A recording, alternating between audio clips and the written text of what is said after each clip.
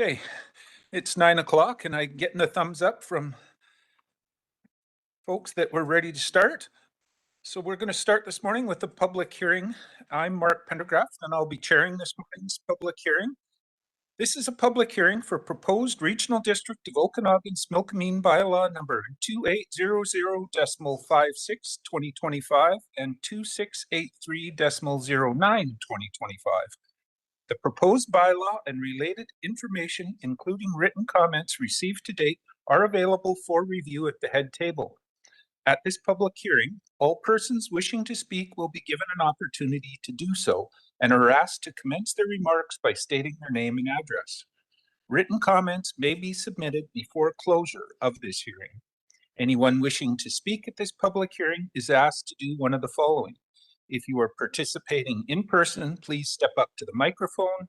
If you are participating via computer, please click the raise hand button, which can be found in the participants panel on the right-hand side of your computer screen.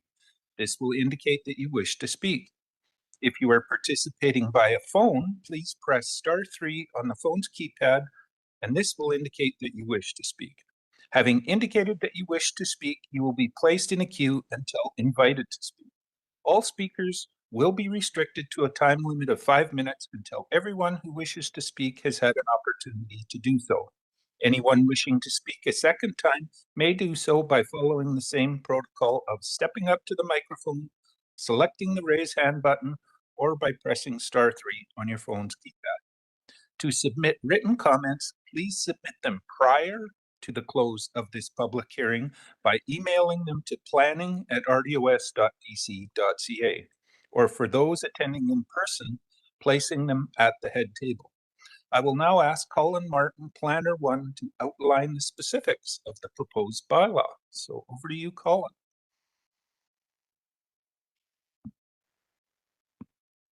Thanks. I think it's just going to be a second for the presentation here.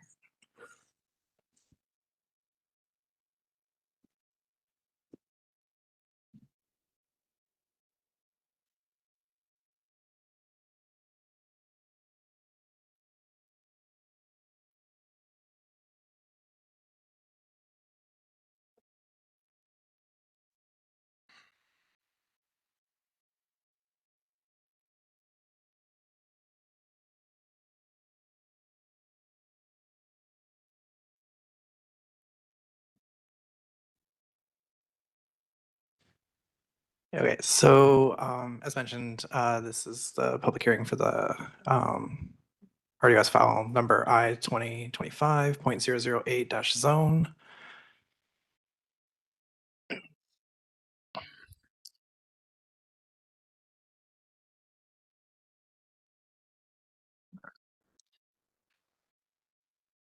So the subject property here is 100 Turtle Lake Road. It's currently designated as resource area in the OCP and is currently zoned resource area Valley zoning bylaw. And it's approximately 20 hectares in size. It's not within the ALR and it's not within the growth area.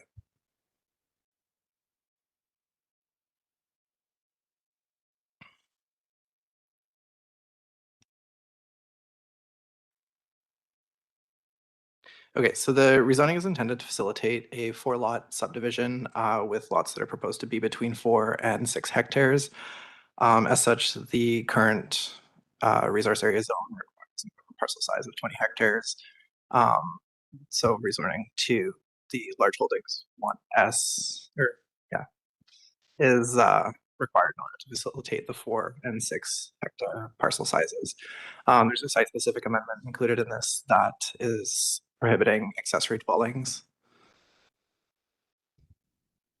The significant differences between the resource area and the large holdings, similar to what I just said, is the parcel size, minimum parcel size requirements, which is 4 hectares for the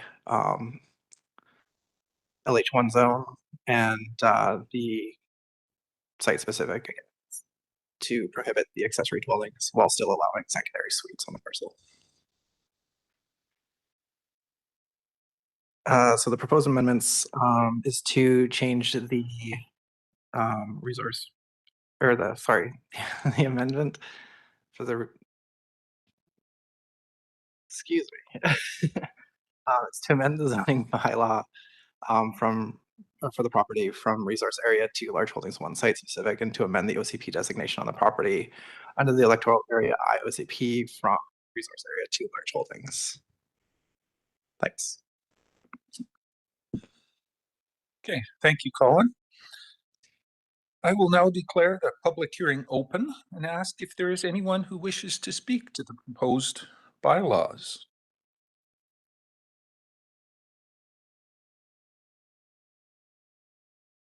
I would ask for a second time. Is there anyone who wishes to speak to the proposed bylaws? Am I missing anybody online, Adam or Lewis, that you're seeing? Okay, I'll ask for a third and final time if there is anybody either online or in the room that wants to speak to these proposed bylaws. Now would be the time to indicate you wish to do so. And a final reminder that if you wanted to submit something before this hearing closes, hit that send button pretty quick, please. Seeing no hands or nobody here for a third and final time. I don't see anybody. I'll check with Lewis one last time. Nobody?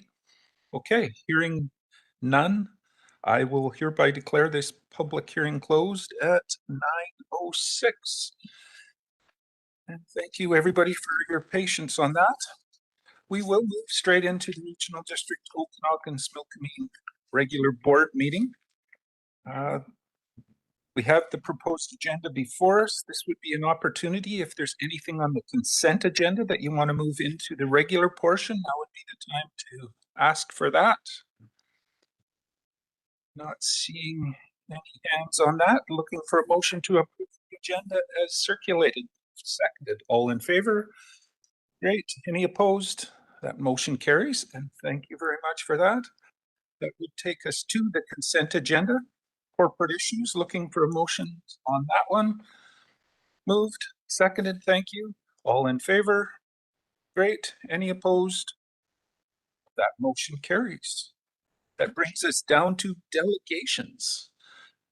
We have a couple of delegations this morning, the first being MP Conan. So if you could make your way up to the front there, I will turn it over to Ms. Batten, who's acting CAO today, to the quick introduction. Thank you, Mr. Chair. Our member of Parliament, Helena Cummins, has requested to meet with the board for a brief update. And I've Hi, everyone. It's really great to see you. Happy New Year. I'm not sure I'm allowed to say that toward the end of February, but I haven't seen most of you. So really appreciate being back here and seeing I've been following all the hard work that all of you have been doing and really, really appreciate it. I guess my visit here is just to update you on some of the things that I'm doing. I think the number one thing I want to tell you is that my job is to advocate for you. So if for some reason, I know you have a lot of issues that are very difficult, as I said, and luckily this board is doing a great job on those issues. But if there's something that you'd like to chat with me about or approach me about, even if you think it's maybe not a federal level of advocacy, if you think that it's, that's a provincial level or local level, well, I want you to know that sometimes there's things that I can do. Sometimes there's things that we can do. So I want you to know that I'm there for you.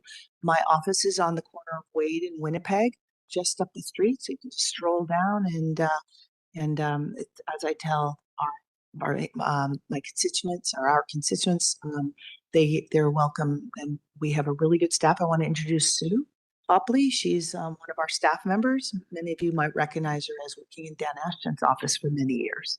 So we're really, really lucky to have Sue as one of our great staff members. I think most of you know that the riding is a very, very large riding, going from Manning Park through Soyuz up to Penticton, Oliver, all the way. I don't hate not mentioning names, but Kermias, and anyway, all the way through Grand Forks, all the way to Castlegar. And so it's been a lot of work managing that entire area and making sure that everybody's voice is heard. So we're working on that, and especially during the winter when it's there's a lot of passes to have to cross. So it can be even more difficult, but it's going well. I just want you to know that a few things that we've been focusing on that you might already know is one of the things is Mayor Coyne has mentioned is that I've been speaking up in Parliament about Parliament receiving mitigation for the flooding that happened. Flood mitigation that was promised in 2021. So I brought that up in Parliament quite a bit, and actually wrote a letter to the Prime Minister about that. And we are pushing as much as we can to get what was promised a few years ago, and especially after this last flooding episode, we can't. The communities in the Smoky cannot go through this every year wondering whether it's going to be a flood year or not. So we've been pushing for that. I've been working on advocating for our forestry industry because, as you know, with the tariffs and other issues, it's really thousands of jobs have been lost, especially in British Columbia, and we have been working on supporting that industry and making sure that that is an issue that Prime Minister Carney and our government is putting at the forefront when they go down to the United States to talk to them about tariffs. That they talk about forestry and they talk about the mills, and the tariffs are really the forestry industry obviously is struggling with those tariffs, and we've had multiple closures, not in our riding necessarily, but definitely down to 1 or 2 shifts instead of a full shift. So I've been speaking in Parliament quite a bit about that, which affects our riding tremendously. I'm really a lot of things have surprised me, but one was the fact that, as you know, we have a huge issue with water. There's water issues throughout the country, and not only, but as you know, sitting here at this table for many years, and when I was a director, I came across, of course, the water issues with Sage Mesa, Heritage Hills, Scott Estates, Headley, Kermias, Soyuz, and I'm probably missing somebody around the table, I'm sure, but those very serious issues with water infrastructure, but also it's throughout the whole riding, they've got issues. Even, for example, Moorfield is in a very serious situation, but that's just one example. So, unfortunately, this is something that has cropped up everywhere, and I've spoken in Parliament to Parliament about making sure that we have the money that's going towards infrastructure in the budget, which is a tremendous amount. It's gone up quite a bit, goes towards infrastructure and water infrastructure and helping, because I see what's happened to our communities here and the struggles and the downloading. I know it's very difficult, and I want to say that I think it's helpful that I have been in local government for so many years and sitting around this table, so that when the government talks about things like housing, how they're really promoting housing and the building of housing, which we all know is what we need. But they start talking about, for example, the accelerator fund. Well, I've dealt with the accelerator fund, as you all have, many have, for many years now. And what I bring up to them, I remind them that they're very proud of that fund, but there are so many communities and also sitting around communities around this table that have spent time and money and staff applying for that over and over and have never been selected. So as I said in Parliament, it's like a dogs with the bone thrown out, that we all have to struggle and fight each other for this one little bit, and yet they're proud of it. So my job is to remind them that many, many communities have applied for this, and many, many have not gotten this. And I wish I had the exact numbers of communities throughout the country that have applied for that fund that have not, and I will get those numbers and I'll pass them on. We're looking for that right now. So things like that, I can remind them about that's happening at the local level. The downloading has become very, I know it's become insurmountable at times. So I could talk more, but if you guys have any questions for me, I know you have a long day ahead of you. So I just want you to know my door is open anytime. And but is there anything that you'd like to ask me while I'm here?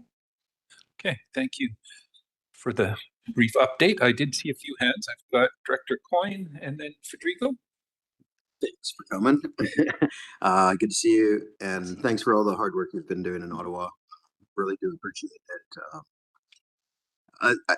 Besides the forestry question about, the softwood lumber dispute that seems to be never ending, are we opening up new markets overseas other than the Americans when it comes to softwood? I think that's a big one for our communities. And then the other question is, not a question, more of a point is, the fight to save our Trans-Canada Trail through the community. It's really is ramping up there. Any pressure you can put on the Minister, Parliamentary Secretary of Tourism to step up and to respond to community members would be great. Not an acknowledgement yet. Yeah, so thanks so much for that question, Mayor Coyne. And yeah, I was just talking to my staff this morning, and we're going to be crafting a letter to add that support and advocate for at least having community consultation in what happens moving forward. And I know you mentioned that in the quotes I saw in the media, but that is very important. It's important to our whole region that those trails, there's community input on what happens, those trails. Quick follow-up. Yeah, I mean, our riding is, both sides of our riding right now are being hammered by the decision to pull out the trail, Christina Lake section, as well as the Princeton Toolmeet section. So, I mean, it impacts all the work that we've been doing as a nation to market ourselves, especially in the FIFA. So I don't understand the silence from both levels of government comes to this. So any voice you can add to it would be great. It impacts our entire riding, and I think it's going to impact the Okanagan too. I agree, and I have met with the group from Christina Lake and from the eastern part of our riding concerning their trails, which are being decommissioned, and which is going to hurt our economy in so many ways. And I have met also with the Trans-Canada Trail people. So we'll keep pushing on this. Trails are so popular right now across the world.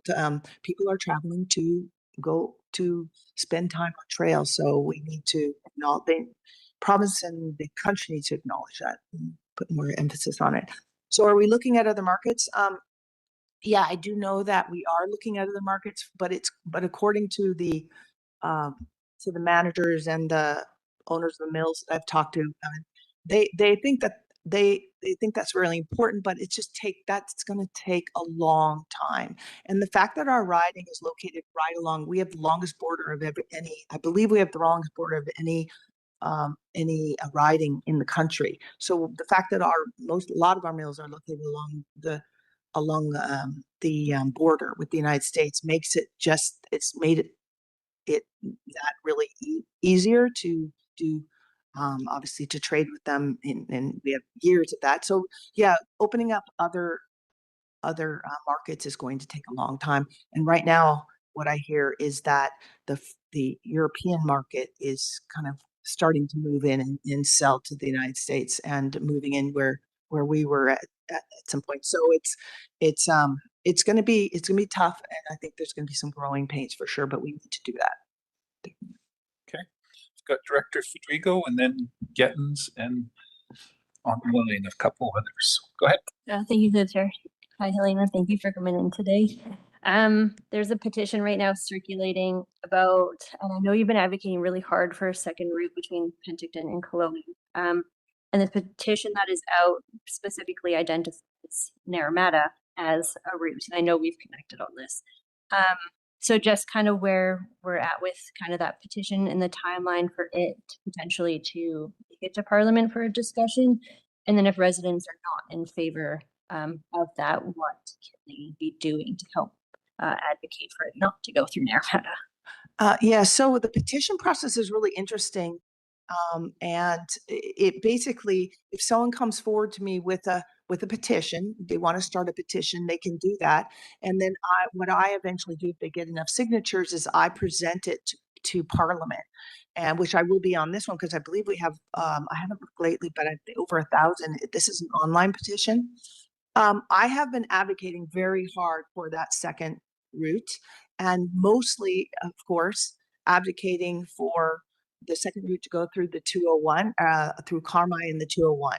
It seems like it's the easiest, it would be the least expensive. It's already there. It basically just needs upkeeping, at least at first. Eventually, maybe it can be paved, but for now, at least just keep it graded year round. So that's what I've been pushing for. Anyone is allowed to come forward with a petition. If I feel that it's morally wrong, I will not present it, of course. But basically, this petition going through Naramata, it wouldn't be my first choice for sure. And when I present it to Parliament, probably in March, sometime in March, I will say that I'm so happy that this person came forward and is doing the work, gathering signatures, and the reason why we're getting so many is because people are desperate for that second route. Whether, it doesn't need to be through Naramata. I've ridden my bike through that, what she's talking about, many times, and spent time hiking through there. It would be, I believe, a very difficult and also probably extremely environmental sensitive area. So I would say that probably, again, I will say in Parliament, we need to have this route. It could be anywhere, but really through the Carmi and to the 201 is really the best route.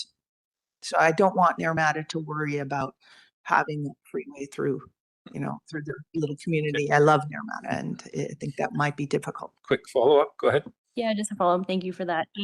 With the online petition, anybody across the country can sign it. So how do we ensure that the local resident voices are heard in there? Because last time I had looked, there was people in Ontario, there's huge numbers in Alberta, like a lot of them don't live here. So if someone's circulating a petition, they're going to try and get as many signatures as they can, but then where does the weight of the local voice fit into that number? That's a really good question. You're right. The online petitions can be signed by anybody. I would say that there are a lot of locals signing it, but when I talk to them, they're saying, but not through Naramata. So what I've been telling people who are very concerned with is that, hey, start your own petition. Start your own petition. Start a petition that it goes through the 201, through Carmi. Start a petition that it goes, there's obviously the route that they've made through Peachland, which I don't know if any of you have taken that, but don't do it. If, I know we're a public meeting here, and it can be, if you don't have a 4-wheel drive, I would say don't do that because it is very rough. So I think, starting I'm there to speak for you, and I'm here to speak for the community. And I would love it if other petitions were started. And of course, again, me speaking about the importance of having it the route through in the proper place, I think is going to help. Okay, I've got several speakers here. Start with Director Gettins, then Gilbert, and over to Bloomfield. Great. Thanks so much. And thank you for coming, MP. I think that's really great that you take the time to come and connect with us. As you know, Sage Mesa, the referendum is coming on April 11th. And I just wanted to share with you just a bit of a frustration around the Community Building Fund. That is the agreement between the government, the federal government, the province, and then also UBCM. So right now in this cycle, there's about $119 million available. And the potential demand with 161 municipalities, each getting to put in at least one application, and there's 27 regional districts who each could put in 3. So that creates a pool of about 242 applications. And so the math on that, if everybody looks for the full 7 million, we're like almost over, like we are over $1 billion when I think it's 1.6 billion. So it's such an oversubscribed fund, and it's not meeting really the need. There's going to be a lot of no's in that application cycle. So I wanted to know if at Parliament, if they're talking about this, there's, I don't think anybody here is unfamiliar with how much infrastructure debt everywhere is facing, but the current agreements are not keeping up with demand. Like they're just not. So I wanted to get your thoughts on that, please. I think it's very frustrating. I think it's going to be even tougher now after the budget that was just announced. I don't think you're going to see any more money going into that fund, and meaning that you're not going to see the province topping up anything. And it's not enough. It's a lot of the money is spent in other places and not in rural, and rural areas have been neglected. And I'm speaking up a lot about advocacy for rural areas. And there's a lot more rural areas than we have, by the way. And they're being neglected too. So yeah, it's frustrating. Yes, I know. And I'll just keep speaking up as much as I can. And I know I really feel for all the areas that are having this problem in our riding, yes, and in this regional district, and including Sage Mesa is terrible. What has happened with Sage Mesa? It's just horrible, and I just really feel for all the residents of Sage Mesa. Yeah, thanks. Appreciate it. If there's anything that can be done when you're on the floor in Ottawa, and it's just not meeting the need, and people's homes are at risk, and I think we need to have a candid conversation about that. Just a quick follow-up. I just received yesterday a petition, but this was a petition by hand that was handed to me from some residents of Sage Mesa that I will be presenting to Parliament. So that's another way. Director Federico asked about this. There's another way that you can get only local people to sign is if you do a paper petition. So they have handed me a petition to present, and the question or what they've asked is that that the government focuses on clean water and infrastructure for communities as a right. Yeah, thank you. Okay, Director Gilbert and then Bloomfield. Yeah, thank you to the chair, and thank you, MP Conems for coming out. It's always nice to have an opposition MLA here, so we can make sure that you grill the government. What is it going forward?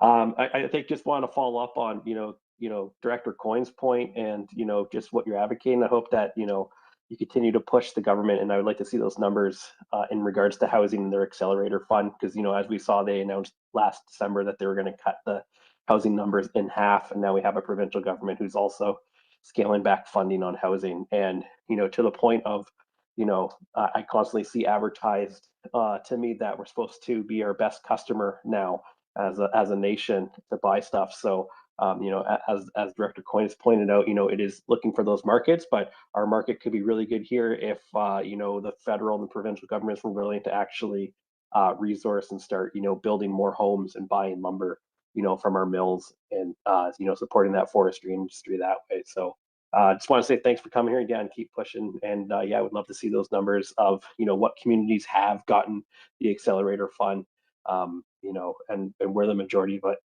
it has been given out to. Thank you, Director Gilbert, and I will get those numbers. And I think that it is interesting when I asked the question in the House and about the accelerator fund, and the look on their faces, they're baffled. They think that they really have this great fund that's doing so much good. And again, I'll get those numbers, and I will keep pushing. Okay, Director Bloomfield.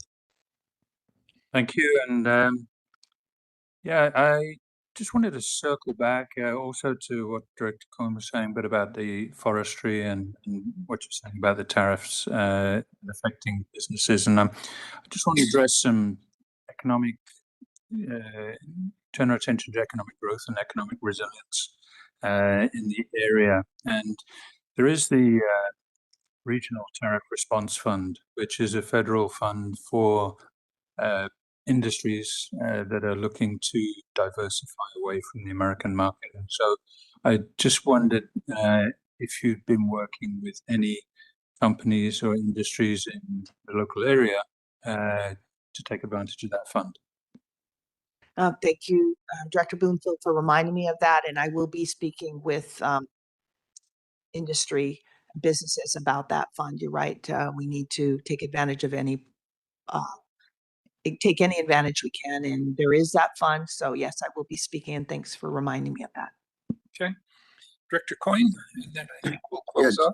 Just on the forestry front, we hear a lot of times from senior government, provincially and federally, that value added, the value added product, this value that, and I agree, value added is extremely important. It adds a lot of extra jobs into the marketplace, communities, but without primary manufacturing, we have no value added. So just when you are in any of those debates and anybody does bring up value added, just make sure, I think they understand that without primary manufacturing, without the guys in the bush cutting the trees down, then the main mills making 2x4s, there's no value add. And I feel that is forgotten a lot of times. We hear, the senior levels of government talking about, the solution to the forestry problem is adding more value to the product. Well, when we can't get the product out of the bush in the first place, there is no value added to add to it. So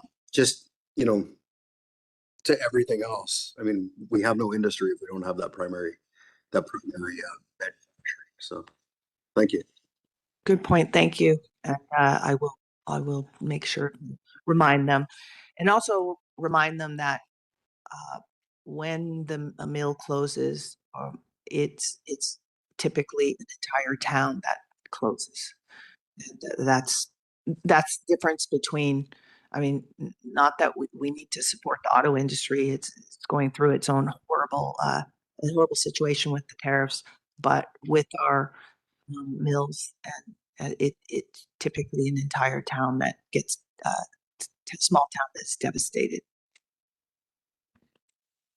Okay, well, thanks again for coming in, MP Conans. It's great to see you, and you're not all that far away, so I'll just remind the directors, if they do need to chat with you, by all means, pop over and tell her our stories. Thanks, everyone, and thanks again for all your hard work. Right, thank you. The next delegation is Mike Overend, Director of Destination Development and Stewardship, Thompson Okanagan Tourism Association. BAO, I'll turn it over for invite. And are they in the room or online? I am online. Can you hear me? We can. We'll just have you put onto the main screen here and go from there. CAO, excellent. over to you. Thank you, Mr. Chair. Mr. Overend will address the board to discuss the findings of the recent economic impact study of the KBR Trail. Yes. I will try to share my screen, although I've never used WebEx before, so I'm not too sure exactly. Okay, here we go. Share. Let's see.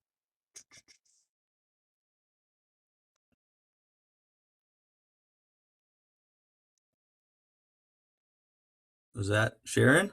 It's showing up here. Yes, we're just going to enlarge it and you're good to go. Perfect. Thank you very much for the opportunity to speak. I work with Thompson Okanagan Tourism Association, and we've worked with the RDOS for many years regarding trail projects specifically.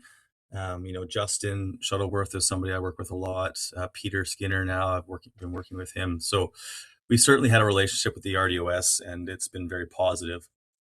Today I'm going to talk about the KBR Economic Impact Study. I'll tell you kind of the section. It's just a section between Kelowna and Penticton.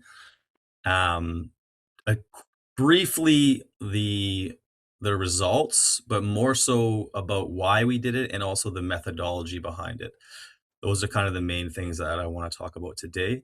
I'm joined by Leonardo, or Leo. He was the researcher that put this together, and Amy Neller, who works with Leo as well, with Symphony Tourism Services. So I'll just get into it. So yeah, we did the economic impact study. Why did we do it?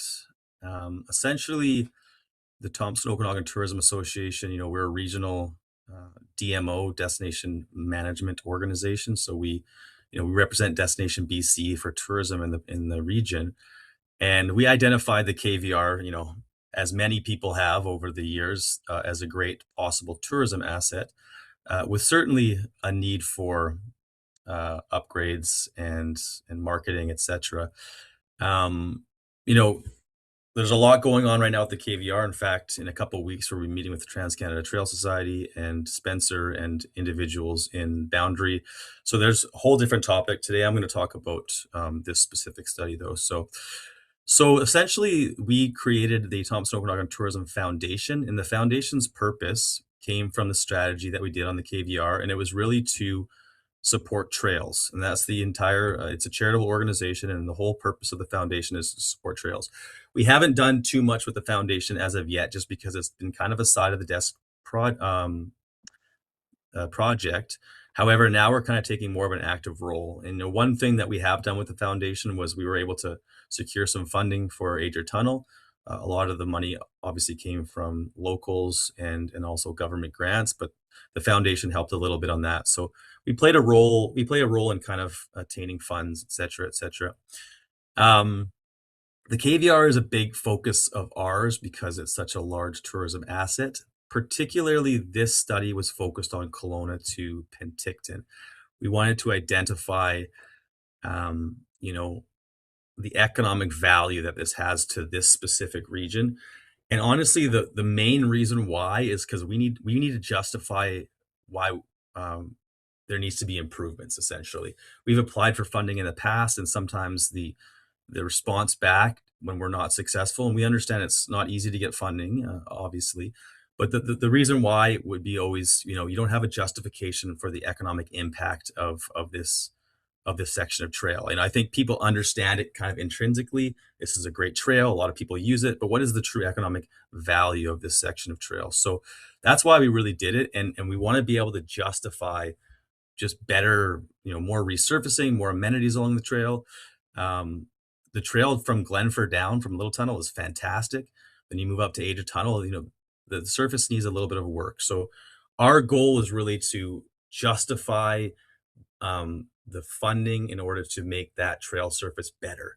And ultimately, we would love to see Myra Canyon all the way to Penticton at a similar trail surface level. Usage might be different as far as who's allowed to use those trail sections. However, the actual surfacing, the actual amenities, the signage, they're all at a certain standard. And that's kind of, we wanted to be able to justify that. So that's the why for this. The study area, we looked at Myra Canyon essentially down to Penticton. This is, we didn't look at any other sections of the KVR. Certainly in the future, we could do other areas. This area was probably the easiest area because of the data available for this particular area. And then just quickly on results, like I said, we're really going to talk more about the methodology of how we came to this, but our study time was September 2024 to about August 2025. We tried to extend it into the fall of 2025, but we had a deadline to submit this work. 107,000 trips along the trail. These are conservative numbers, and Leo will get into those details. Direct spending, it's obviously a good impact from tourists. You can see 63% of direct spending was from tourists and locals as well. And then, these different regional economic impacts, and Leo will get into these details. I will say that the main ways of doing it was we have trail counters along the trail, and also we do data through cell phone data essentially, and geofencing different areas. So this is kind of a snapshot. I will pass it over to Leo. Are you available to speak, Leo? Need to make sure that he has access to speaking. Can somebody acknowledge that I'm still on the call? There you go. Are you there, Leo? Yeah. Okay. Here we go. So, all right. So good morning, everybody. I'm going to talk about the methodology that we use to get those results. And a first step is that we were using a conservative economic estimates, and that is a recommendation of the International Monetary Fund, or OECD. So that's why we went in that track. And the methodology is divided in 3 stages. The first stage is to get the visitation. It was not just counting people going to the actual trail. We needed to know that avoid people who go back and forth. So we use primarily um, counters, magnetic counters, and optical counters to get trends during a year. And we got information from June to September, October with those counters, but we had information as well from the Okanagan College. They had complete information from 2023 to 2024. So we used that information. It was very specific and stable. So that information we used to determine who is a hiker and who is a cyclist. And but we had a problem to duplicate information, so we go to mobile information, cell phones information, and we got information from Mobile Escapes and Propulso, 2 providers that we have in Symphony.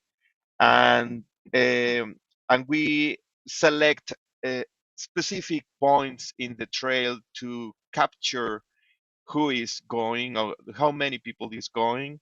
So that's why we got 107,000 people going through the year. Okay, so the next step was to estimate visitor spending. This task was not as easy as we thought at the beginning. But we got information from data collective, and information as well from from Destination BC about visitation in the district, regional district of Central Okanagan and Okanagan Similkameen. So we got information from both. We got information regarding each of the sectors involved in tourism purposes. So it was we estimate a, a average by person according to the distance that they come from um, by month. So it was very specific. We could do that, but it's the more detail that we can got in that respect, in that regard. So in general, we got the spendings, average spending by person in Central Okanagan and Okanagan Similkameen. That information was used to get the actual spending of the visitors in the trail. But we select, when we were doing each of the analysis, we select the minimum in order to be conservative between the information in Central Okanagan and the regional district of Okanagan-Similkameen. So yeah, so at the end, the third step was to estimate the actual economic impact. So we have worked with Pacific Analytics to estimate other economic impacts in other communities. Similkameen, Shuswap, um, North Okanagan, Salmon Arms, and Sikemus, and we use those results to obtain a plausible plausible coefficients to use for each economic impact. Why we made a kind of meta-analysis in this regard, because it's we didn't want to do a analysis by each city. It's a very costs. So so for by we could get information from Penticton and Kelowna, but it was like one study by one city, right? So that's why we opt for using those studies in a meta-analysis. We use we compare this information with an study in Richmond and Tofino, and it was quite similar. So that's why we thought that those coefficients that we got were a good approach. That was what we wanted. So um, in general, is what we made, and the results that we got is one result that I want to say is that for every dollar that is coming in the trail, it multiplies by 1.28. So you will have something like 1.28 by dollar spent for visitors. Thank you. Thank you, Leo. Yeah, I just want to reiterate. Yeah, so really the point of us coming today, I felt, was providing you guys with the methodology of how we came to the results. The actual report itself is available, and I certainly can share it afterwards with the delegation for you guys to review. And it goes through all the different. It goes through all these things in great more detail, obviously, as well as the results. I did want to say one more thing. Really, the reason why we're doing this is to justify further investment into these trails. So we're very much still on board with helping when it comes to fundraising or grant applications or whatever it takes in order to have the best quality product. And one of the focus, obviously, is Kelowna to Penticton, as well as other areas of trail within the Okanagan. So I think that's everything from us. Okay, well, thank you for the presentation and update on that. I see a few hands here, so it looks like there's some questions. I'll go to Director Fedrigo to start. Thank you, through the chair. Thank you for that presentation. Have you connected with the local DMOs, so like Discover Naramata, Visit Penticton, to provide them with this information? And then how are you working with them just to support their marketing activities? Yeah, absolutely. Great question. We have a strong relationship with the DMOs in the region. So we certainly have spoken to Penticton and Naramata. They join, we do a monthly CDMO call, so they're certainly aware. I haven't spoken to them individually yet about this specific study, so good point. Certainly that's on the radar. And really looking at how we can It's a combination right now of development. You know, our focus is on how we can help with development, but then obviously the marketing side of things too. So we certainly work with them on how we can market that area. My focus right now is more so on how can we help make the trail a better product, so that we're not over promising with our marketing. That being said, though, we certainly do market the trail sections that are in good condition. And we have a pretty good relationship with them, but I haven't shared the report specifically. So that's a good point. I will be in Penticton in a couple weeks, so I can talk to them as well. Okay, follow up. Go ahead, Director Federico. Yes, thank you, Chair. Follow up. Okay, so to your point then, for making the trails better. So right now we're looking that the province doesn't have funding to give us to help make the trails better. And then you'd be looking towards us as a local government to potentially help support that either through taxation or other methods of funding. So how is the either foundation or TOTA itself going to work with us as local government and also with the provincial government to advocate for the infrastructure dollars that are needed to make the trail better? Because you know, Naramata is a good chunk of that, and our population's not quite the same as dealing with Kelowna and Penticton. So that's a lot to put on our residents to maintain that trail, which we're seeing across the province. So this is wonderful, great, and it does bring a huge economic impact. But if you're looking at bettering the trails, we need to find out where that funding is coming from and making sure we've got that relationship on how we are going to move forward with that. Yeah, and you know what? That's one of our obviously biggest partners, I guess. Probably not the right word, but RDOS. Like, you guys are in charge of you have a stewardship agreement with the province for that section of trail. So everything runs through you. Our goal is to find ways to bring in dollars that aren't aren't a burden to you guys. So, you know, looking at, we have applied for the REDIP grant. We're waiting on that right now. If that's successful, that money is going directly into the resurfacing near Ager Tunnel. This has been a conversation that we've had with RDOS. They are on board with that.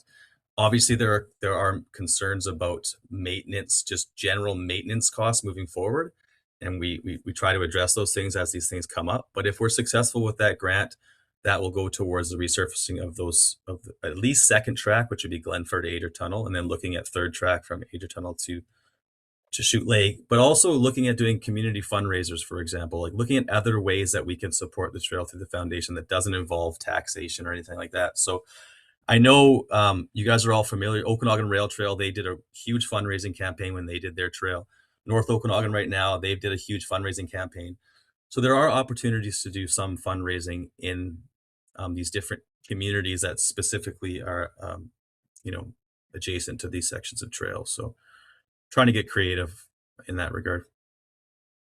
Okay, I think I had a hand from Director Coyne. Go ahead.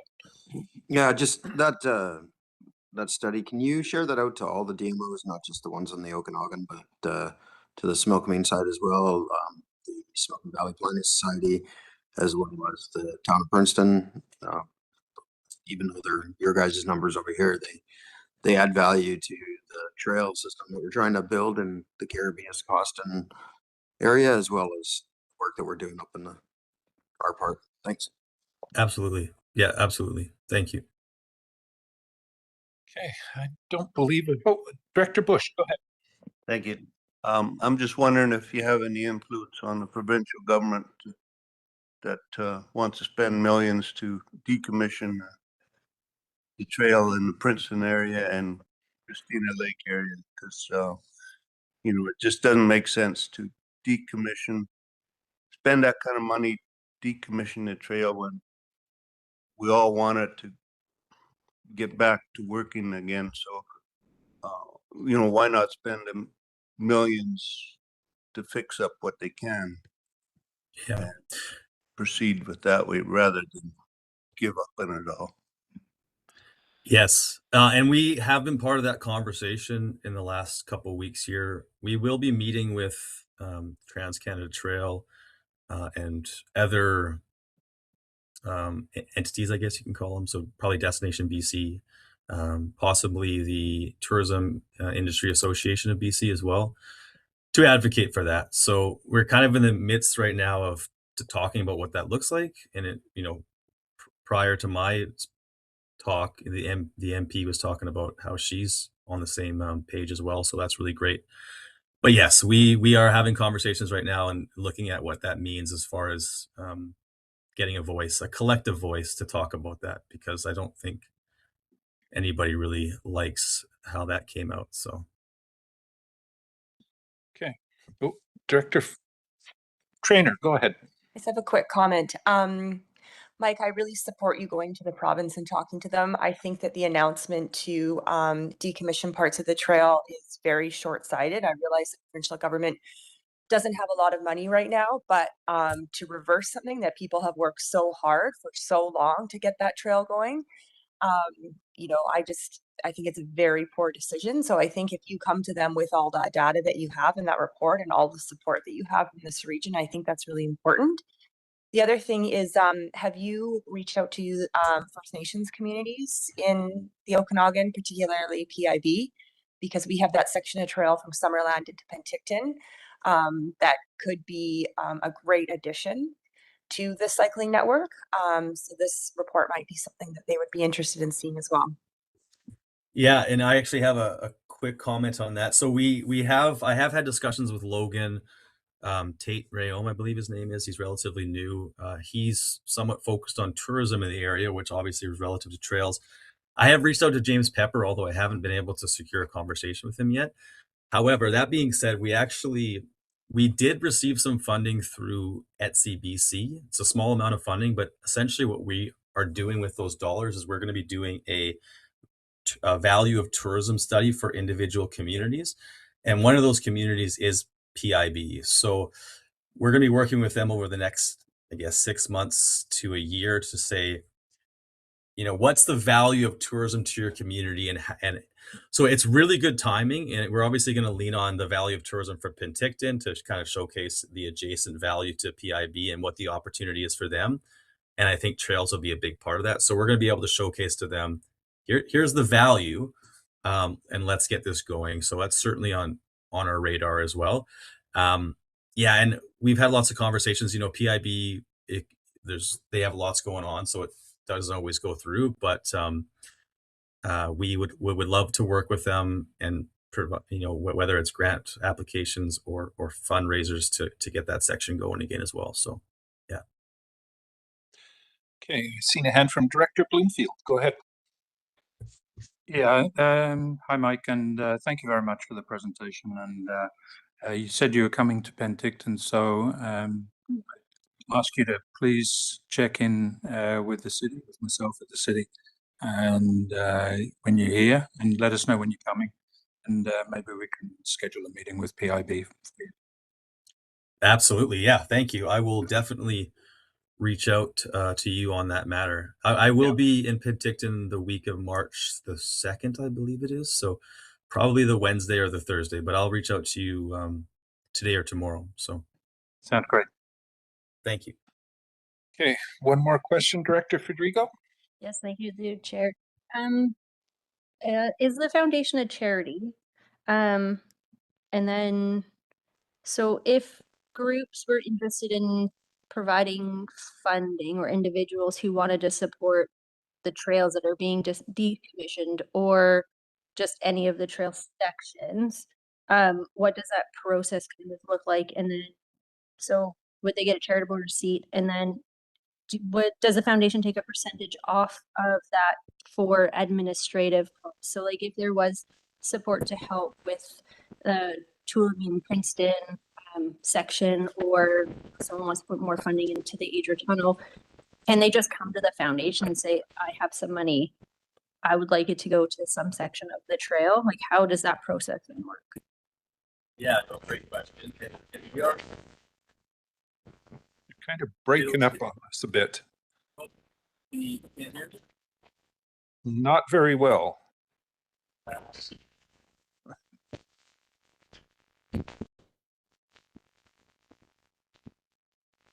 Not hearing you. Technology, when it works, is great, but when it's not.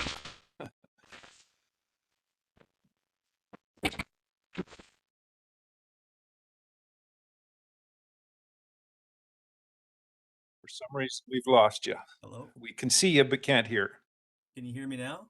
Can you hear me now? Very faintly, Yeah? faintly. Yeah, you can hear me? Okay, I can't hear you, but I'll speak if you can hear me. So, It's getting better, so go ahead. yeah, to that question, it is a charitable organization.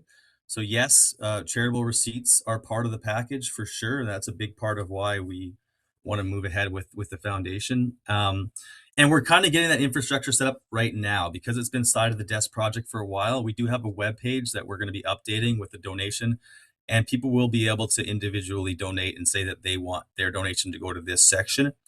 To your point though, like there is an opportunity for us to use the foundation as a, online infrastructure for these sections of trail that are being, quote unquote decommissioned. Like how do we support those through these, large community donations that they will get charitable receipts for? So we can identify certain sections and we can do specific fundraisers for those sections 100%.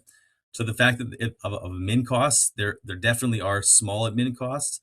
That being said, though, it's very fluid. If we identify a project that is of utmost importance and we want to say 100% of the proceeds for this project specifically go toward that project, then we can work through those details. So, yeah, the admin cost is not the only way that the foundation is getting dollars.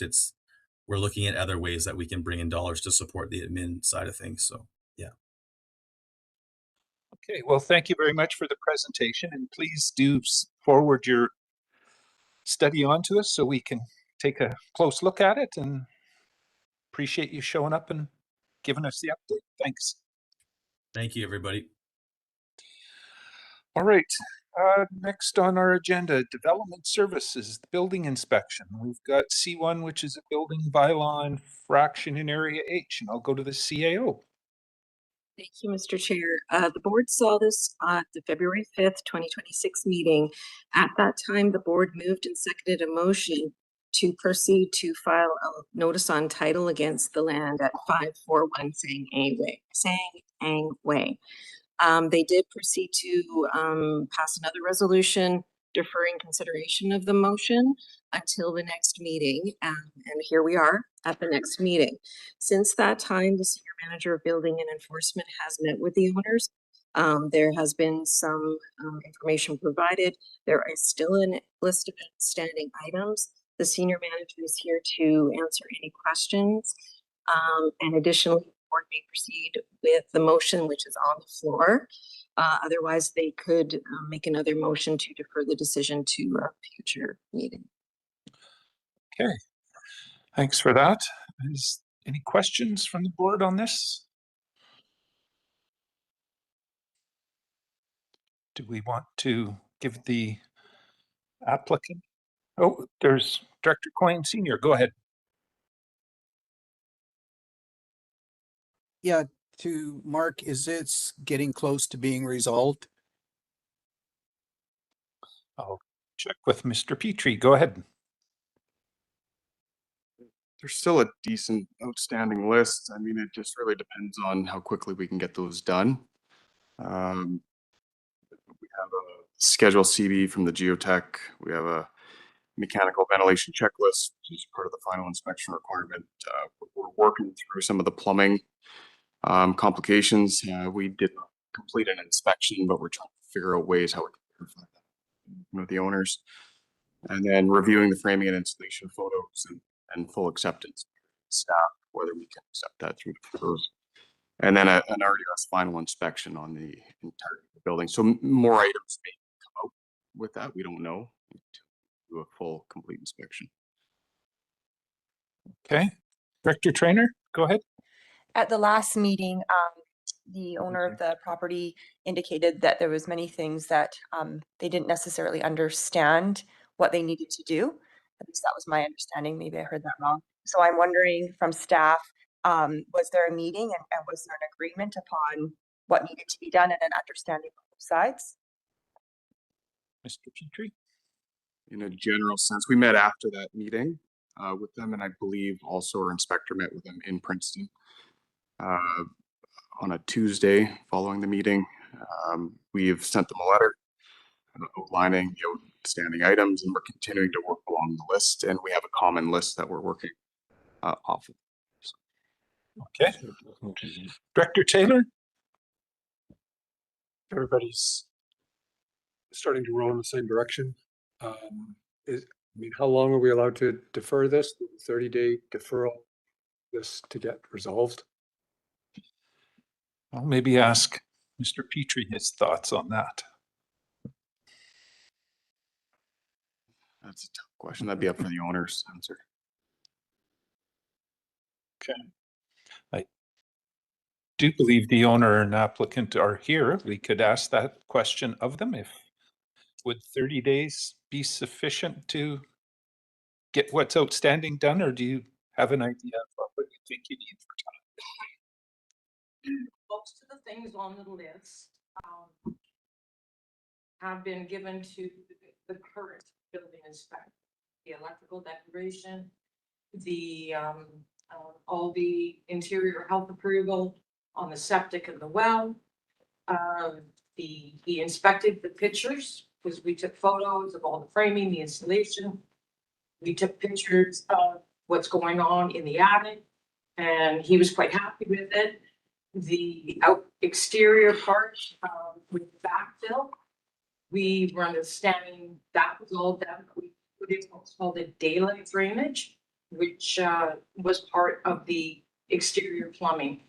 Now, the interior plumbing, we're having a problem with because I have the paperwork that shows the plumber that was hired at the time did all the work for an inspection. Okay, and it's detailed. I need Mark the copy. It is the invoice, but it does say it's to code pressure tested.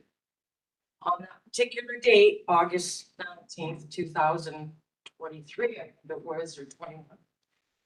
The building inspector, he states that my husband was belligerent. It was a two-way street. It's regardless. He kicked the plumber off the job site. So now I can't get a plumber to come to the house to inspect it, to make sure it's up to code. Even though my invoice says it is, what we need now, and I've messaged, I've emailed this plumber, he won't come back. We've talked to other plumbers, they won't come back. Others don't want to even accept it. So what we're asking the board is the building inspector currently, Norm, if he could come to the house and just unbox it. Because my shows we had a plumber, we've been billed, he had it up to code exactly what he did, sinks, everything underneath. And I have, that's what we need. We need that. And like I said, we did the outdoor daylight drainage. Mark's aware of that. So I've given Mark everything up until February 5th that I have in my file. And I have a few more things for him now. So that's where we really just want a final so that I can get insurance on my home. Because I can't insure it, I can't do everything. We are currently sitting on 6 feet of compact gravel drainage. I don't think we have a water problem. Okay, thank you for that. Any other questions from the board? For staff? Dr. Bloomfield? Yeah, question for staff is, what's our obligation to report to the Homeowner Protection Office because of the new home warranty program on this? Because that is now, well, what is the status of that, and what will the status be on that? And what is our obligation to report to HPO? Mark? So if, let's say, it was pulled, we receive notification usually from BC Housing, and then we post a stop work order. In this situation here, they kind of wait for our occupancy. So they're waiting for the owner builder to report to them. And if I remember correctly on the record, we did receive a new so it would still fall under their obligations. We don't keep them dated if they requested, and we'd provide that to them. So they manage the files and we manage ours. Any other questions? We do have a motion on the floor. Director Gettens, I see a hand from you. Go ahead. Thank you. Yeah, I was actually just confirming the motion is to put a notice of title or notice on the title. Is that the motion? That is the current motion, yes. Okay, thank you. And so that seems reasonable to me, given there seems to be, and I'm sorry, I couldn't hear, I had a hard time hearing from the citizen just because the microphone was going in and out, but it sounds like there's some work that needs to be done and there is a pathway. Whether that can be done in 30 days or not, I don't know. I think this has been going on for a few years and there's that's challenging. But if there's a notice on title, then when all those the things are completed, then the notice can be removed. But I think the main thing is ensuring that anybody else who's looking at this property knows that there's been some work that doesn't go follow our bylaws. So I wanted to just put that out there and make sure I'm understanding this correctly. And if there's any other comments on that, I'm happy to hear them from the board. Okay. Director Burkwell. Yeah, I think that a notice on title might be an expense, and both in terms of legal costs, actual costs, and staff time that can be avoided if we give an extension. The question is, if it can't be resolved in 30 or 45 days, maybe it never will be, and the notice would be appropriate. But it seems, when things are moving in the right direction, I'd like to see them get resolved before we do potentially unnecessary steps. I'll move for a 30-day deferral. Okay. Are you seconding that? Okay. No discussion. There's no discussion on deferral, but I'll I have a process question, so I don't know if we can defer deferral. I'll go to the CA, but it's not a So deferring. at this time, this resolution is sitting as a motion on the floor. We aren't deferring a deferral because that was what was the direction from the last board meeting. We have completed that direction, bringing it forward to the board again. Okay. I did see a hand from Director Coyne before that motion was made. I'm gonna just ask, go ahead. Well, I was going to do the same thing, so it's. Okay, so you were confirming that. Yeah. All right, we do have a motion on the floor to defer for 30 days. And I'm going to call the question on that. All those in favor? Thank you. Any opposed? That motion carries. So it's deferred for 30 days and would come back. Development Services, D1 short-term rental application or permit application in Area E. Over to the CAO. Thank you, Mr. Chair. This application is seeking to authorize the operation of short-term rental accommodation use on the subject property issued through the issuance of a short-term rental permit at 2401 Workman Place. There is a PowerPoint available if the board wishes to see it, and staff are here to answer questions. I'm going to go to Director Fedrigo first. Go ahead. Direction on this one? Yes, thank you, Chair. I'd like to move the alternative recommendation to approve. Okay, so you're moving to approve. It's moved and seconded. Any questions or discussion on that? Director Gettens, I see a hand from you. Go ahead. Thank you. Did the CAO say there's a presentation? If we wanted a presentation, one. Oh, I'd like to see the presentation. Thanks. Okay. I will go to Ben. It's being brought up. Go ahead.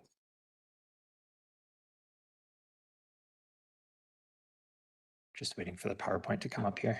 Yeah, just enlarging it. There we go.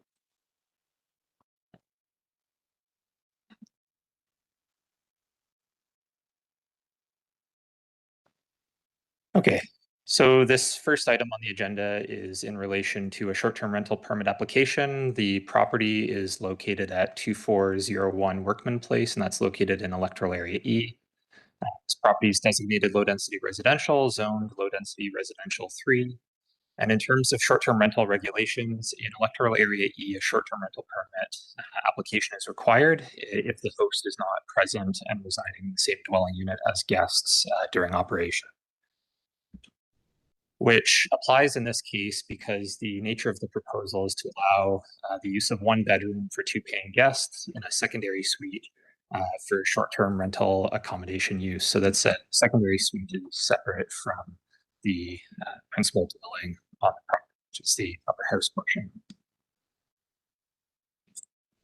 And in terms of short-term rental policies in Electoral Area E, the Electoral Area E official community plan supports the application of the Provincial Short-Term Rental Accommodations Act in order to help return more short-term rental units into homes for people. Accordingly, the STR permit assessment criteria in the OCP include confirmation of the principal residence requirement being satisfied as one of the criteria that these applications are to be assessed against. Other criteria that are included primarily relate to occupancy of the dwelling unit, parking, and health and safety. And so applying these criteria to consider this proposal is not seen to be consistent with the STR permit assessment criteria in the OCP. And the reason for this is that neither dwelling unit on the property has been listed as a principal residence by the applicant. Regarding the other assessment criteria that are included, the proposal does comply with these in terms of occupancy, parking, health and safety. And just a note for the board, vacation rental temporary use permits were previously approved by the board under the old vacation rental temporary use permit process in 2021 and 2023. And so for these reasons, the administrative recommendation is that the short-term rental permit be denied. However, the alternative is that the permit be approved. Okay, is there any questions? Director Taylor? Sorry, I've got a couple. Go ahead. So under the old scenario with a TUP, they didn't actually have to have that as their principal residence. Is that correct? Ben? Through the chair, yes, that's correct. And is the issue that the secondary suite is not their principal residence, or that their principal residence isn't at that address? Back to Ben. Through the chair, the applicant has indicated that neither one of the dwelling units on the property is the property owner's principal residence. Okay. So that the main house isn't as well. And forgive me, but we've got different scenarios in different areas. So in this area, to get that permit, you need to have your principal residence at that, right? Under current. I think that's the current criteria, but Ben, can I confirm? Yes, that's correct. The official community plan includes assessment criteria, and one of those criteria that has asked staff to evaluate these proposals against is that the dwelling on property is a principal residence. Okay. Director Gettins, I see a hand from you. Thanks. Thank you for the presentation. So I had the similar question as Director Taylor. So it just sounds like it's the principal residence is the main reason why the recommendation is not to approve it.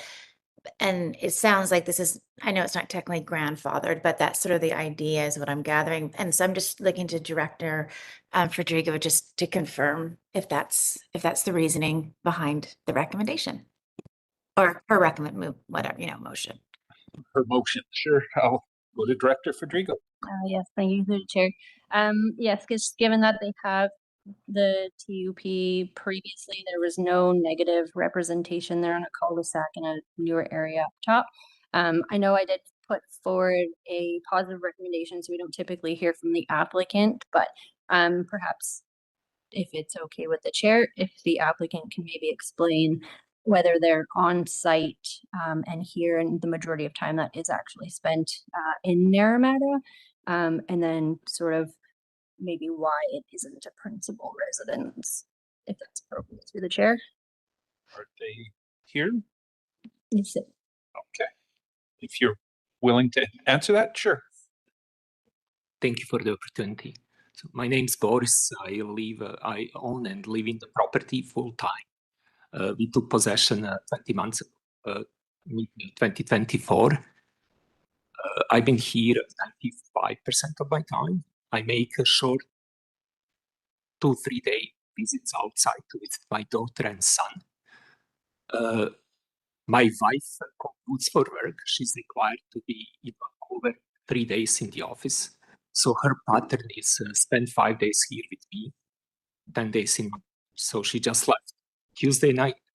She'll be back next Thursday, spend 5 days. But I'm here not stop. So I can personally manage the property, greet the guests, answer any questions, concerns. And I put in the application that we declared Vancouver as a principal residence because our understanding of a CRA and provincial rules, we can only have one principal residence. But I spent all my time here. Okay. Thank you for that. Any other questions or discussion on this? Not seeing any. Oh, Director Coyne Sr., go ahead. This is kind of an oddball one, but in the presentation that or the thing you sent us out, it says financial implications, and financial implications have been considered and none were found. Could you explain that, Ben? I'll go to Ben.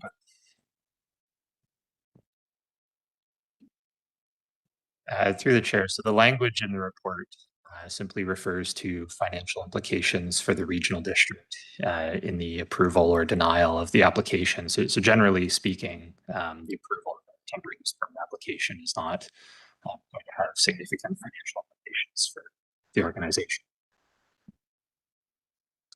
Okay. Director Taylor. Yeah, I've got some questions, I guess, for the director. Just curious, how many of these would we likely see?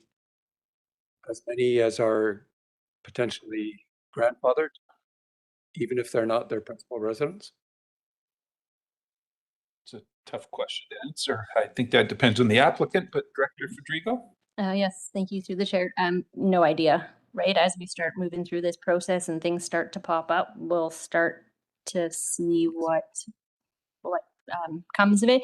We do have quite a few residents who are in Naramata all summer, and the potential that the time that they would be in the community would be the time that they would rent out their houses. So I anticipate there likely be a few more of a unique scenario that comes forward with this. And because yes, you can't own principal residence in more than one spot, and typically those aren't going to give up their Vancouver home. So it is going to be a unique situation that we're in, and I can't anticipate how many are going to come forward. So it'll continue to be kind of a case by case basis. Okay. Not seeing any other hands. We do have the motion on the floor to approve. I'm going to call a question on that. It is a corporate vote. All those in favor?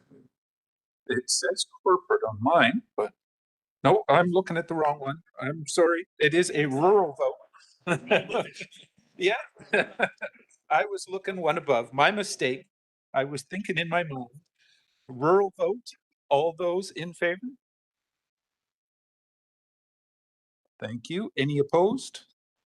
That motion carries.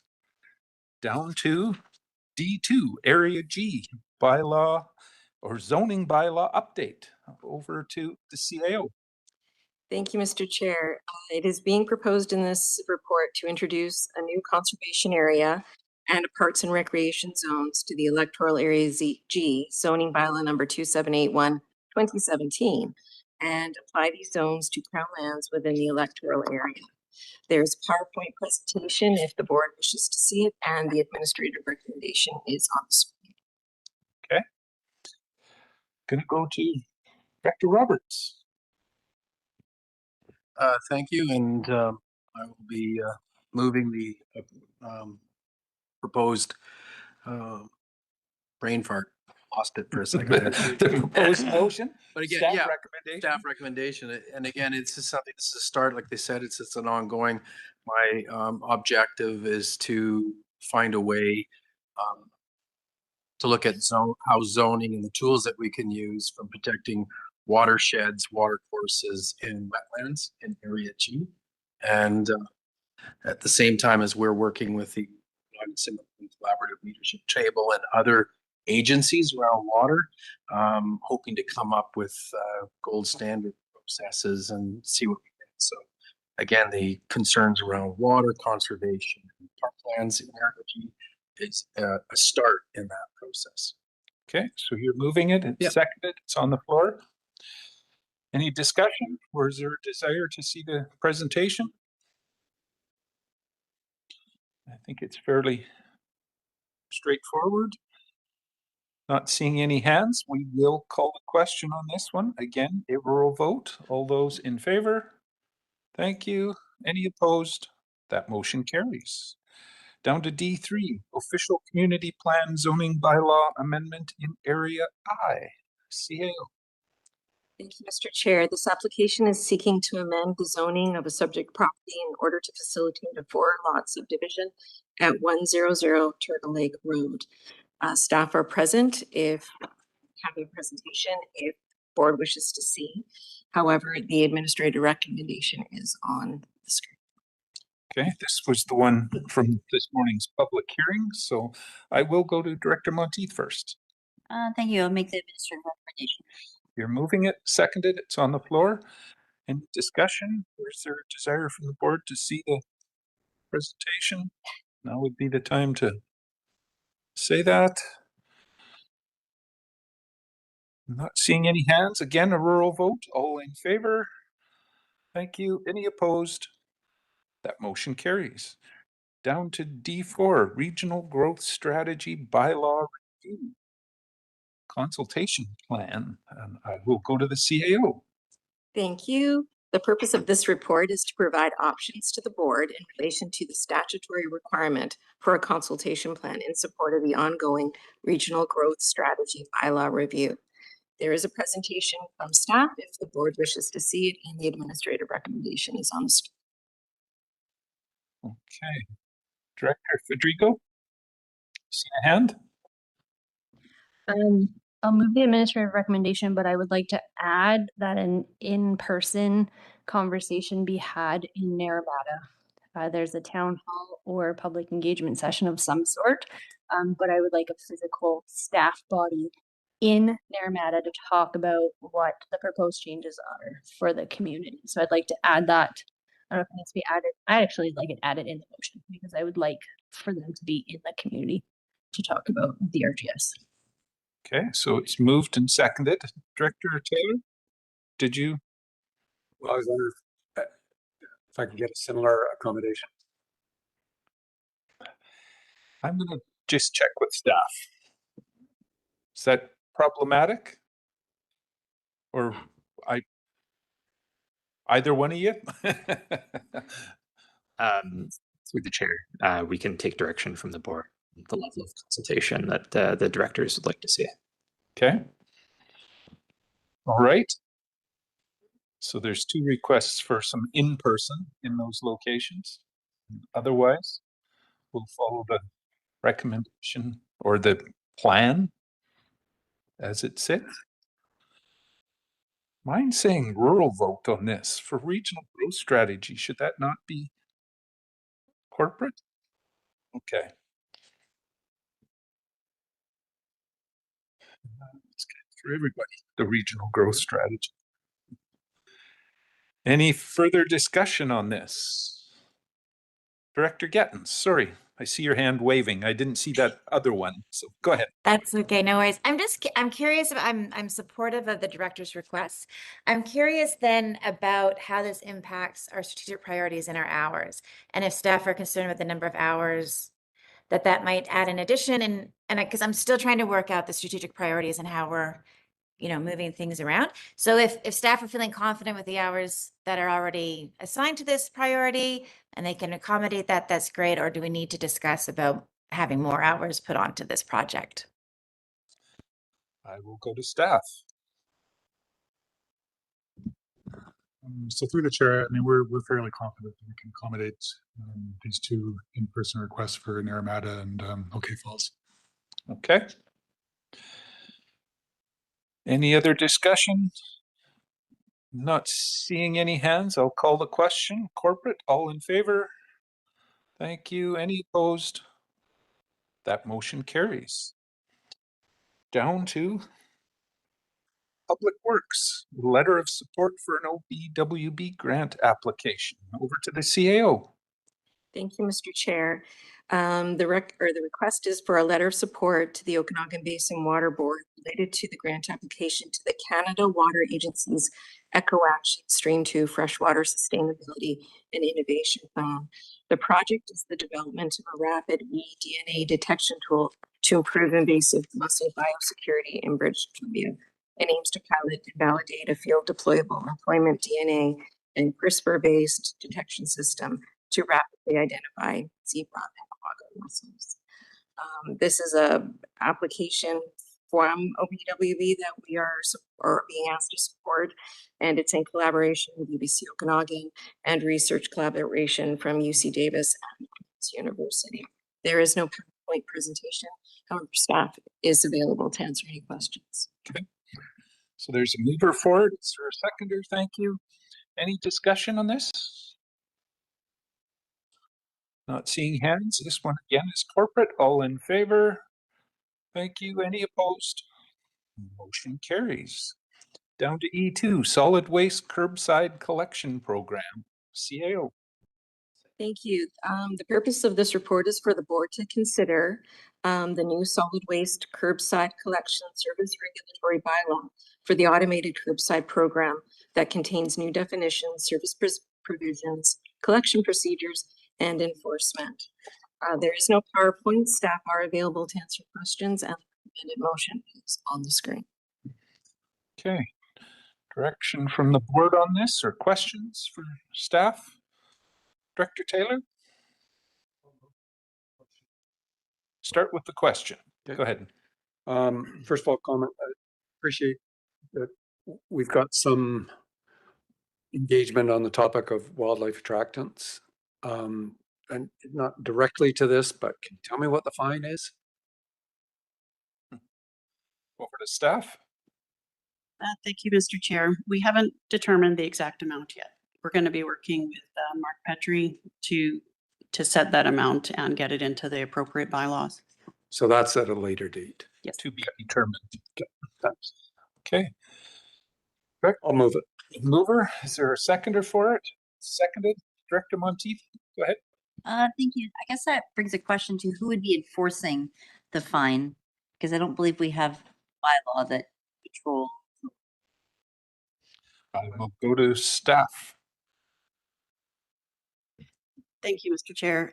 Yeah, we've arranged to work with the bylaw department this year, and if there is enforcement, we will provide a code that they'll put their time to, because we don't really know at this point how much enforcement time is necessary. So we'll assess it at the end of the year. Okay. I've got Director Gettins first and then Director Roberts. Director Gettins, you kind of went off screen on us.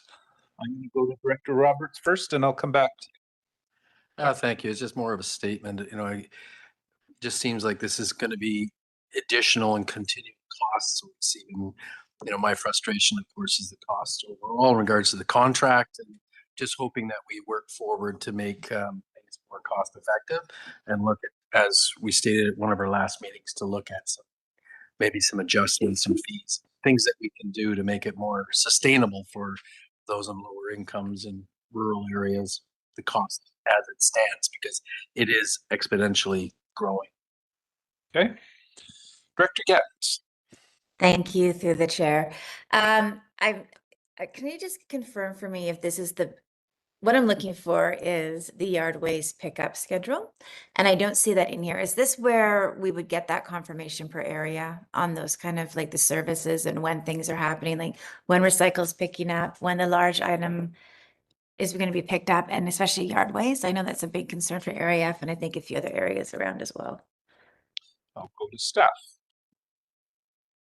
Thank you, Chair. The bylaw itself doesn't dictate how many collections of the unlimited yard waste there would be per year, because that could change per different areas at any given year. That's what we flesh out in the budget itself and the fees and charges. Do we have it listed in there? No, I don't think so, but we do have it listed in the budget. But yeah, it's not specifically outlined in this. Thank you. In the bylaw. Okay. Any further discussion on this? Not seeing any hands, call the question. This one happens to be a corporate vote. Again, all those in favor? Thank you. Any opposed? Motion carries. Down to another letter of support. Over to the CAO. Thank you, Mr. Chair.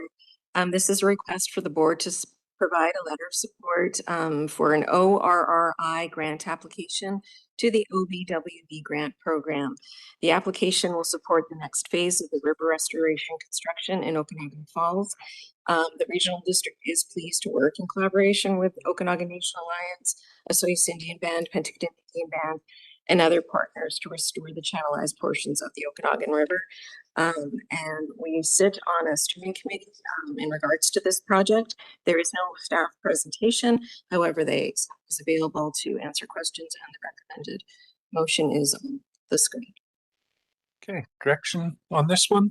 So I'm prepared to move it. Moved, seconded. Thank you. Any discussion? Not seeing hands again. Corporate. All those in favor? Thank you. Any opposed? Again, motion carries. Down to E4, Federal Plastics Registry, CAO. Thank you. The purpose of this report is to provide the board with information regarding new reporting obligations for landfills under the Federal Plastics Registry, and to seek authorization to send a letter to the ECCC outlining RDOS concerns and recommended changes. This change is regarding the inclusion of landfills in the Federal Plastics Registry. Staff are here to answer questions, and there's an administrative recommendation on the screen. It's being moved. Is there a seconder for it? Seconded. Any discussion on this? Questions or discussion? Director Bush, go ahead. Yeah, so what happens to agriculture greenhouse plastics? Where do they go, and are they recyclable, or? Over to staff. Thank you, Chair. That is essentially we landfill it. So, yeah, for Carameus, for example, in Costin, yeah, so we bring it to Campbell Mountain and it gets.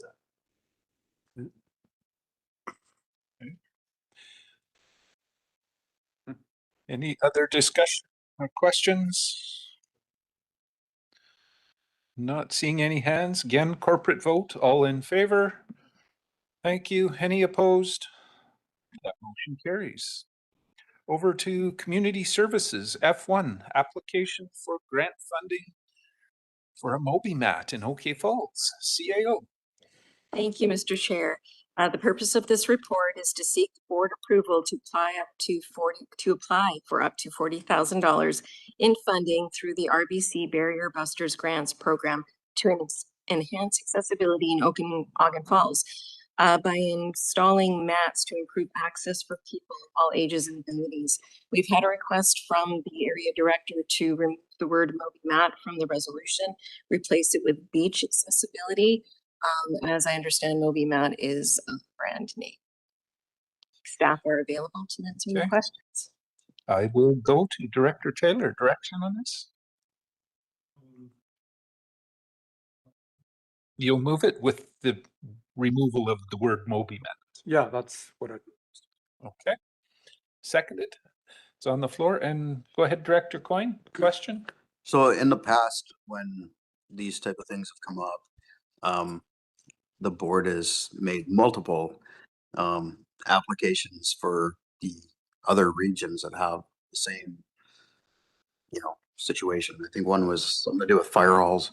Oh, I think it was the Farm Credit Canada one or something with the fire halls. And one fire hall wanted to apply, and then it became everybody had to apply. So I'm just wondering, why does this not apply to, Cleat, Naramata, and anywhere else that has a lake that needs mobility access? Just curious. I'm not sure, but go to staff. Through the chair. So in terms of when this opportunity was brought to our attention, we looked at projects that we deemed shovel ready that had had some feasibility work done in advance. And this particular project had been done. Other locations, we haven't got things in place to roll out mobility access to those benches as yet. They are planned projects, but currently not underway. Okay. Director Monteith. Thank you. So I am frustrated, and I agree with Director Coyne, because this idea with MobiMat actually came from Khalid last year when you called and asked how we were considering it, because my community had the community association, which was willing to fund one, but yet we still haven't been able to order it, get it installed or anything. And my community is wanting to know why the community association is paying for it, but we could apply for a grant collaboratively. Like it doesn't feel fair. Like we're putting communities against communities, and it's not collaborative. So, I mean, I support where you're going with this, but it's not fair when we're all trying to do the same thing. And a year ago, we had this exact conversation. So, and it's been on the strategic plan for the Parks and Recreation Commission. We've had many meetings about it, conversations, staff are well aware. The project is ready to go, shovel ready with funding, and we still can't get it going. So, yeah. A little bit of frustration there. Was there a response from staff or? Yeah, so to respond to that through the chair, the Glidden location is still reliant on a pathway. So there's some design work being undertaken for that in relation to a retaining wall, which is near completion. So that will allow that project to be able to be rolled out and have full accessibility to connect the mat to the pathway. Another thing that could be considered is the option to submit 2 applications, one for Khalid and one for OK Falls. And that way then, again, it pits this one against each other. It is a small pool, and there's no surety that anyone receiving funding. It's always the case in these grants. Director Fedrigo? Through chair, throw Naramata in there as well, because we have a pathway and we have an ability to get to the lake. And yeah, I mean, I can't anticipate that they're hard to install. So appreciating that it's limited funds and limited applications. We could either just go with one this year, or you put in for 3 and we split the 40,000 3 ways. So at least it's a partial. If successful, then it splits that at least partial funding for each community. So we can look at something fair in terms of that route. But yeah, I think in this regard, a few areas with beach access would also like to be included. Okay, the motion on the floor at the moment is specific to like Okanagan Falls. So if we wanted to add others, that would need to be an amendment. Director Monteith? Through the chair, like I don't feel like we have time. I mean, Okanagan Falls has got a letter of support. They're ready to go. I guess the frustration is that we should have been asked, right? If there was opportunity to participate, if it was already an exact project that we were all considering. So, I mean, I support Okanagan Falls applying for it. I think I'm just frustrated that we're not working collaboratively. And that's, the downside for all communities. Okay. So no one's thinking of amending it at the moment. Seeing no other hands, I'm going to call the question on this one. This one is, again, a corporate vote. All those in favor? Thank you. Any opposed? That motion carries. Down to F2, provincial decision to decommission sections of the KVR Trail. CAO. Thank you, Mr. Chair. The purpose of the report is to brief the board on the province of BC's recent decision to decommission portions of the KVR Trail near Princeton and Tillany, to summarize concerns, to provide context regarding regional, economic, recreational, and tourism implications, and to seek board direction on advocacy to the province, including forwarding of a formal letter expressing the RDOS's concerns. There is not a PowerPoint, however, staff is available to answer questions, and the administrative recommendation is on the screen. Okay. Direction from the board on this. What was? Oh, okay, that one. I got it. I wasn't sure what you were pointing at. Director Coyne Sr., go ahead. I'd like to move the administrative recommendation, please. Moved and seconded. Okay. Okay, it's on the floor. Any discussion on it, Director Coyne Jr.? Yeah, I'll speak to this. So there's been a lot of work done. Town of Princeton's kind of taken the bull by the horns here and ran with it. As you heard earlier today, Trans Canada Trail's coming out. We've had numerous conversations. We've had discussions with government officials, Chief of Staff of the Minister's Office. We're waiting for the Minister's Office to discuss this. I think the letter of support is very much needed to further the cause, since the section of the trail is actually in the Area H, not in town of Princeton, to show support for what we're doing and whatnot. So with this, I'd also ask that that the staff be allowed or directed to join in any conversations after this letter is sent, so that when I do have representatives come, the regional district can be represented by staff and the director himself, and with the voice of the board. Okay. Any further discussion on this? Not seeing any hands, so call the question. All in favor? Thank you. Any opposed? Again, motion carries. Down to Protective Services, UBCM Community Resiliency Investment Grant, CAO. Thank you. The Community Resiliency Investment Program is a UBCM funded initiative to reduce the risk and impact. The Fire Smart Community Funding and Supports Program provides funding to local governments to increase community resiliency by undertaking community-based fire smart planning and activities that reduce the community's risk from wildfire. UBCM announced on January 28th of this year that the Fire Smart Community Funding and Supports Program was facing a funding shortfall. Because of this sudden change, the January 30th intake and the intake closure of January 30th, staff took the necessary steps to submit a tier application under the deadline to attempt to secure $1,350,000 of Fire Smart funding before the program shifted to the new competitive model. There is not a PowerPoint presentation. Staff are here to answer any questions, and administrative recommendations on the screen. Okay, so it's being moved and seconded. Any discussion on it? Not seeing hands. Corporate vote, call the question. All in favor? Thank you. Any opposed? Motion carries. Down to G2, another Fire Smart Grant, CAO. Thank you. The purpose is that the Community Resiliency Investment Program is designed to reduce wildfire risks and enhance community resilience across British Columbia. To successfully deliver the Fire Smart initiatives approved for the village of Karamias and the town of Suyas, the regional district requires the hiring of 2 wildfire mitigation specialists. The 2 Fire Smart positions are 100% funded through the UBCM funding, and there is no PowerPoint. However, staff are here to answer any questions, and the administration is on the screen. Okay, Director Coyne? Yeah, before we make motion, I just have a question to staff. Have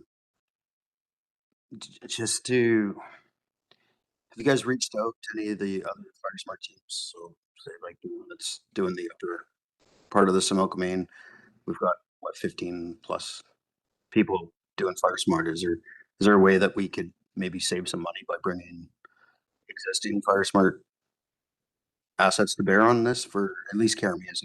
So this might be, I know we're doing work all the way up to Eastgate and Hayes Creek and whatnot. If it's Karamias might actually be closer than some of the other places we work in. So I'm just wondering if you've talked about that, just to try to save money go farther. Over to staff. Thank you very much. We have had that discussion with the village. However, since the grant is just a single application for the first of the year, but that individual is going to be primarily focused on the CWRP education and assessment. So we did have a discussion to see if we could split it in a 50-50, but just with the amount of work that's required for the first year, the amount of stuff we want to get completed in that singular year is funding after this grant is unknown right now.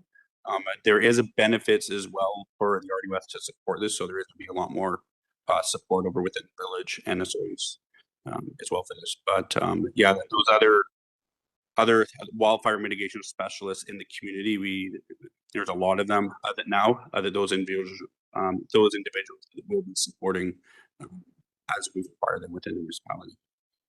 Follow up, go ahead. Yeah, no, I'll just make the motion. Okay, it's moved, seconded. Director Fedrigo, I seen next. Yes, thank you, Chair.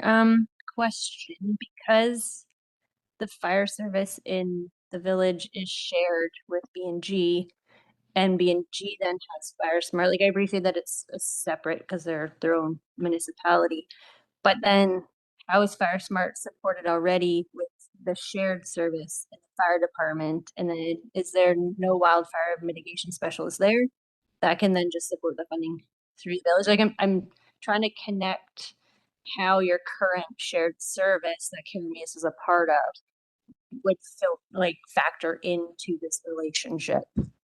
Over to staff. Yeah, thank you for that. So the org structure is the RDOS has a fire smarted coordinator, and then we have a wildfire mitigation specialist over. So how it would essentially work for the municipalities, for SOEs and Carameus that are defined by their boundaries. It would be having staff that are physically doing all the work in the field. So they will still have the support from the RDOS, but their main focus is particularly within the jurisdiction of Village Carameus and SOEs. They may be able to support in the electoral areas, but the grant itself is pretty bound over to the village. Just the same with our electoral areas within the regional district. We have one the specialist in the community, and he goes around and supports all the electoral areas. And then there's a volunteers in the community as well. So as for a capacity, I think the RDOS has a capacity with those other electoral areas. Okay, follow up. Follow up, and thank you. So does that mean that the wildfire mitigation specialists who work out of the Carameus BG Fire Department do not do Fire Smart in the village of Carameus currently, because the funding that they get at the department to do it only goes to B&G, and so this is now Carameus's own pot to do work just within their boundaries? Like, Soyuz is different because they're completely separate. They don't pay into Anarchist Mountain. They don't pay into any of the other surrounding regional district fire departments. But Carameus is shared with B&G. So how, again, that relationship, you already have wildfire mitigation specialists for that department, I'm anticipating. So how do they fit into that pot of funding that comes from the village, supposed to just, are we hiring someone separate, but we have a whole bunch that are on the fire department? Like, how is that integrating together? Yes, so that individual of the position is a separate, is completely separate. And they're only responsible for the municipal boundaries. So they're unable to go into the electoral areas as per the grant is over. So the grant, yes, the fire department responds over to the areas outside the village of Carameus, but it's not a fire department grant, it's a village of Carameus grant. So it has to stay within the boundaries of the community. However,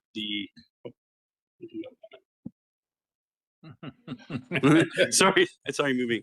That's all I have. I lost my train of thought. Sorry.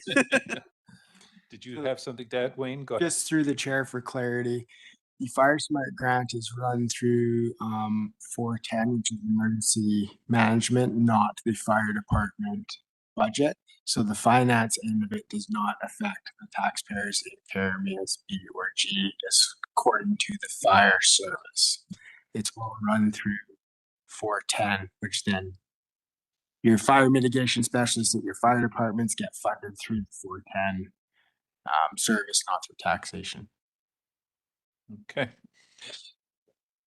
Go ahead, Director Coyne. I guess it'd be to Carameus. Are you guys have not been doing Fire Smart in Carameus up till now? and same, I guess, to CS. This is okay. Over to Director Hawley. I think we have done some work previously. Yeah, there was some work done locally, I think, quite a few years ago, but nothing current. This will bring us up to date. It was surrounded by fire in the past 5 years, so we need this. Okay. So yes, Director McCordock, go ahead. We have depended on the RDOS to come down and deal with Fire Smart in Vesuvius, so we need this in the town. But I also have a question of Sean. My house is actually in Area A, not within the town. And we were looking at taking out the neighbors, taking out a bank of junipers and cedars. And we wondered if is there an available grant from the RDOS to help with that? We're going to do it. We're going to pay for it ourselves. But I was asked to ask you that question. Is there any money available to do things like that in Area A? Yeah. So in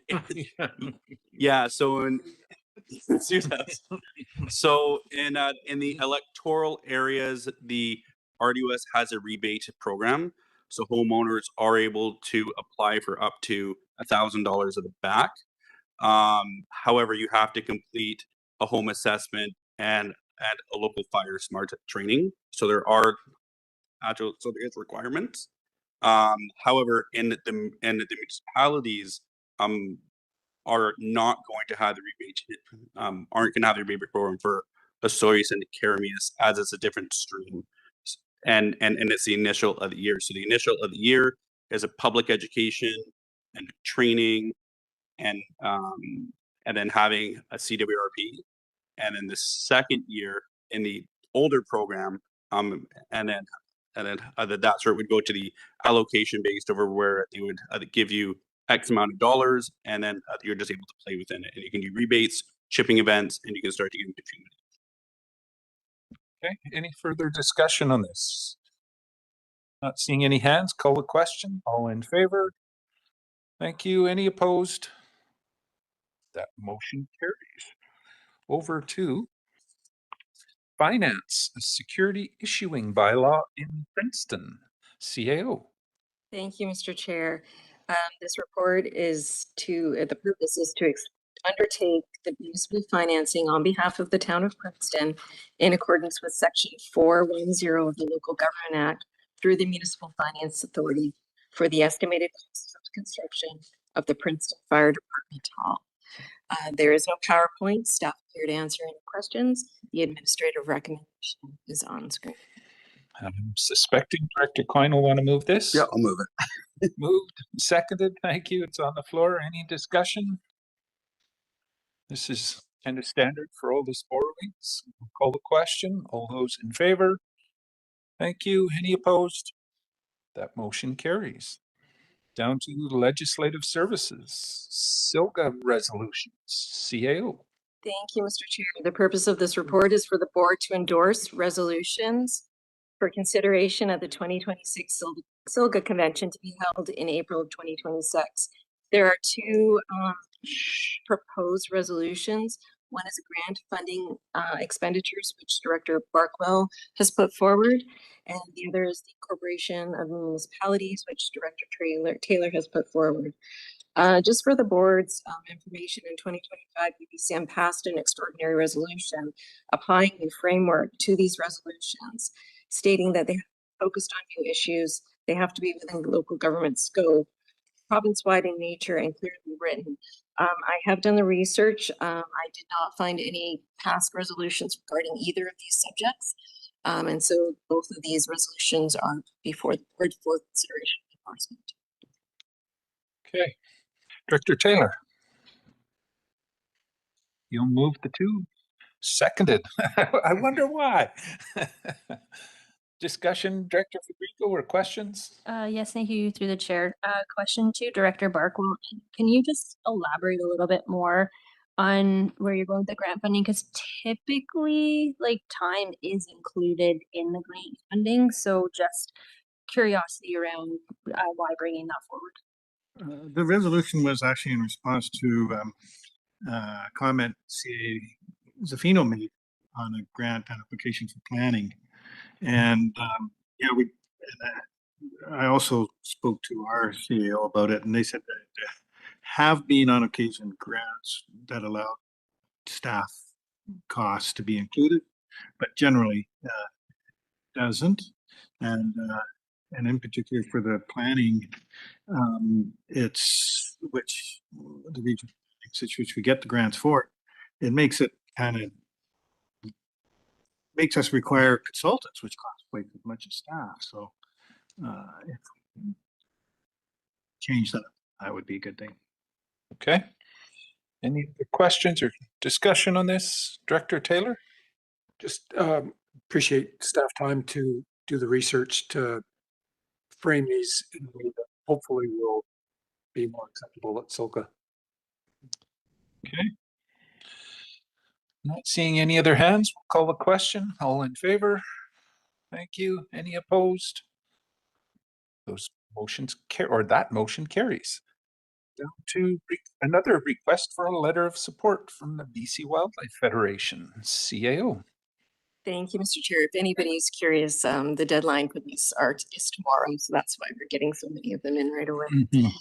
Anyway, so this one is to provide a letter of support for an Okanagan Basin Water Board grant application being submitted by BC Wildlife Federation for an LTPBR project on Cote Creek, which is a collaborative low-tech process-based restoration project.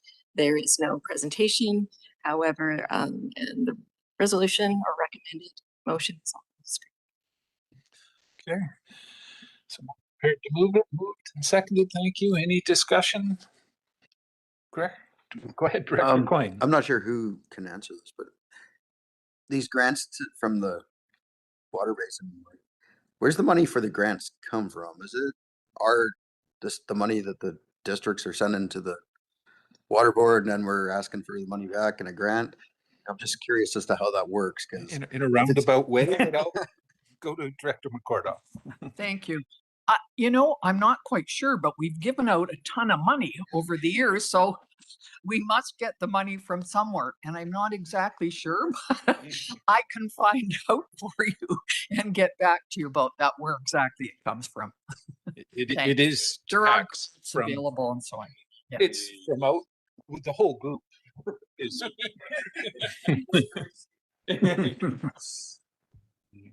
Would almost make sense in a way. Any other questions or discussion on this? Seeing none, call the question. All in favor? Thanks. Any opposed? That motion carries. Another one, a letter of support for the Synergy Foundation, CAO. Thank you, Mr. Chair. As you stated, it's to provide a letter of support for an OBWB grant application being submitted by Synergy Foundation for water consumption reduction and pollution prevention project. There is no presentation, however, I am here to answer questions, and the recommended motion is on the screen. Direction on this one? Someone prepared to move it? Moved, seconded. Thank you. Any further comments or questions? Call the question. All in favor? Thank you. Any opposed? Motion carries. We are moving over to the CAO reports.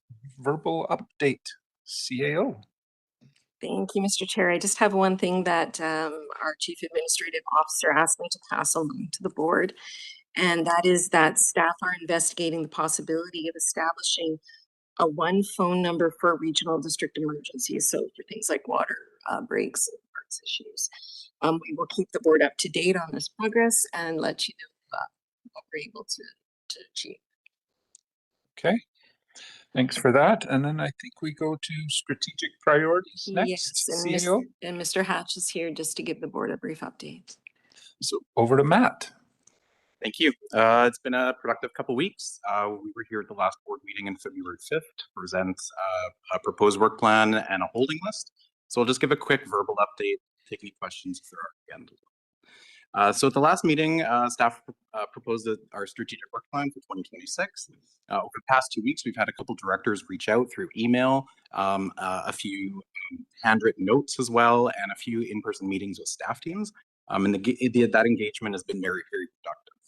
So moving forward into our planning for next year, we'll start engagement a little earlier, do a little bit more as well, because it's important. To date, we've had 12 requests for items related to the work plan, with requests to have items removed, items added to the work plan, and adjustments in scope. So all of those requests have been shared with staff for review and for comments, and I've provided it back to the directors who provided it to me. This morning, I was able to send an email to you if you've had an opportunity to look at it. There is a copy of the strategic work plan electronically. There's a new tab on that tracks the 12 updates I've got. No changes to the work plan or the holding list have been adjusted because we need to work through those changes first. So everything, all those requests remain unofficial at this time. So that tab in the tracker will be available for view. And following adoption of the work plan, that's when biweekly tracking would begin. So staff are still in the process of waiting a little bit just to see. Some projects are underway because they have a carryover from previous years. Others are waiting to be started. So if there are any additional questions or any requests, the deadline that I would like to have is tomorrow, so that I can get a formal report completed Monday in time for the next board meeting. So I would like to solicit any feedback. You can speak to me later. You can propose questions now. And that's all. Thank you. Okay, I see a hand from Director Roberts. Go ahead. Yeah, thank you. Just in regards to the strategic action plan, and when we look at priorities, and for instance, I'm seeing a lot of different priorities in here, whether or not it's looking at swimming pools, the rec center, and that kind of stuff, and it's community. But in regards to something like the location study and the stuff that's going on in regards to the area BG and the village of Karamias' fire hall, which has some critical timelines, necessities around WorkSafe BC, Workers' Compensation Board of Canada, et cetera, et cetera. How does that fit? Is that just something that it's kind of there in the background because we have things we need to do, but it's still at a high priority, but it doesn't necessarily show its true placement on something like the tracker? Thank you. Over to Matt. Thank you for the question. So what I can comment on is that staff teams are planning. They have their own work plans that they've developed. Those are much, much more in depth. This is very high level organizational collection of that data. So my responsibility is to take all the high level data and try and put it into one spreadsheet. So I have a little bit of that information, but I think as we get into the details of it, it might be best that we connect you with the teams a little bit more. A lot of those projects that require ongoing work, those have been started. Those will continue as well. So I hope that answers your question, but my involvement in these projects is a little bit different than the teams that are actually leading them. Okay. Director Coyne. Yeah, I just have a question about the strategic tracker. I'm not going to get into the department or anything, but looking forward, would it be super hard to put in where the direction came from, whether it was a committee resolution or resolution and the actual resolution, or directly from a director? Because there's some things that have come up that nobody's known about, and kind of, surprise, here it is, and the board and whatnot. So I'm just wondering if there was a possibility so we can start tracking where the direction came from, especially since like some of this, 2004, it's not completed. It's just for clarity. Okay, Matt.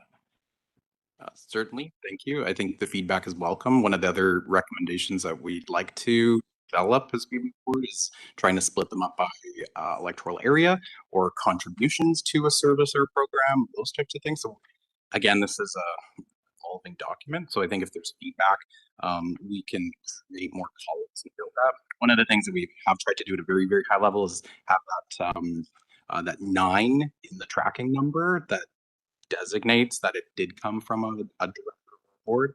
I have a lot of data that's not included in here because we kind of keep it high level. But yes, I think trying to find the methods to collect and have the background to support it so that we take away the surprises, right?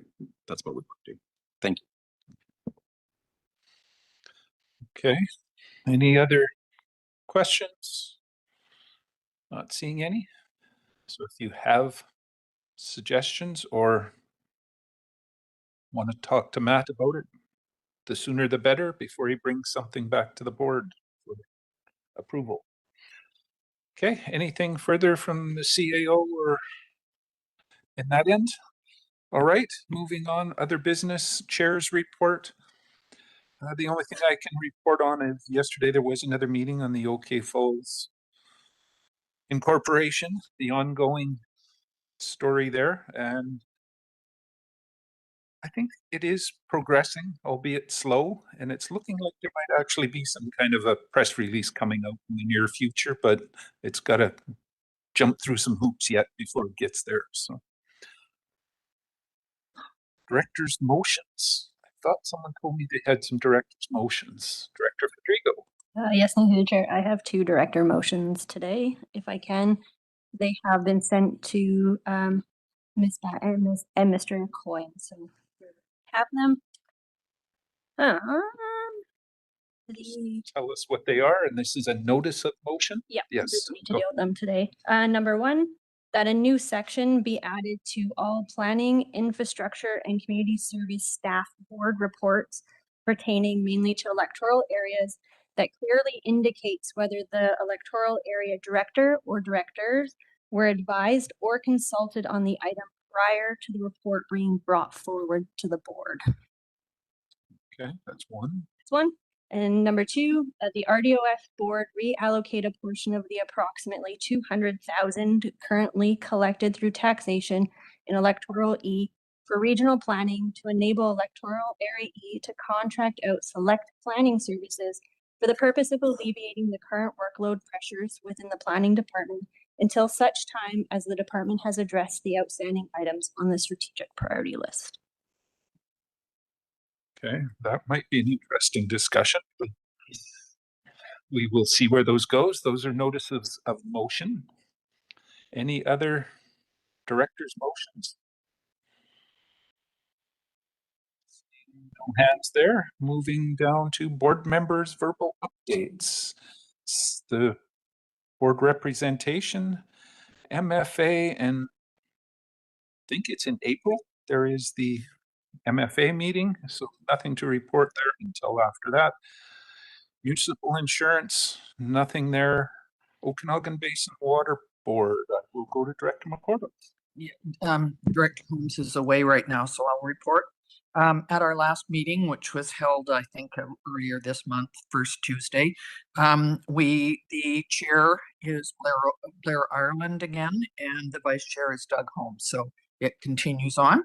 Lisa Scott with Oasis reported on various activities, as she does here as well.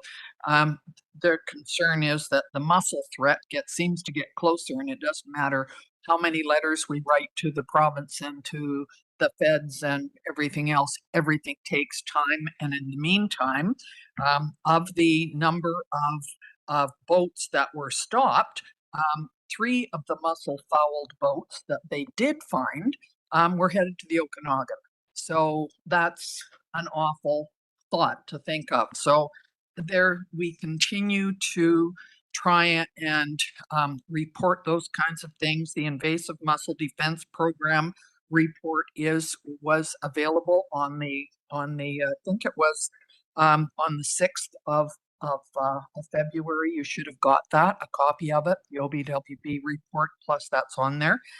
And definitely the Okanagan and the lakes here are very dry. So when we see snow, because we had snow in Suez last night, although it doesn't look like you got some here, we are happy because we want that to go up in the hills.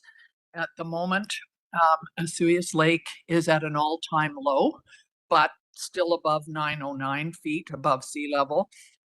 Which is done at the Zozel Dam. That's why it's in feet, because it's measured in the States.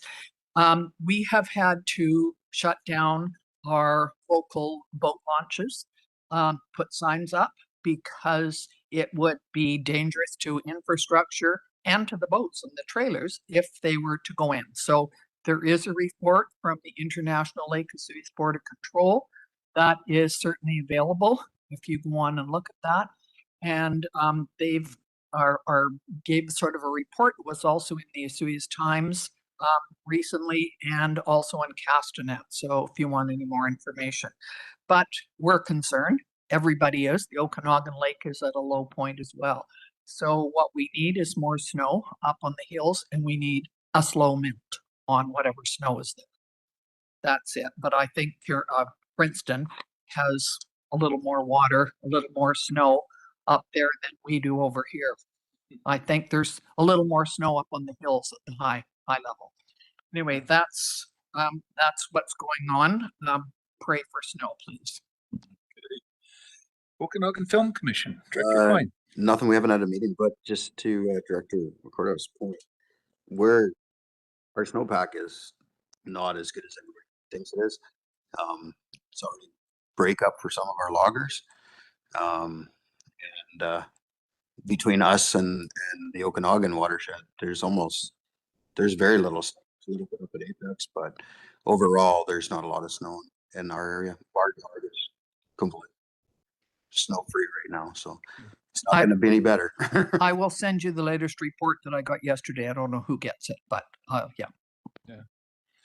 It should probably be noted that most of the snow measures are at high elevation, and those are where the measuring devices are, and they're low there, but the mid elevations are virtually no snow. So that's where the big change will be there. Nothing from the Film Commission. Regional Library. Director Federico. Thank you, the Chair. We had a meeting yesterday. It was good. Nothing too crazy to report. They went through the life cycle of a book, which was really interesting to hear just how it goes through circulation. We've adopted an AI policy, and financially things for the ORL looking pretty good. Okay. Sterile insect release, Director Bush. Yeah, I sent out a board report. So if there's any questions, let me know. Okay. Simia, anything there, Director Coyne? Okay. In the future, economic, Etsy BC, who wants to speak to that? Nothing? No, nothing yet this month. And the collaborative leadership table, there's a meeting tomorrow, and I'm sending Director Roberts to that one on my behalf, as I can't attend that one, but that's where we are there.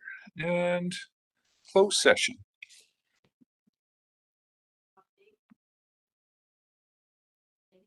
We can, if there's something you wanted to report from your area, would be a time to do it now. Director Federico, I'm assuming you have? I do, yes, thank you. Many of you should have seen an email that came through. Naramata Slow has a delegation coming from the International Cheetah Slow group, so a big delegation from anticipate mostly from Italy, but a few from around the world will be in attendance.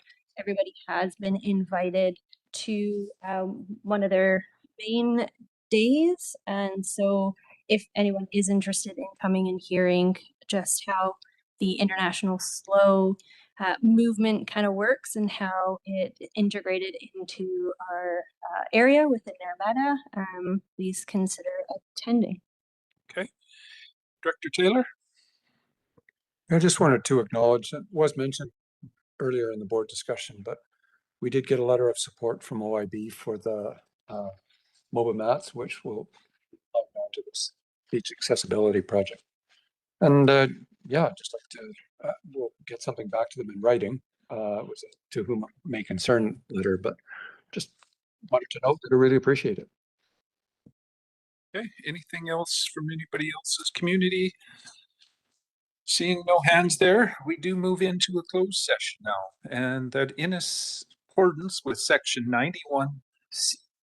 91J and 92B of the community charter, the board closed the meeting to the public on the basis of labor relations or other employee relations, and information that is prohibited, or information that if it were presented in a document would be prohibited from disclosure under Section 21 of the Freedom of Information and Protection of Privacy Act, and the consideration of information received and held in confidence relating to negotiations between the municipality and a provincial government or the federal government or both, or between a provincial government or the federal government or both and a third party, between the municipality and another local government or between another local government and a third party or between a municipality and a First Nation or a prescribed Indigenous entity or between a First Nation or a prescribed Indigenous entity and a third party.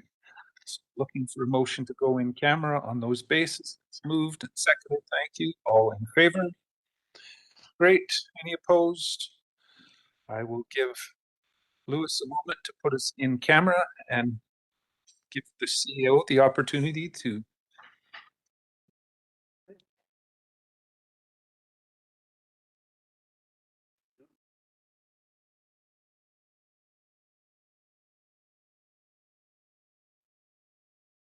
Okay, we're back in open, so looking for a motion to adjourn. Moved, seconded, all in favor. Thank you. Any opposed? We are adjourned and 1 o'clock. Back here to start, or should we? I'm going to have a discussion afterwards with CAO and Ms. Batten on what meeting comes up next. So, Mr. Chair, just for information purposes, we do have the auditors who are speaking at our hospital district meeting regarding the statements. And we also have a delegation to our committee, the whole, who is here, but has offered to, like, if we let them know, they'll probably be okay to present in it. Okay. So, but lunch is. Yeah. We are going to try to then speed this up. Do we need 30 minutes or can we do it in 20? 20? Okay. 10 to.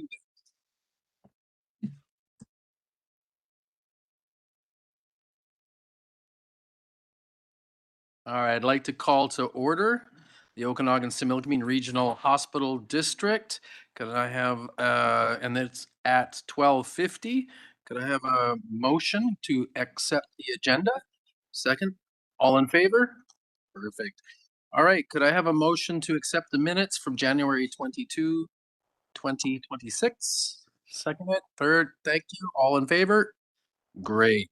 All right, so now we're moving down to item C, 2020 audited financial statements. And again, just to state that our illustrious chair is regretting not being here, and I'm not nearly as, the gravitas maybe not be there. So moving on over to the CEO.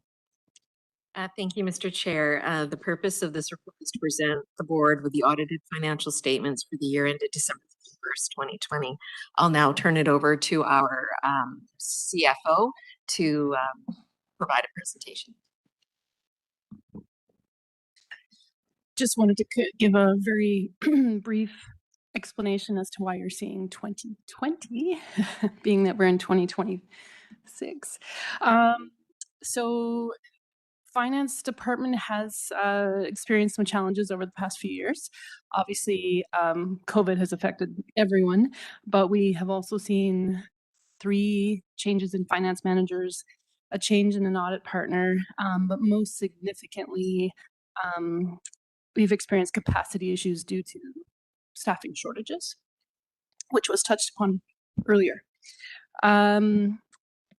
Because of those capacity issues, we've had to focus on prioritizing the legislative required deadlines that we have. So the Hospital Act itself does require audited financial statements. However, it does not state a deadline for when they have to be filed. The budget has to be, set at a certain date, but the audited financial statements do not have to be approved and submitted. They give no deadline. So we are in compliance with legislation on this. However, we realize it is not ideal that we are looking at 2020 right now.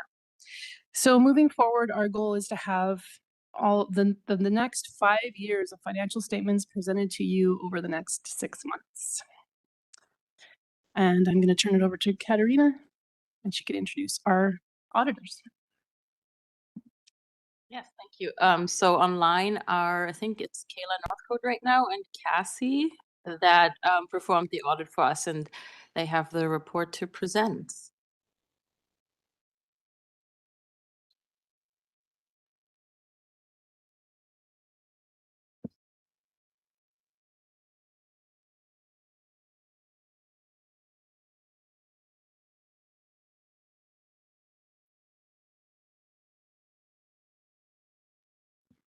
IT's working on it.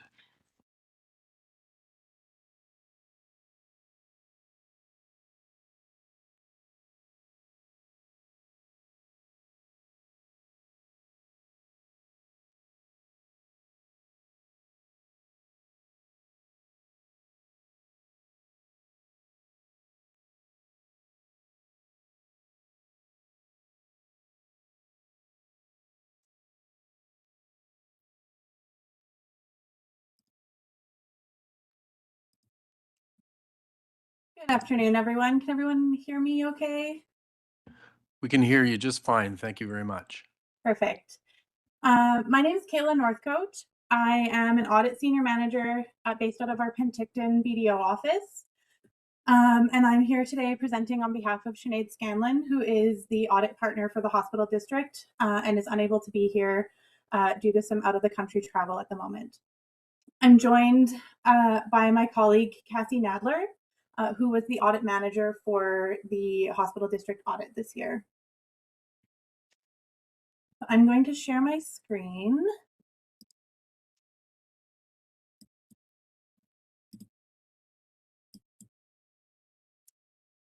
Can everyone see the hospital district audit communication to the board of directors?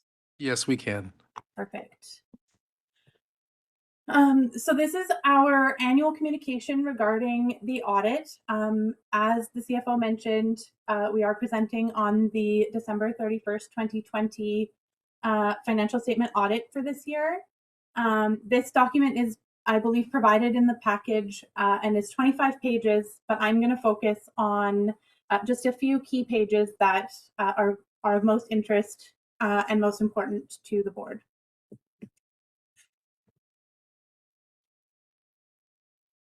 So I just wanted to preface this with, if anyone has a question throughout the presentation, feel free to stop me and ask it right away, or wait till the end and I'll have a space for questions at the end as well. So the first thing I wanted to note is that the 2020 audit of the hospital district financial statements resulted in a clean audit opinion with no fraud, internal control, or independence concerns identified. So skipping forward to slide 5, I just want to touch a little bit on the auditor's responsibilities as it relates to the audit of the financial statements. So some of the key responsibilities are to report to the board, as we're doing now, and also to report to management regarding any significant deficiencies in internal controls or any significant accounting issues, of which there were none this year. Additionally, we are required to perform procedures to address any risks of fraud. However, this does not relieve management or the board from their responsibilities regarding the financial reporting.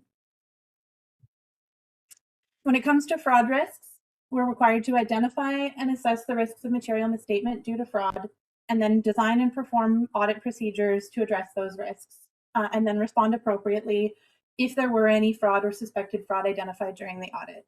I'm pleased to report for the current year 2020 audit, there was no fraud identified during the audit process.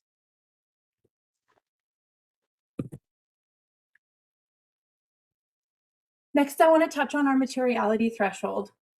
Materiality is the threshold that we use to determine the scope of our audit work, and was $204,000 for the 2020 fiscal year. This doesn't mean that anything below that threshold is ignored throughout the audit. It's just a number we use to focus our audit testing to key areas of most importance to the board, and also to determine the size of our sampling requests.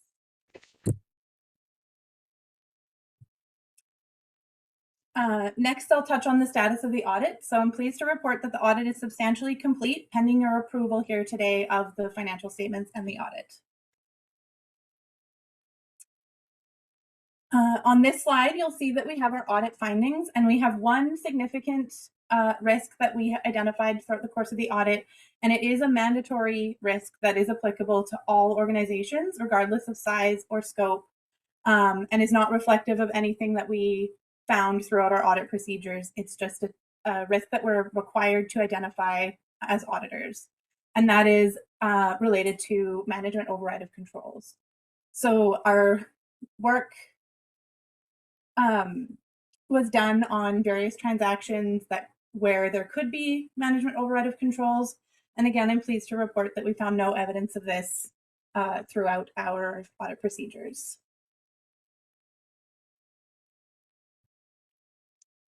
As I mentioned at the beginning, we do look at internal controls of the organization, and throughout our work over the internal controls, we did not identify any deficiencies that we need to bring to yours or management's attention, and therefore we will be issuing a clean management letter with no points, recommended points for future improvements.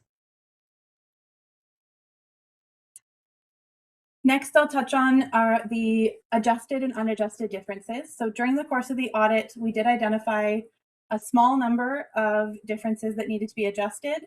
These were brought to management's attention and were corrected and are reflected in the final audited financial statements. We have no further changes to propose at this time. Additionally, there was one unadjusted difference, which relates to the prior year figures and was not corrected through the current year financial statements, as it would have impacted the comparative figures. And so therefore, it shows up on our schedule of unadjusted errors.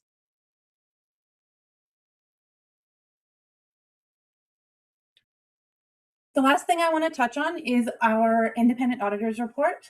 As I mentioned at the beginning, we are here today to issue a clean audit opinion. And now that we have wrapped up the 2020 audit, we will be moving forward with 2021 in due course. So I will now pause if there were any questions on that. Thank you very much. Is there any questions for the auditors? Anything online there? Not seeing any. Thank you very much. It's oh, there's one. There's a hand. Director Taylor. Just wondering, we have to have an audited report. Do we have to audit each of them annually, or can we do a 5-year system? Has to be annually.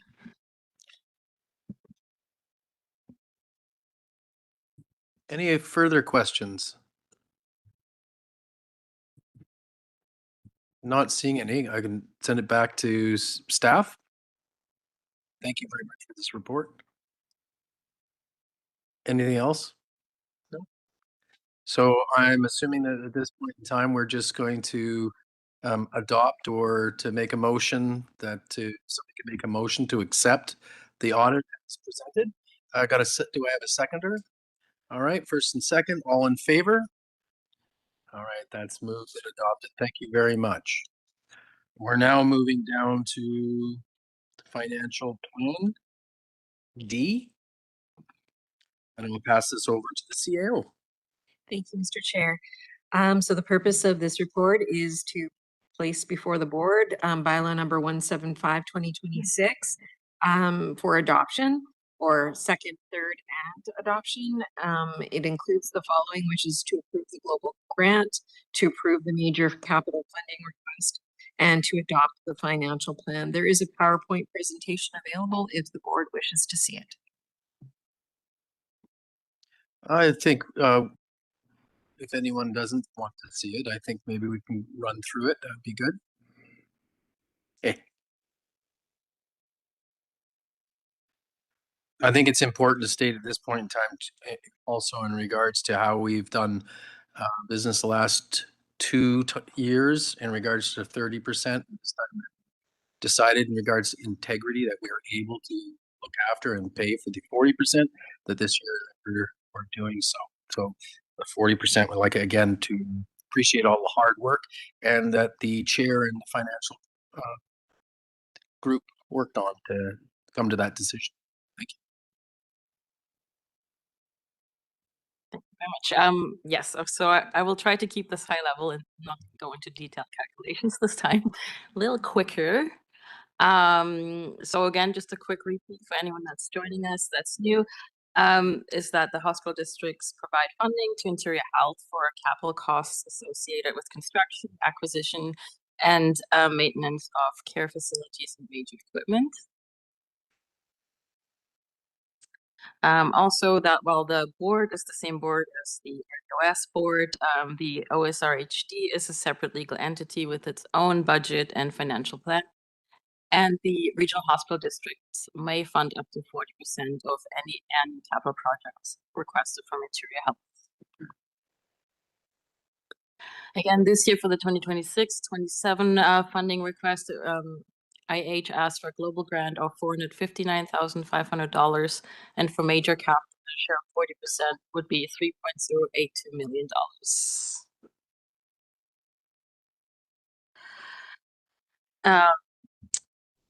And the main objective of this budget was to balance the capital funding with the impact on taxpayers, as well as continuing to build our reserves for long-term sustainability.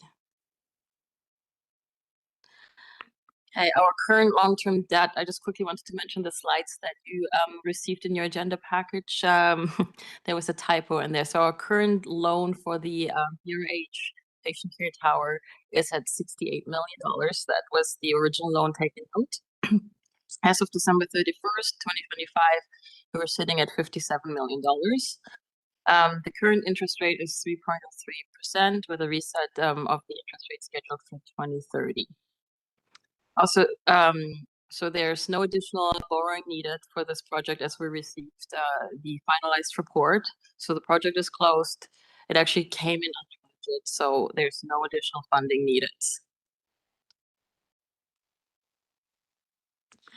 Future loans, we're looking at 2 projects potentially to be into the added to the 2026 fall intake for MFA.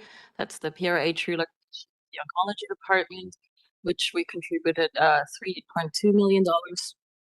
And we're hoping to take this 1-year loan out, as well as the Carameas primary care network. So far, IH has withdrawn up to 75% of the funds requested. And then the Princeton Primary Care Network, the funding requested was $800,000, but so far we have not received any funding requests, so we will bring that forward again once the funds are mostly spent.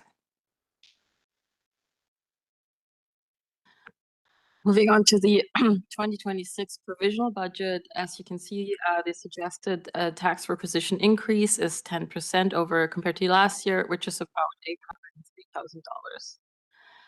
The next line is other income, which is interest income and grant and loose.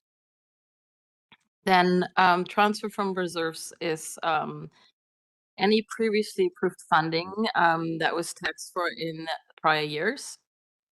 That's carried forward now to match expenses in the current year.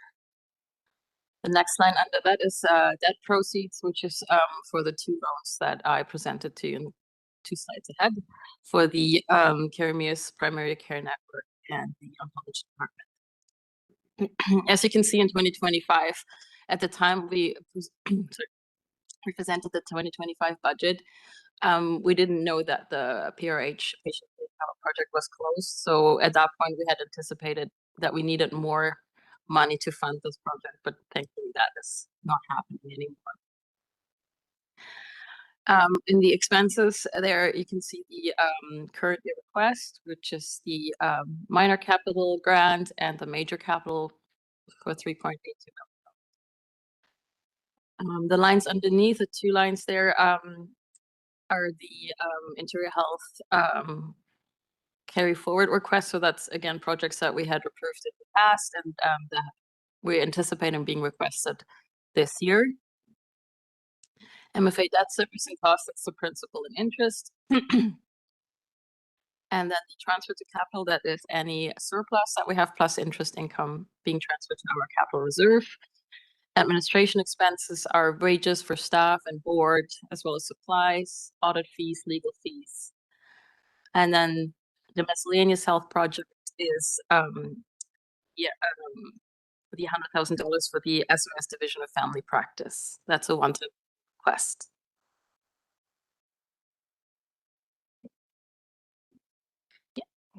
Are you finished? Not with the presentation, but Okay, if you have a oh, question, sorry. I know we can. I'll wait to the end of the presentation. Okay, yeah.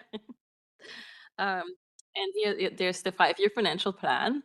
As you can see again, in order to build up our capital reserves, we anticipated a 10%, or we're suggesting a 10% year-over-year increase, and then hopefully being able to bring it down to 5% fifth year. For now, we're being conservative, leaving the interest about the same. Transfer from reserve again is any old funding that was approved in the past, matching it with the anticipated spending for that year.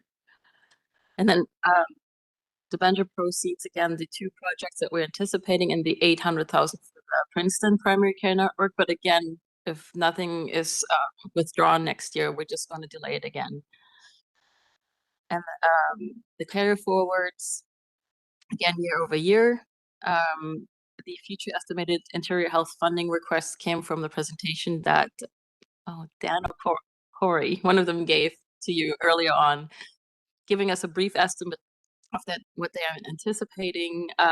However, we are still in talks with Interior Health, hoping that if there's any bigger capital projects, even if it's 10, 15, or 20 years down the line, that I would let us know so we can prepare accordingly. And then MFA debt servicing costs, there you see the at about $4 million a year, which is principal and interest going forward. That is assuming we're taking all those 3 loans that I presented earlier. And then transfer to capital reserves, again, surplus and interest. Hopefully that we'll be able to put away into our capital reserves to protect us from future borrowing, admin expenses. That's it for that.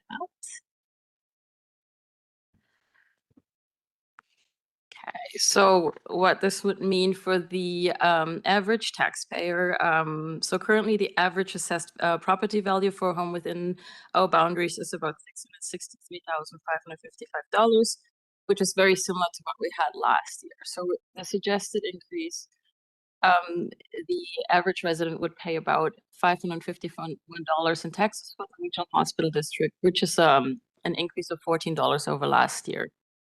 And as you can see, the increases year over year for the next 5 years. And then what this does to our capital reserve, the opening balance, again, as a reminder, is an estimate since we're still working on the audited numbers.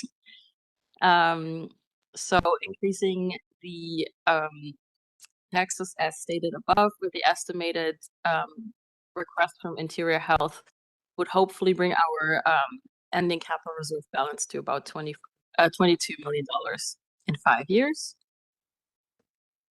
So they're, again, hoping for a steady increase rather than having to increase taxes by a lot, depending on how the asks go year over year. Okay. And this is just a quick, again, a reminder for the $100,000 that were requested by the SOS Division of Family Practice was to support rural primary care recruitment and retention.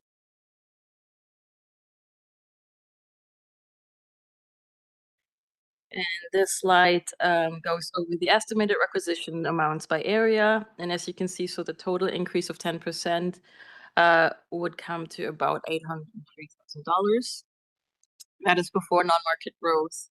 After non-market growth, the change would be about 8.56%.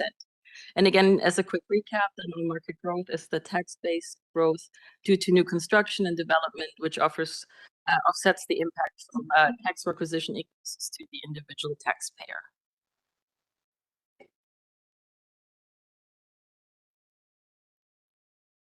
And I did prepare the 30% funding alternative too.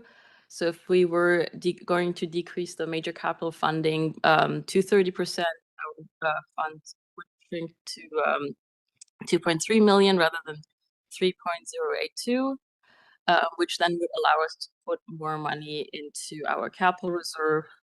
It's about $70,000 more, which after 5 years would bring us to about 23 million. So that's just the alternative.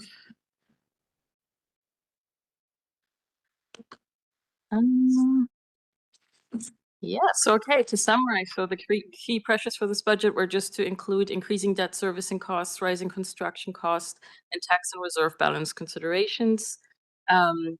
Staff has recommended an increase of 10% to the OSRHD tax requisition, approval of the global grant, and approval of the major capital grant at 40%, totaling $3.82 million. And that concludes my presentation. I'm happy to answer any questions. I think our first up was Director Barkwell.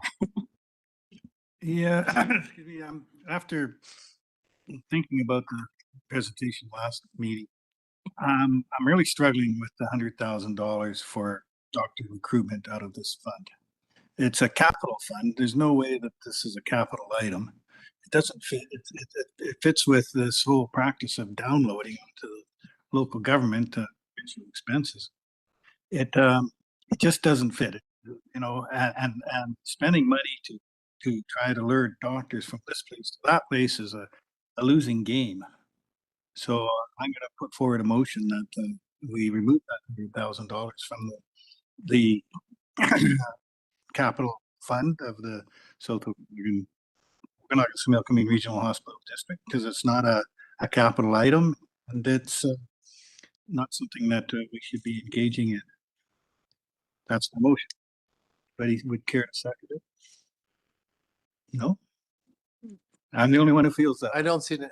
I think previous discussions, and speaking from the board and the discussions that we've looked at around our wanting to be more involved in what's actually happened, not only just the capital, but looking at where can we provide support in regards to the healthcare as a whole. We look at this particular one is a pilot project, and there's going to be quarterly reporting, a key, to find out whether or not this is something that will move forward. So there is option to move forward after each time, or choose not to.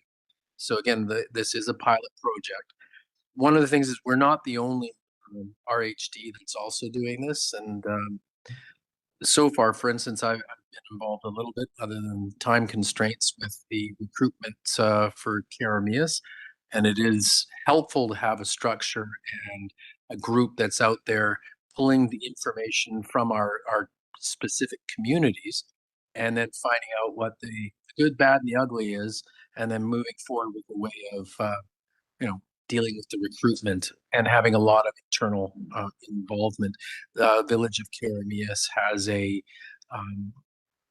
standing with the divisions of family practice in regards to that recruitment team, and are able to be a part of that process. Whereas if we didn't do this, then we just kind of outside. This is something that we're hoping is happening, but this way we actually have a little bit more of a foot on the gas pedal. That's my personal opinion, and that's kind of what I was thinking we were looking at as a whole, or when it was discussed before. Director McCordoff. Thank you. I've been involved with healthcare for roughly 40 years, chair of the hospital board way back when we had hospital boards, which we don't now. We've tried so many different things, different ways of recruiting doctors, and some work for part-time and some don't. And quite frankly, my own doctor is leaving at the end of March, and therefore I will be without a doctor. That didn't occur to me when this was all happening, but I think it's worth trying anything to see what might stick and what might work. At South Okanagan General, we've got a committee of all of our serious residents who are working on this and are trying to do it, but I'm still supportive of doing it here because it needs to be more of a regional thing. So I totally support having this initiative in place. Any other questions or As a follow up on that, it is just giving us an opportunity to be on a little bit on the inside of the door rather than outside on the street in regards to how these things are working out in communities. And again, it is a process and one that will have reporting back and that we will be able to again decide whether or not we move forward or not. Director's point. I will move the motion. All right. Any other questions on that? Not that motion. Well, I don't know if are we just accepting in regards to right now, that bylaw, the second, third, and adopting that bylaw number 175, 2026 being a bylaw of the Okanagan Smoking Regional District, Hospital District, to be adopted. That one. All right. Anybody else have anything they want to talk about in regards to that? Any more? All right. All in favor? Okay. All those opposed? Perfect. Director Barkwell, anyone else? All right. So that passes. All right. Yeah, you can fight each other. Now, not what I've been asked here is whether or not we'd like to add at the end of this, like a notice of motion, and whether or not the regional hospital board is a place to discuss some certain medical letters to be written in support of supporting a particular health issue. So, is this a good time to be able to fit it in, CO? Mr. Chair, yeah, if somebody would like to do a notice of motion, I know it is not on the agenda, but the board at any point can place things Okay. if they wish to. So should we have a motion of the board to be able to have something added to the agenda, or can we use? I think that would be a good idea to add. All right. So I have one. Do we have a seconder in regards to allowing adding to the agenda a notice of motion? Have a second? Any discussion? All in favor? All right. So the notice of motion is being forwarded by Director Federico. Yes, thank you, the chair. So with recent announcements from the province around cutting the autism funding that is available for families has caused some concern with many residents who do rely on that funding for their neurodivergent children. So just wasn't sure appropriate to bring forward if I had heard that, or if we could provide a letter to the province that we do not support the cuts and changes that they are making. So open to hearing if there's concerns from others or whether there'd be support for sending a letter to the province. So in regards to this as being a notice of motion, I'm assuming then that you would put something together to bring to us the next go round? Or are you wanting to bring it up now? Because then I think we'd have to have their vote in regards to 2/3. If we could discuss it now, that would be good. I don't know the timeline for the province to get this, and I just know that there's momentum in the community of affected residents to have letters sent into the province relatively quickly.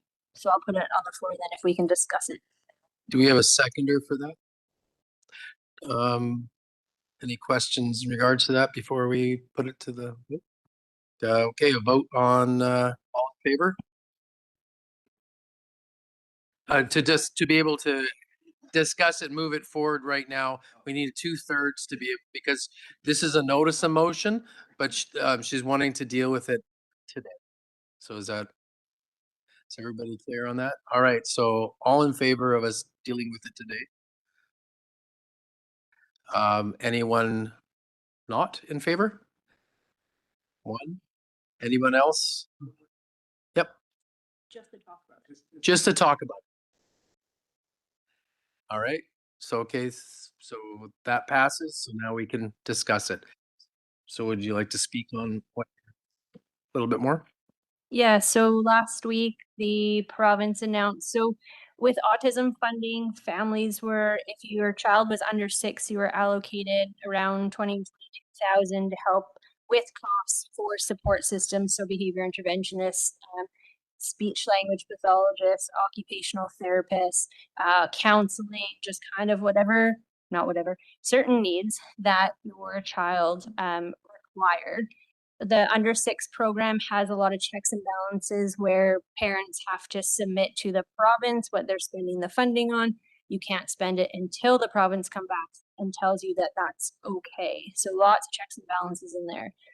For children that are 6 to 18, their funding is reduced to $6,000 annually with still the same checks and balances that has to go through the province for permission, but just a few less. Like behavior interventionists could sign that opposed to your speech language or occupational therapist.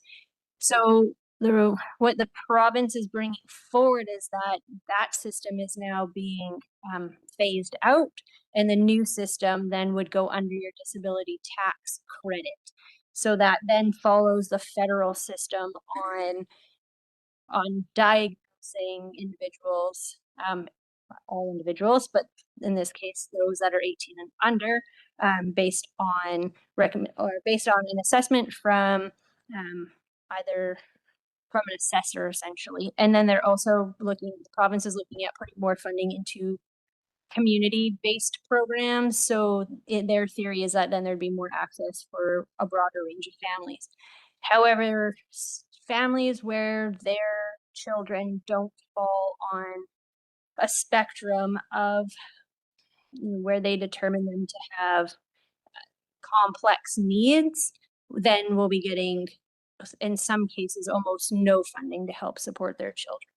So it's a big switch between checks and balances of funding that's being allocated to families and then being left up to the disability tax credit, and then just reduce supports for many families that need the funding to help get supports for their children. So it's been a big proposed switch that's coming, and just a lot of families with neurodivergent children are just feeling the impact of that switch, and a lot of them are concerned. So looking for support to send a letter to the province that this is the best switch way to move forward with this funding program. Any further questions for Director Fadrigo or comments?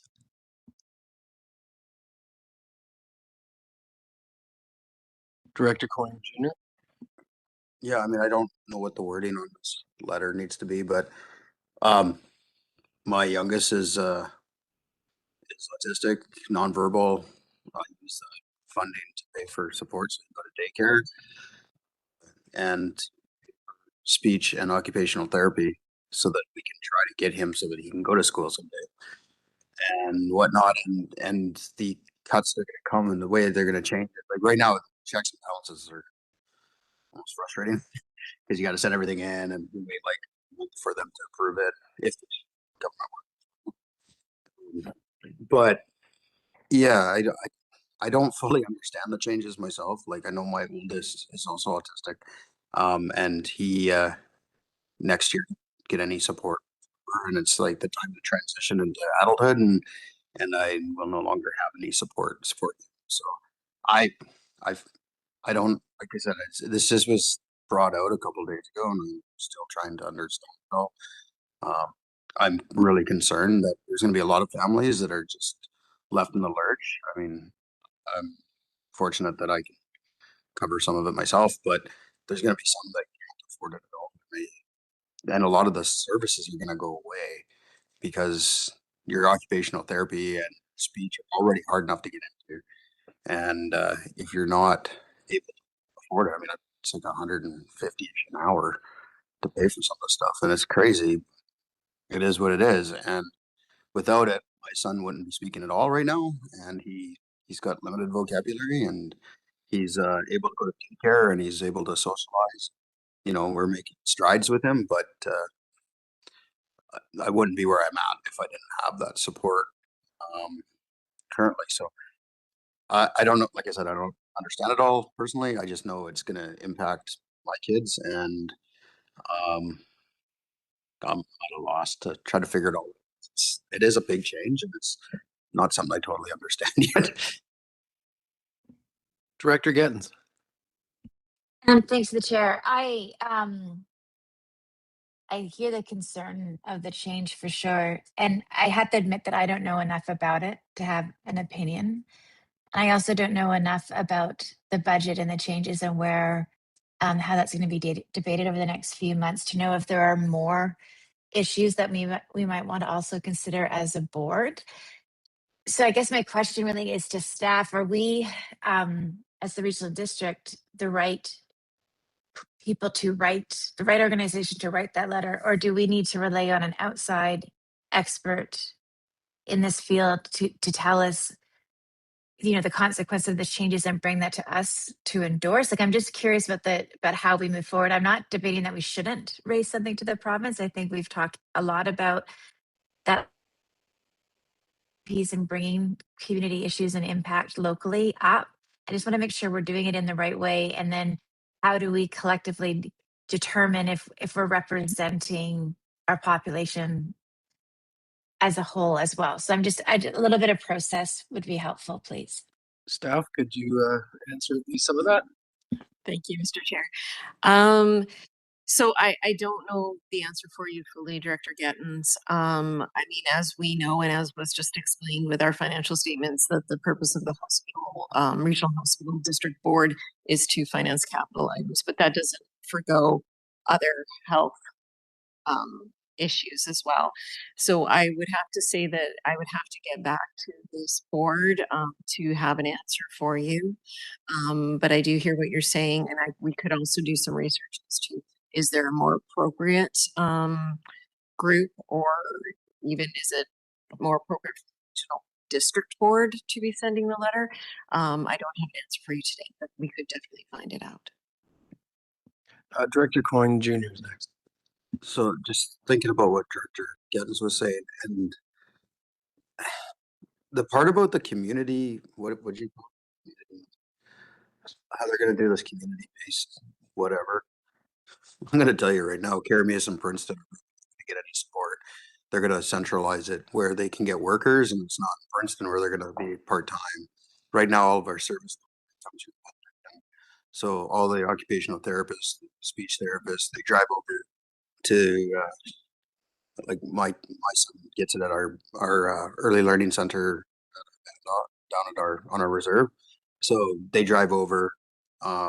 When OSNS was doing it, they drove from here over to Princeton. Saw 4 or 5 clients, and then if they drove back to town. So I mean, maybe that's more of the hospital districts part, like, because how are they going to through health?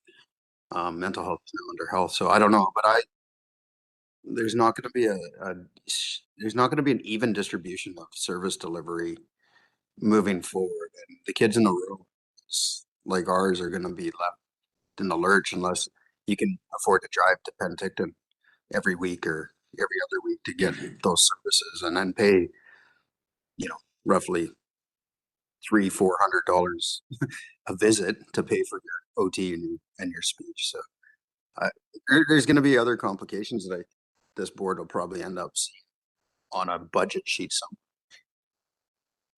somewhere. Thank you, Director Coyne.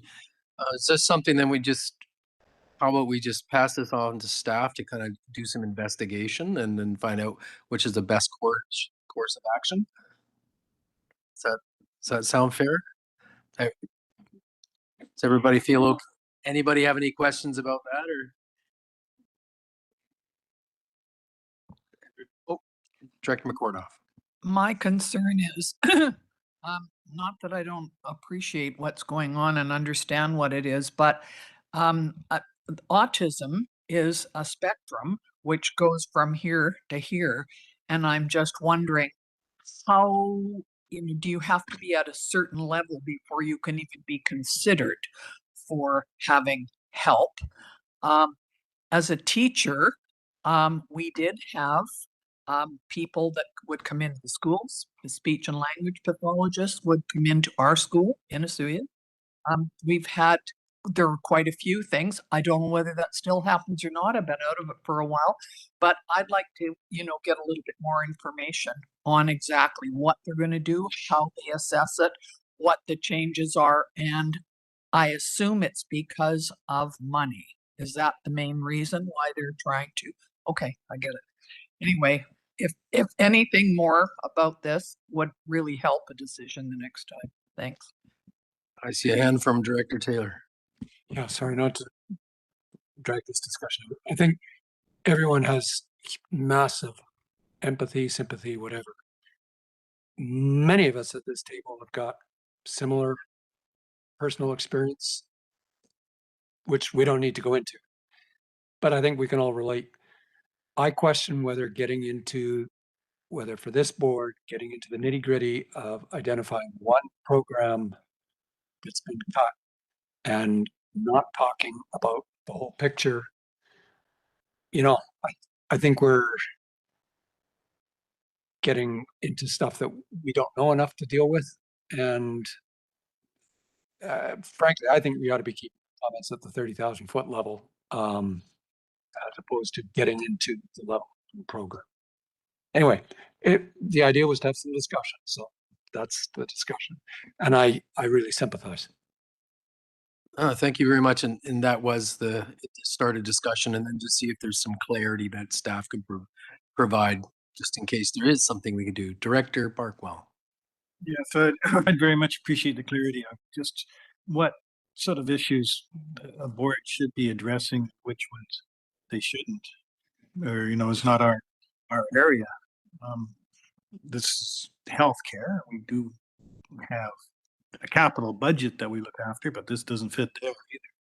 So, I'd like to know some history. What have we supported before? Does it fit with other things? I think I can speak for the board as our previous discussions, and I guess it's just where we want to go. I think there's latitude in regards to what we're going to discuss, what we choose to do, but that's at our level. Our responsibility is at capital and dealing with that with interior health.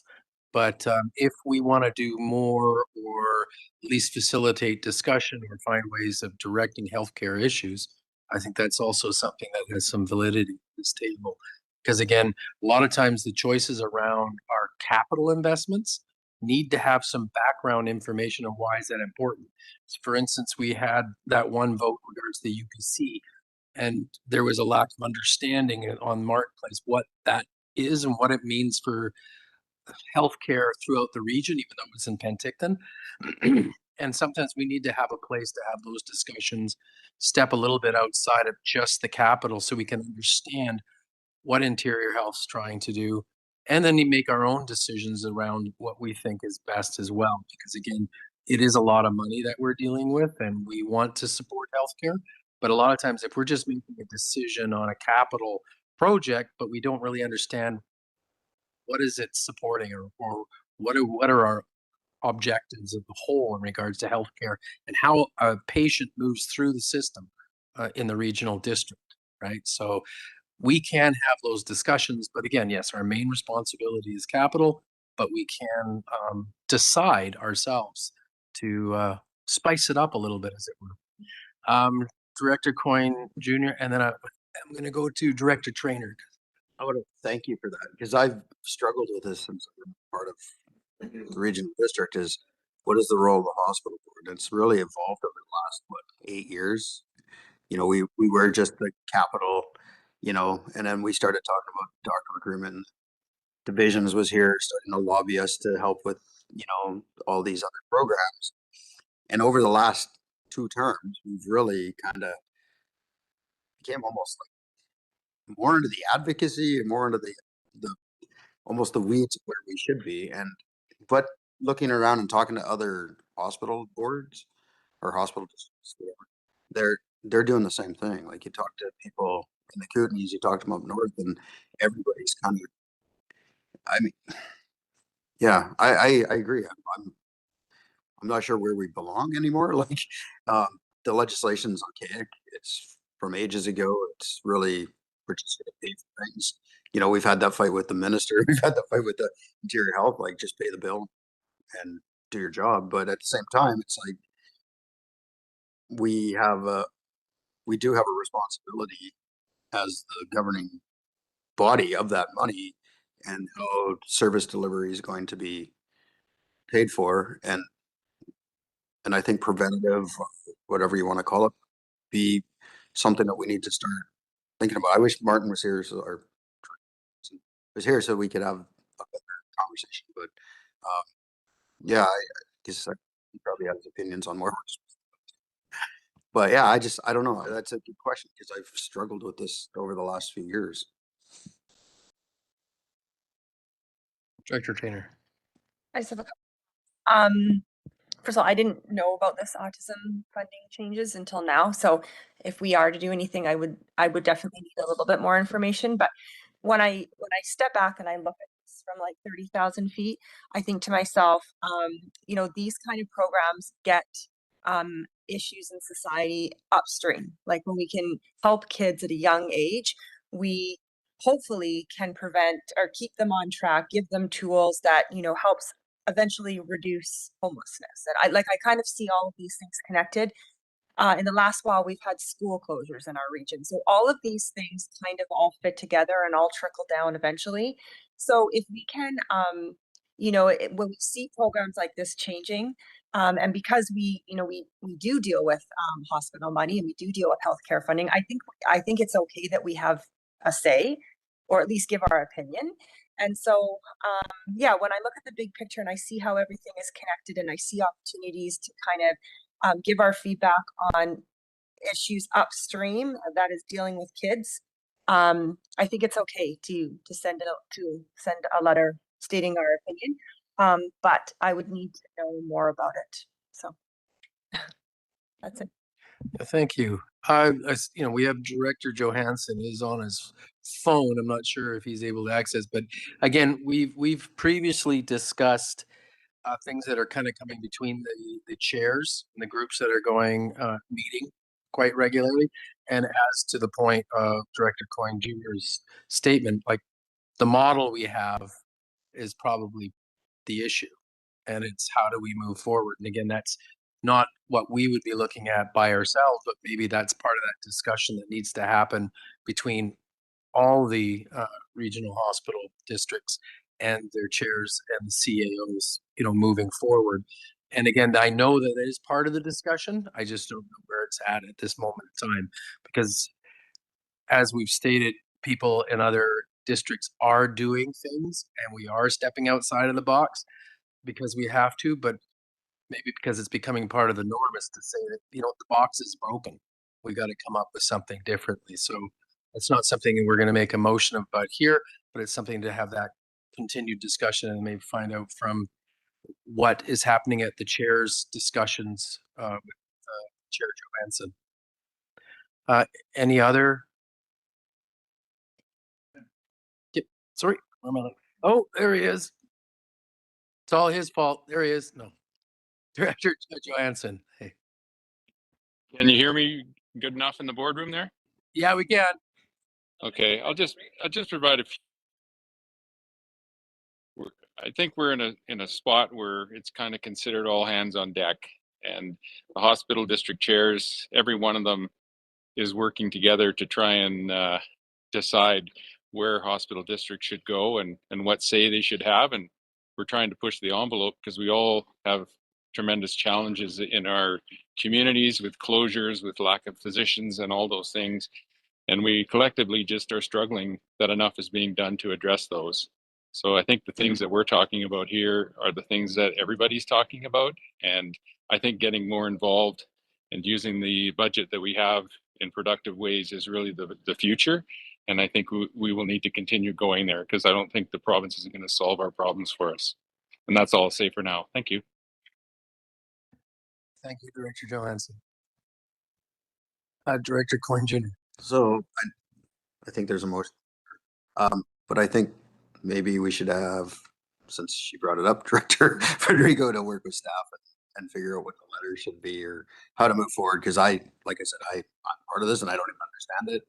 And I know other people like me are just trying to figure out what the heck's going on and what next year is going to look like and how to educate my kids. So I don't. She seems to know more than I do.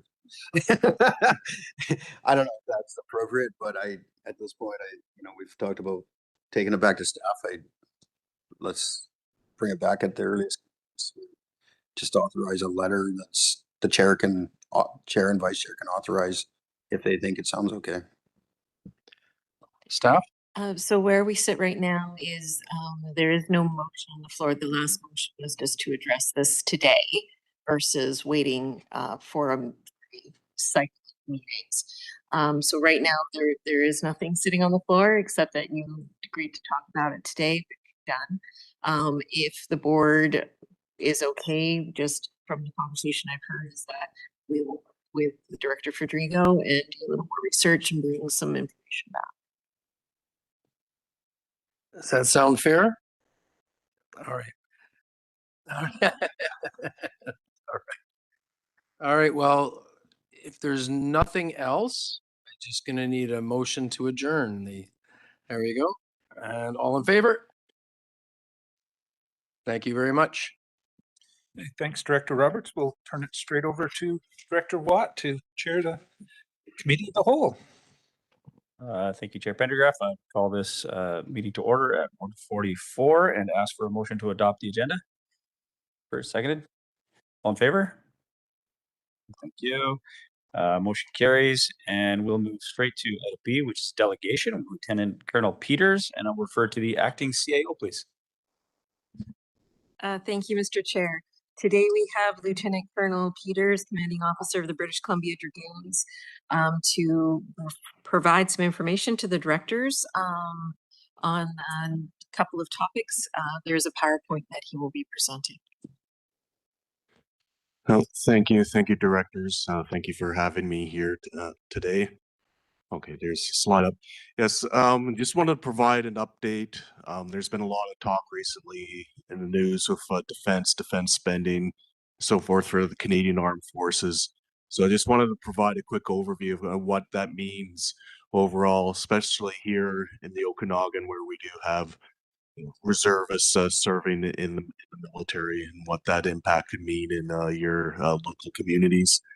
So first of all, the British Columbia Dragoons are an armored unit of the Canadian Army Primary Reserve. We're part-time soldiers that parade on Wednesday nights, occasional weekends, summer, and on call, and we're trained to the same standards as the regular force or the full-time military. The British Columbia Dragoons were formed in 1911 in Vernon and Kelowna, and we've had sporadic presence in Penticton for most of our history. We're currently based in Kelowna and Vernon and conduct exercises across Western Canada and even the United States. The regiment has been growing rapidly post-COVID, and now we've surpassed 100 soldiers, and we continue to bring in more recruits that live and work from Golden all the way down to Oliver. Currently, we have approximately a dozen soldiers from the South Okanagan, so from Summerland all the way down to Oliver. The regiment has served Canada with distinction in both World Wars, and recently with more than 25% of the regiment contributing to Canada's mission in Afghanistan, and now contributing members to Canada's NATO mission in Latvia. Last year, we had 7 Dragoons deploy to Latvia. We have 2 so far this year, with likely more to follow. The Canadian Armed Forces faces a number of global challenges requiring modernization of our forces. NATO's been challenged on its borders, requiring Canada to step up to meet treaty obligations to defend allies. As mentioned, Canada is leading a multinational brigade group in Latvia to deter aggression from Russia. But it's not only state actors that Canada's finding itself having to defend against. Criminals, non-state actors, and ideological extremists are challenging all dimensions of Canadian home realm security, from cyber attacks on national institutions, such as electoral systems, incursions into the Canadian North. So the Canadian Armed Forces have had to adapt to the new world of cyber attacks and need to be persistent presence in the North. At the same time of the global security threat, we have domestic natural disasters with increasing frequency and severity, creating the need for Canadian soldiers to provide assistance and respond to the many of these natural disasters. So the first slide here is the updated Canadian Army modernization, and for the sake of brevity, won't go through this in full detail as it's quite lengthy, but essentially, well, historically, the Canadian Army has been divided into geographical areas. With the new modernization proposal, what will happen is that all the regular force units will be grouped under one division headquarters, prepared for deployment and overseas operations. What that'll mean for the reserves is that the reserve elements across the country will be grouped into its own division, responsible mostly for defense of Canada, which includes Arctic sovereignty as well as domestic operations. But there'll still be a requirement for the reserves to augment the regular force as it deploys overseas. So that combat function of the reserves will not go away.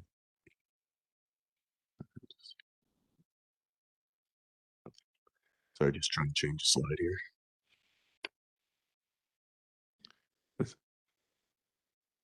Oh, there you go.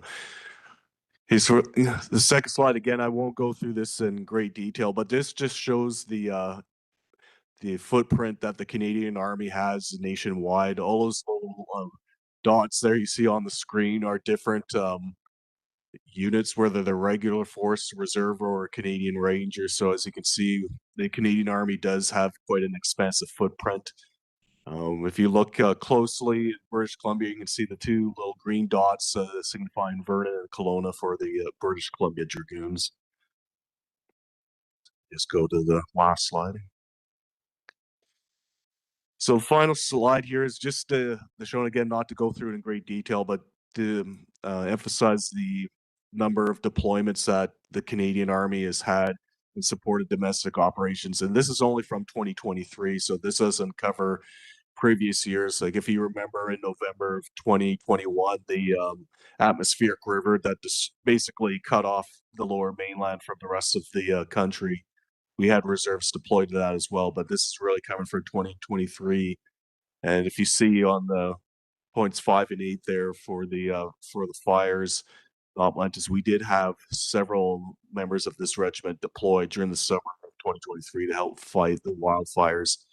So British Columbia Dragoons have been and will continue to be very much responsive in domestic operations and supporting the Canadians in times of need. Or the main purpose that is here today was just to again providing an update on Army modernization and what your local regiment has been doing here, but also here to ask, many of you work in the business community or know people who work in the business communities and may have reservists that work with these organizations. And I'm just asking for your support in enabling reservists to serve in the Canadian Army in the primary reserve. That if you do have a reservist or know somebody who has a reserve requesting time off, it's for the greater good. It's not for taking a holiday. It's for helping either deploying overseas or helping Canadians here at home. And secondly, I do take the opportunity to invite anybody that wishes to have me come speak with their respective organizations. I'd be more than happy to. And that, pending any questions or comments, that concludes my presentation. Again, thank you for your time.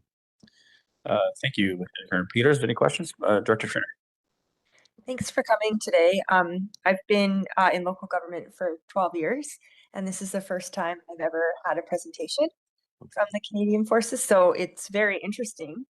Is that part of a new communications strategy, or where did that come from? It is, and it's ironic you say that, because about a month ago I spoke to Vernon City Council, and that was one of the comments I got from them as well, is that in the 8 years that he had been a city councilor, he'd never had anybody from the military come speak. So it's definitely part of an outreach program to let you know what you're, because you do have, like, I don't want to use that expression, we walk amongst you, but most of us, other than a few full-time staff, like even myself included, we all work civilian jobs all up and down the valley. So there are reservists here, and we do want to be a big part of we are a big part of the community. We want to continue that.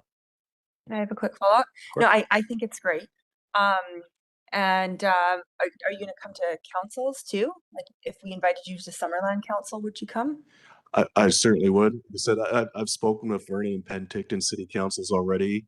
I have Kelowna scheduled for next week, so I'm always more than happy to send the other communities to come and speak. I'm always Yeah, happy to do anytime that. I think a government organization can speak about what they do and, then it just takes any kind of mystery out of it. And then I just think it's a really great thing to do since we're all on the same team. So thank you very much. Oh, thank you. Thank you. Director Roberts first. Thank you to the chair. I really appreciate you coming here today.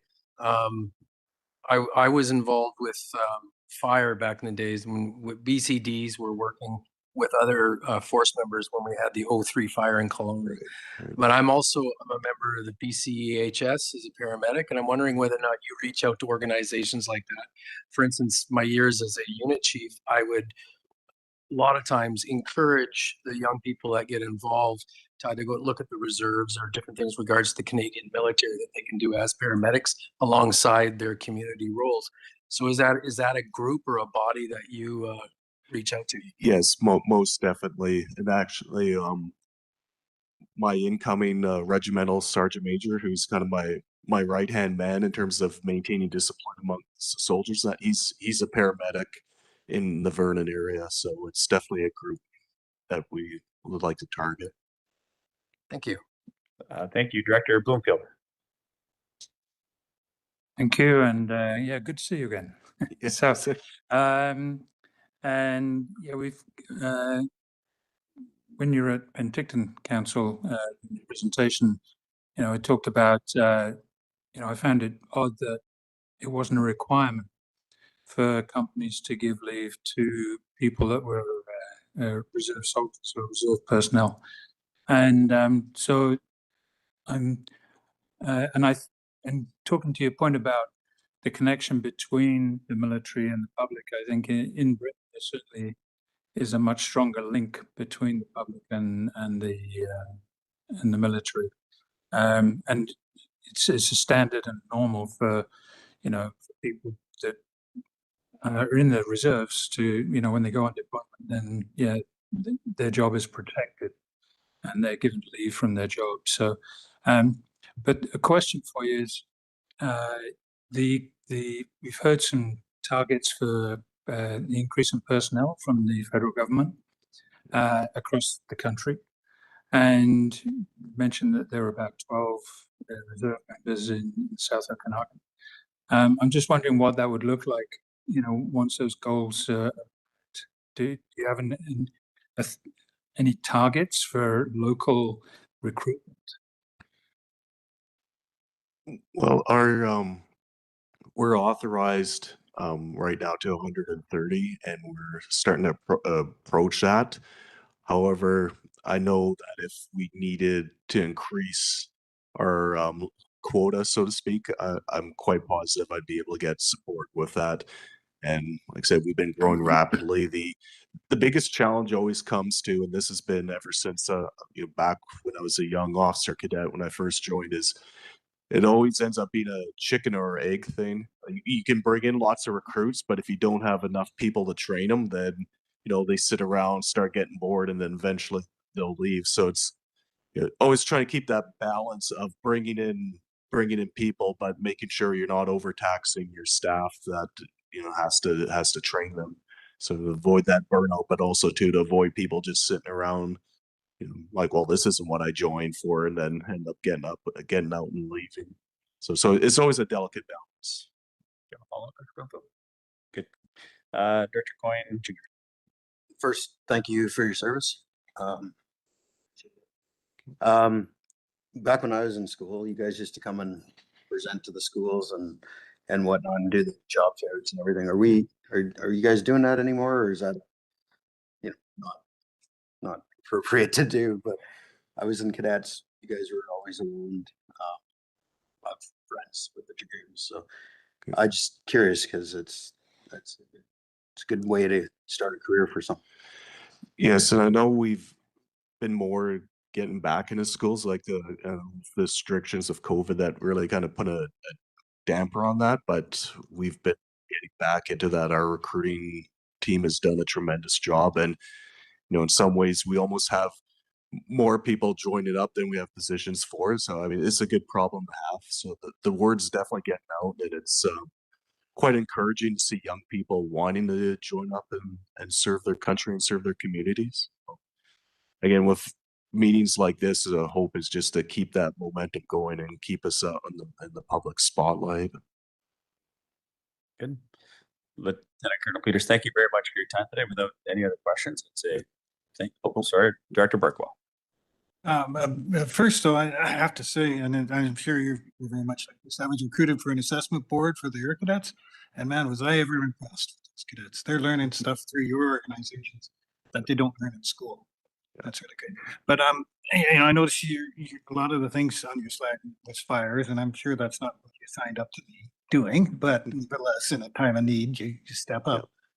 Is the and it may happen here. I mean, like bad ones, and you would be available if called upon. Is that line of communication already established so that things can happen really fast? People know who to talk to, because I see a real strength is to, you have an organization, and that's key for getting things done. And are you, well connected? Yes, we are, and it always comes down through Ottawa. So whenever there's an emergency, the province will make the request through Ottawa, and then it'll come down through that way. And usually it happens pretty fast. Like I remember in 2023, the requests for help came through pretty quick, and we had guys going out the door, so to speak, very quickly. So yeah, it's very well established, the thing. Unfortunately, I guess in a way, we've had a lot of practice over the years with, as you said, with the number of incidents that are happening. Anything further? Thank you very much. Thank you for so your time much. today. Thanks. Moving to item C, I'm going to refer to the acting CAO for service establishment bylaw limit adjustments. Thank you, Mr. Chair. Let's turn the page here. So the purpose of this report is to bring service taxation limits in compliance with service establishment documentation. The committee of the whole is going to be asked to support proposed requisition limit amendments to a number of bylaws. I will turn this over to our finance team to provide a presentation and explanation. All right, so the purpose is to get direction from the board for staff on what to do with some services that exceed bylaw establishment limits. I brought most of these to the electoral committee, and in that last meeting, I wasn't happy with the way I was presenting, so we kind of switched it up, and we've now made 4 slides for each service. So all the services will have what the establishment bylaw is, the participants, the limit verbiage from the bylaw, the operations budget, and then management key considerations. We're only going to go through the ones that the board will discuss, and I will just touch on the ones that the electoral area committee already gave direction to. So to start off, the board options are for the service to remain in the current limit. The second option is to increase service 25% based on the assessed values from 5 years ago. That does not require a public assent. And the third option is to increase above 25%, which will require electoral assent. If the service is to remain in the current limit, that may require management to reduce service level. So we'll start with Alan will come up and talk about his services, but the first one is refuse disposal Oliver. The establishment bylaw is 1695 and was created in 1996. The participants are Oliver and Area C. The language in the establishment bylaws that the maximum amount may be requisitioned pursuant to the Municipal Act for refuse disposal shall not exceed $160,000. This here is the revenue portion of the budget that is at second reading. And you can see it's 160,000 maximum all the way across. This is the expense section of that budget. So it breaks down what lines each are made of. This is the second section. It shows where the capital reserves are or will be projected to be at the end of 2030. So we can see all our reserves are in compliance. And Alan will bring up the key considerations. Thank you, Chair. Our main concern, as with many of these, of course, these requisition limits haven't been reviewed or increased in a number of years. So, of course, costs and inflation have caught up to us. But with this item in particular, in addition to that, the costs of the operating the composting facility are higher than what was originally estimated. So we're recommending to increase the limit at this time. It's also still a learning process for us. So right now we're currently accepting the compost from Oliver, but of course we need to expand to the rural areas as well. So we're anticipating higher costs moving forward for operating composting.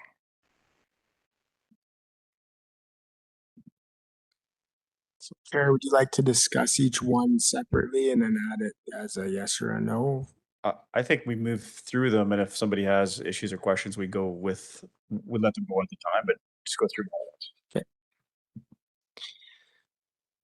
So the next one's illegal dumping. That was establishment bylaws 2184 back from 2002. This is all the participants except for PIB. The language in there is the maximum amount may be requisitioned annually for the service is $25,000, and it's proportioned by assessed value. So this is the illegal dumping budget for 2026, and we can see the operating reserve is above policy at the end of the 2030. Policy states that it's 20% of the expenses. 20% of $26,000 is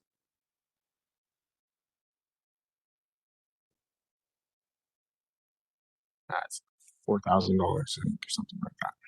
Sorry, I had it, but it's not here. And the key considerations.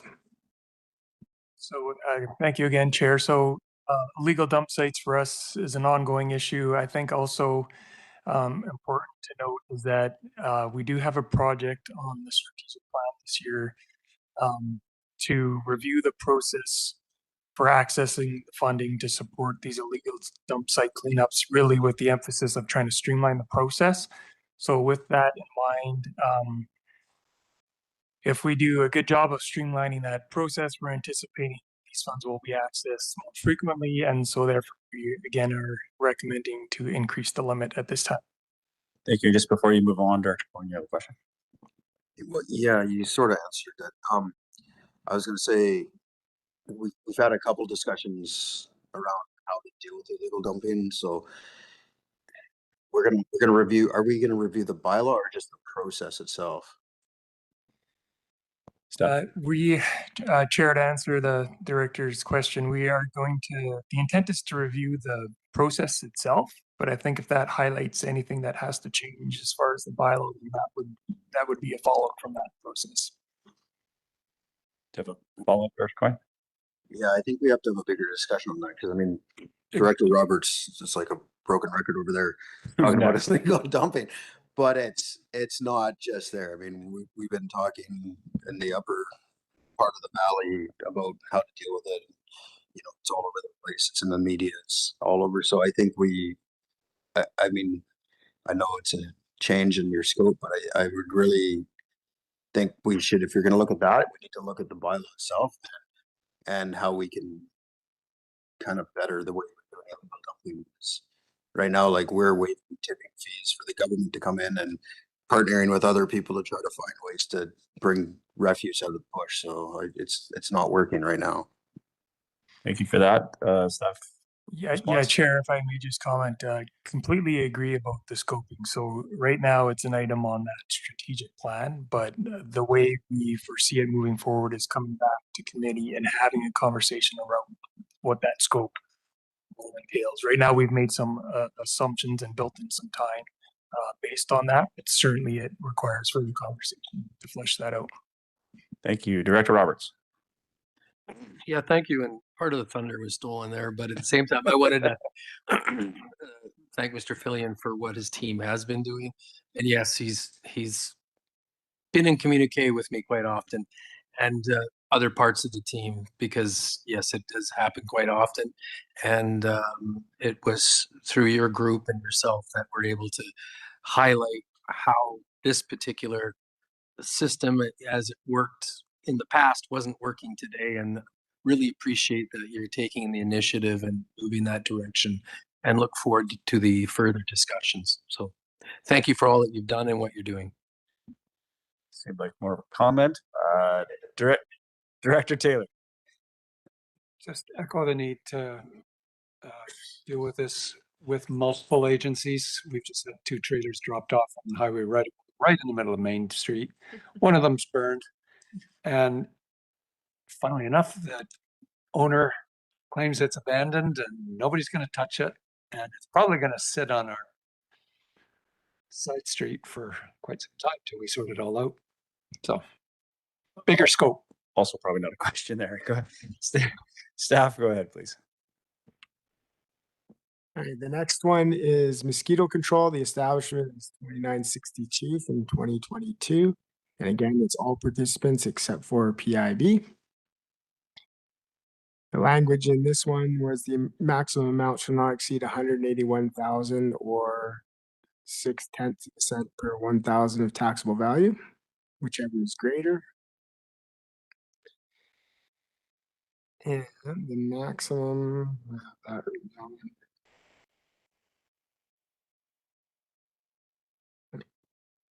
where is it? So the maximum amount for this one is $215,435. So we're getting there in 2027, which is why we brought it forward this year. Last year it was 209 for the maximum amount, so it did not go up very much. And the key considerations by management. Thank you. I'm going to sound a bit like a broken record, but costs keep going up. Insecticide costs keep going up. Helicopter flights keep going up. So again, recommendation right now is to increase the limit. It's very challenging for us to predict each year because it's highly dependent on weather. As an example, in recent history, one year we had to do 2 flights. The next year we had to do 8. So we're trying to plan for the worst case scenario, but of course we only deploy as necessary as the conditions warrant. Director Bloomfield, you had a question? Yeah, thanks through the chair. And are they contemplating using drones instead of helicopters? Stuff. Through the chair, not that I am aware of, but I could certainly follow up with the team and see if that's something that's being considered as we move forward. Awesome. Any other questions? Continue, please. So these next ones are street lighting. These were brought forward to the electoral area committee and decisions were made by them. I'm just going to go through them real quick. So this maximum limit was $30,000 or 4 cents per thousand. This was the maximum here. For Royal Falls, the director has asked that we contact Fortis and talk to Fortis about options for decreasing the costs. That is going to be happening shortly. Same thing with street lighting on Armada. It was the same issues. The maximum amount was $12,000. We're at the maximum currently. sorry, I'll just stop you there, Director Coyne. Yeah, sorry, I know these are, like, the street lighting is something that we don't really have any control over because it's a bill that we get sent from Fortis. So what happens if you just say, we're not gonna take the 109% increase and you're gonna, like, are they gonna turn off the lights? Staff. Like, really? I mean, I don't understand this. Like, how can they do that without going through a budget process like we do? Response? Sorry. Not sure, Chair, what's the appropriate way to answer that question, but I mean, I can just reiterate again that, I mean, for us, it's the cost of the power, why we've reached these limits. I do know from my own experience, City of West Kelowna, we owned and operated our own lights. There's a minimum time that you have to have the lights on. It's often, it's almost always related to liability and making sure you have safe intersections and the like. And also, like, if we were to request, we will contact Fortis, but if we were to request change outs to LED lights or to consider lights that are on a timer, any of those costs would get passed on to the service group, which ultimately would mean that rates in the short term would likely increase. Maybe in the long term, maybe you see that benefit, but in the short term, you certainly. So we're recommending to increase the limit, but yeah, really our hands are kind of tied on this one. You had a follow-up? Yeah, so I think maybe we should be writing a letter to the Utility Commission asking for some sort of opinion here, because, you know, we're bound by budgets and bylaws, and they're bound by whatever the Utility Commission allows them. And if the Utility Commission's allowed to go above our regulatory bylaws, we've said, then we're in violation. So this is a bigger issue, I think. The LEDs don't really save any money because, like you said, we have to pay for them and they charge us a lot. Thank you for those thoughts, Director Bush. Yes, do these limits include capital purchase too, or is it just operational? Staff. Through the chair, it's just operations. Oh, so what happens is there no limits then on capital purchases? Capital purchases would be financed through the operational budget. So we would have to okay a capital purchase, and then any debt servicing for that, if we didn't have the funds in reserve, would be put through the operating budget.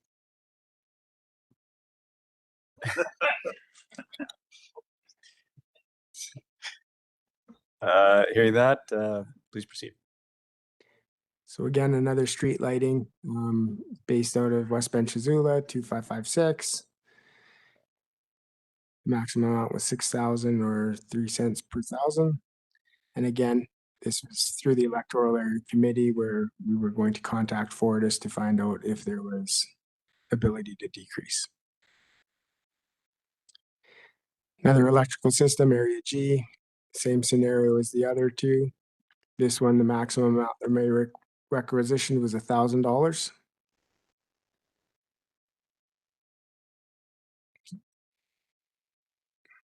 Same considerations as the other street lighting services. Now we're going to start with Mark Koch's area of sorry, Director Roberts. Yeah, in regards to street lighting too, Schneider again, and that was set up, those lights, by a subdivision. But I still find it interesting that the contract through Fortis, that Area G gets billed more for its street lighting as a whole, and we only have 3 lights than they do for the 5 or 6 that they've got on their street. So again, just back Director Coyne's statement in regards to going to utilities, it's like there doesn't seem to be any kind of comparable way of how they're doing this. So it's an important thing just to move up the chain. Thanks. Thank you for the comments, Director Monteith. Yeah, thank you, through the chair. I guess I'm just curious about process. So we just talked about all these at the electoral area committee, but they're all coming back here, even the EA ones. Is that going to be the norm? Like I thought the point of creating the EA was to reduce redundancy. So through the chair, this is to just highlight to the board because the board ultimately has to sign off on all the budget. So the board has to be aware of all the decisions that are being made. Yeah, that's why we're going quick. Hopefully. Fair enough. Thank you. Continue. You're on to B&G. Now, these are under Mark Koch. He's unfortunately not here today, so he sent representatives and Andy to talk about this. So this is a recreation facility. This is Karamias B&G. The bylaw is 14.7 from 2006. The maximum amount here was $165,000 or 82 cents per thousand. Here is the operational side. And you can see the reserves are going to be fairly low if the plan stays intact the way it is.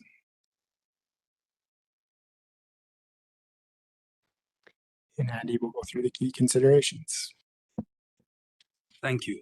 Through the chair, Similkameen Recreation has, over the past 6 years, seen a lot of growth in its services and its engagement and in the facility operations. That is obviously reflected in the increased tax requirements, despite good performance within revenue generation.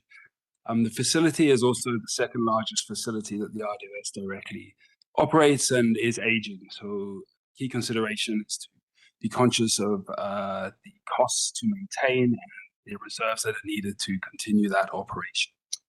On top of that, we have an aging infrastructure of a ice arena, which we are undergoing capital project this year for community engagement, and I'll come back to that in a moment. We've seen over the past few years good spending on some capital projects, but we have seen a depletion of capital reserves, as well as a reduction in the transfer to capital reserves. So something that I think we need to keep a good conscious eye on. However, we are in a position that we have a very good service level and it is sustainable through 2026 and into 2027, given the current taxation limits. Bringing that together and with the 2026 infrastructure review of the ice arena, the Similkameen community pool, staff are recommending that we do not increase tax at this time until we have more information on the next steps and the impacts of that arena, so we can address it all at once in either late 2026 or early 2027. Good there. Go on. Okay, the next is Oliver Parks and Recreation. This was establishment bylaw that was just updated back in 2023. Participants are Oliver and Area C. The maximum amount shall not exceed $1.7 million or 64 cents per thousand. This service includes 5 different services. The first one's the Oliver Arena. You can see there the projected reserve balance is fairly low after the 5-year period. And the Oliver Pool, the Oliver Recreation Hall, the Oliver Parks, Oliver Programs. They have the one reserve that covers all 5 of these services. So Carol will go through and explain the management considerations. Thank you, Chair. Thank you, directors. I'm just going to play Captain Obvious here for a minute and just with the opportunity to say that this is a huge service. This is a very big service. Major assets, aging infrastructure. All the way from 1969. I think the latest facility built was in 1987. And these assets are outstanding facilities for a small area with that small of a tax base. We are, I know, very lucky to have what we have. And I think the community finds a big source of health and pride in those facilities. And staff are taking great care to maintain these facilities through preventative maintenance and enhancements. So where we are now is aging infrastructure. We are going to require future investment if we want to continue operating these assets. I think the most important, I guess the biggest thing that will come up in the service is going to be the Oliver Community Pool. It has reached the end of its useful life. We can keep operating, but it is getting, I guess the consequence of failure is increasing every year. So there will be a need to go out to the community to do a little bit of engagement on what the Oliver and Area C community would like to see happen with the pool. And of course, new investment will be required either way in order to keep operating or to repair or to replace. So where we're at now is we've just done a huge project at the Oliver and District Arena, which has given it another 25 years of life. The operational capacity has increased in all the facilities and all the programs, but we are not able to put, I think, what we need to put into reserves each year in order to keep up with repair and replacement. So knowing where everybody is at with budgets and where our constituents are at with taxes right now, we will manage. It will require a constraint or reduction in service in some cases, and certainly a reduction in what we can put into our reserves. And would like to revisit this in 2028. Thank you. Thank you. And I do see Director Johansson's online. I'm not sure if you hear us or have any comments, but if not, I think we can just keep moving. Okay, and then these ones, the rest of them are all what the electoral area committee already saw. Community parks area A. Sorry, I'm just gonna, Director Federico.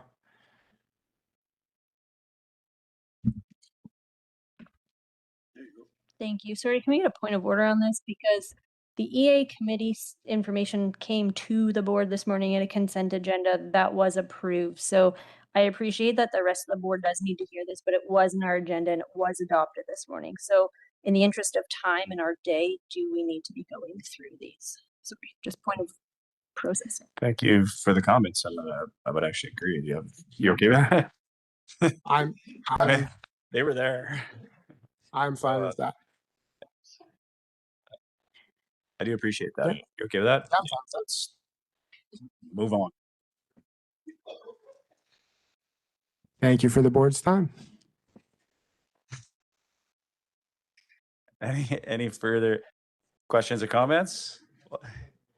It's our responsibility to address this. So I think that was a point made. So I guess I'm just going to ask the acting CAO or acting CO, I guess. This is more or less for information purposes. You don't need us to make a motion, do you? Or would you like one? So there is like a recommended motion, and the reason for we're asking for the recommended motion is because what we're looking for is direction from the board to either stay status quo or increase the limits on these bylaws as recommended in the administrative recommendation. What will happen is if this committee of the whole supports these proposed changes, then staff will work on bringing these forward to the regular board because they are establishment bylaws, and the entire board would have a vote on those. Thank you. And Director Roberts is going to make that motion. And I have a hand up from, do we have a seconder first, then we can discuss it?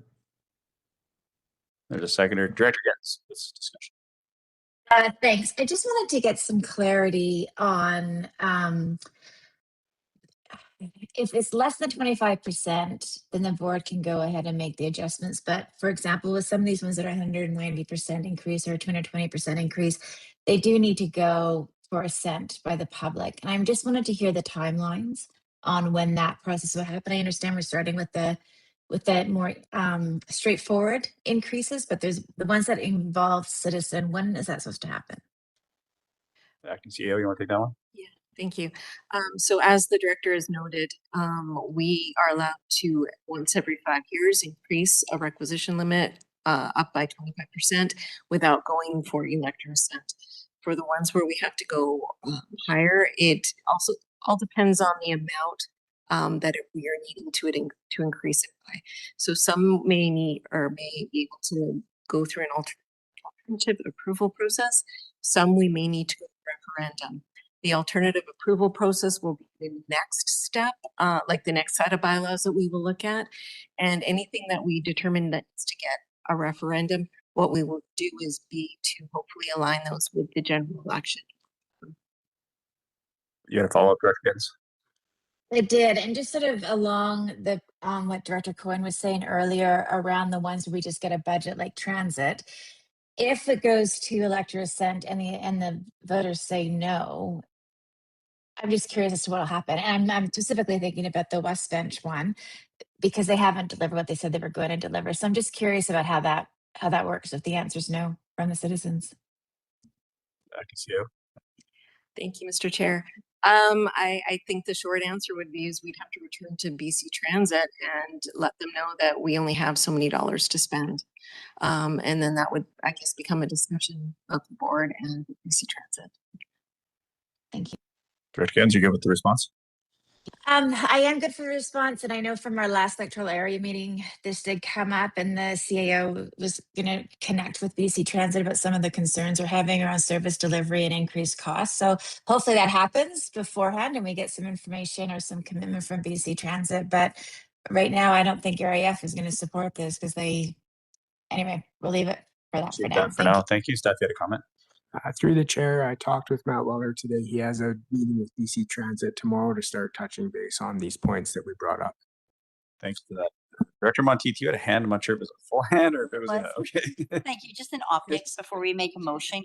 Is there a slide that has a complete list of all of the changes that we can look at? Just if we're going to make a motion, I think we should see what we're voting on. So it is on the agenda. So it's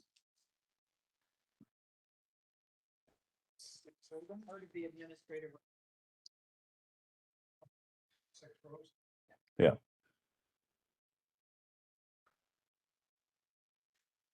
Director Coyne? Yeah, I just, in the spirit of the notice of motion earlier, I just wanted to make sure that everybody that was listed in these bylaws were already aware of the increases before we came here. I'm okay with them all, but I mean, that's only, I think, one impacts me. Appreciating that. That notice of motion hasn't been dealt with yet. Appreciating that. I think that if there were concerns and comments, we would bring them up now. And I think if we have something to show for Director Monteith? You got it? Thank you. Okay. So we have a mover and a seconder. Do we have any further discussion on the current motion? Seeing none, I will call the question. All in favor? Opposed? That is unanimous. Thank you. And Director Johansson with a thumbs up. Thank you. Then I think if there is no further business, unless CAO stops me, I will look for a motion to adjourn. Oh, wow. That was a real hit. And all in favor? Carried. Thank you. Thank you, Director Watt. We do have the Electoral Area Services Committee meeting next, but we'll give 5 minutes for those that want to exit and not have to stay for this. A chance to do that.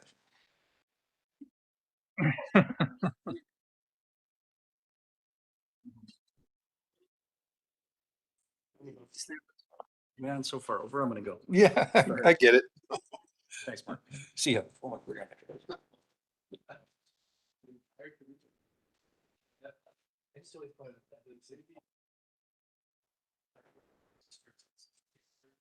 you know what where Matt Weller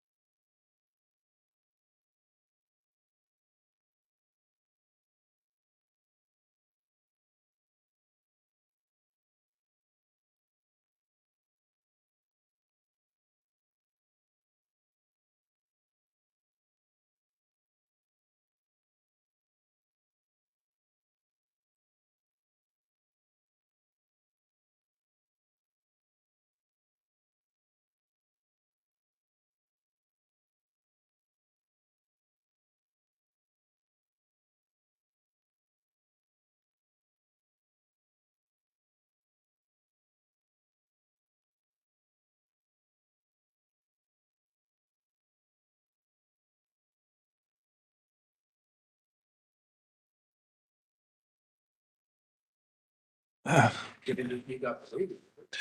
we will call the Electoral Area Services Committee meeting to order. We have the proposed agenda before us. Looking for a motion to approve the agenda. Moved, seconded. Thank you. All in favor? Great. Any opposed? That motion carries. We're just disappearing here quick all of a sudden, so I'm going to hold off before we do anything else. We had 5 out of the 6, so we're still in quorum, and or 5 out of the 9. We're okay at 5, but it would be good if everybody's back. First item up is short-term rental accommodation policy procedures review. No, we'll wait till we hear a presentation, but I do have a request to separate these motions as we deal with them. So that will be the way we proceed with it, but over to the CAO to start. Thank you, Or Mr. Chair. introduce this. So the purpose of this report is to seek direction from the board in relation to a number of items related to the regulation of short-term rental accommodations. For the committee. For the committee's information, this is an administrative recommendation based on the annual deadline to opt in or opt out of the principal resident requirement for short-term rentals, and is being brought forward for committee consideration. We have staff here with a presentation, and as noted by the chair, there is a request from the director to separate the recommended motion into different parts. So we will be doing. Okay, so over to staff.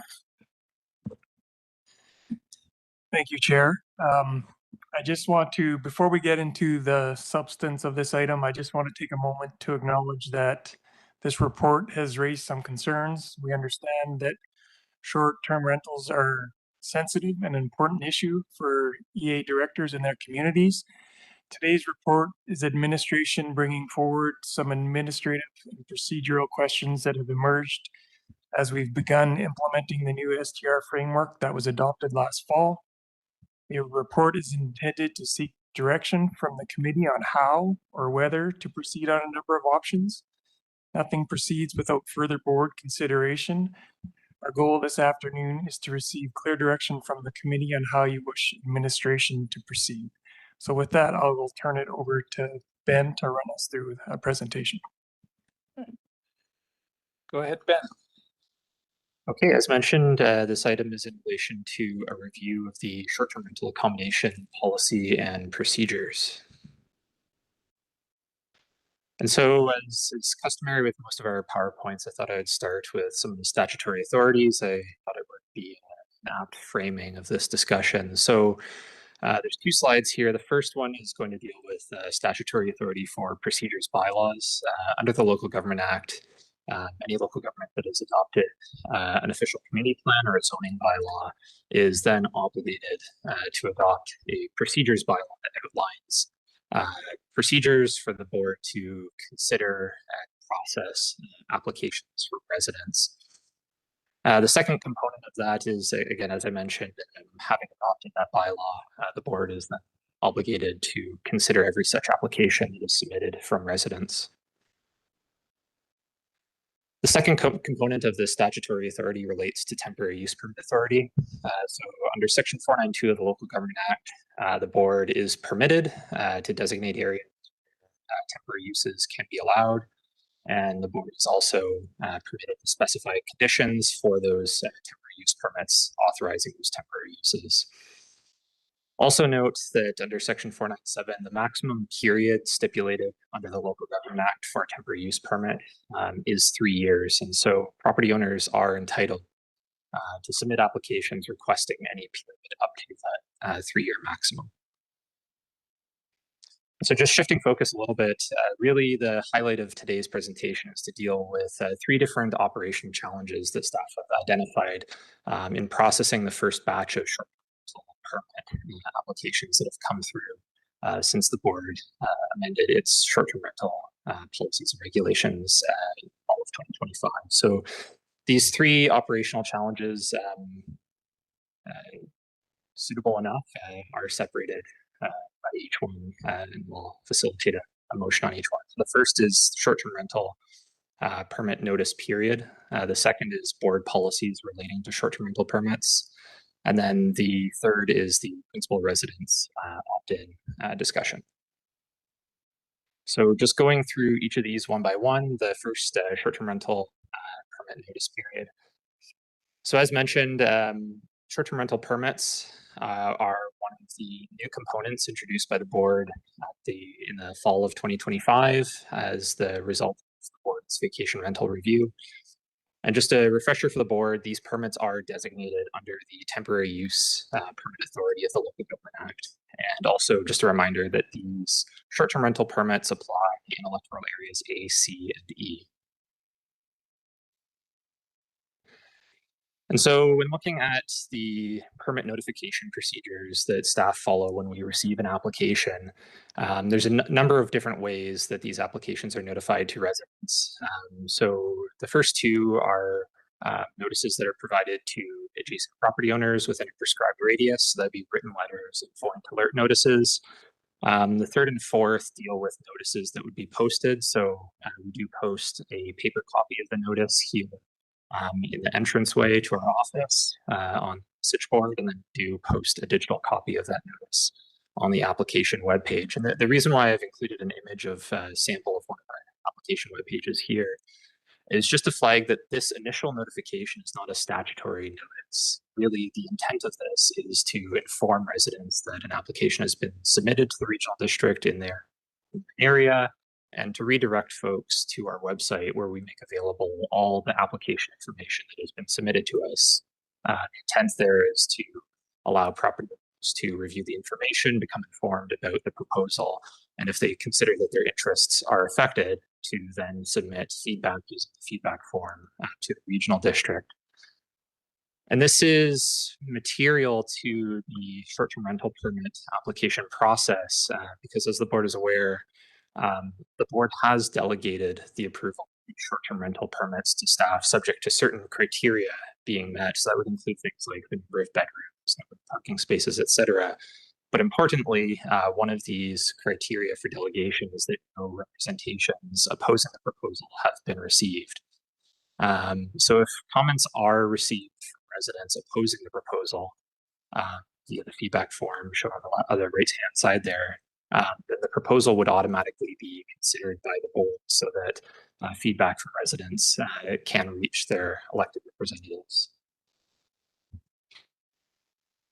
So the challenge with this is that staff have identified in processing the first batch of applications is that the development procedures bylaw does not specify a deadline for this feedback to be received. And as a consequence of that, of course, feedback being one of the criteria that staff are considering, there isn't a clear date by which staff would then need to render a decision under delegation. And so to date, staff have been applying a 15 working day period because this is the period that is stipulated in the bylaw for other permits that have been delegated to staff. However, this particular example has not been stipulated in the procedures bylaw. And so the recommendation from staff to address this challenge is simply to formalize that 15-day working period via an amendment to the development procedures bylaw. And staff consider that this change seem to have a few benefits, namely that it would set clear expectations for residents when they are reviewing materials in relation to applications in their neighborhood and providing feedback. On the flip side, it is also seen to allow timely consideration of applications that have been submitted from property owners. And so the first item, the first recommendation in the administrative motion is that an amendment to the development procedures bylaw be initiated. If you'd like to discuss now, this might be an apt point to pause for discussion of that item. Any discussion on this specific topic? Director Fedrigo? Thank you. In the interest of if we are separating them and then we can move them one at a time, if there's a separate motion on its own, I would move that recommendation just to adjust the development procedures bylaw to reflect the 15-day working day feedback period. And put that motion on the floor specific to this item. Seconded, okay. Is there more on this relating to the updates on the procedures review or? To the chair, no. Okay. My PowerPoint will resume with the next item, the next component. So we've got a motion on the floor for this. I do have one question, and I think it's probably more important for residents than it is for yourselves, but when does the 15 days actually start? Is it from the time the mailing of the application or the notices, the posting of it, or is it because residents will probably think from the time they received it? So that needs to be clarified. Through the chair, for all of our permit applications that we notify in this manner, we do post date from the date that the letter is sent. So hypothetically, if the letter is sent out, it would be 15 working days from the day indicated on that letter. Okay. So that might not necessarily from the mailing be the date that yes. letter is received. Yeah, that's correct. Okay. Director Monti? Thank you. That's a really great point. So maybe just understand, get it. Could they have that like written feedback received by this date, right? In the voyant alert, feedback received by this date. Must be received. Everybody's working at the same time frame. Over to staff. Through the chair, yes, we got that request. Okay. Keeps it clear and precise. Any further discussion on this? Don't think I'm missing any hands. We'll call the question. All in favor? Great. Any opposed? That portion carries.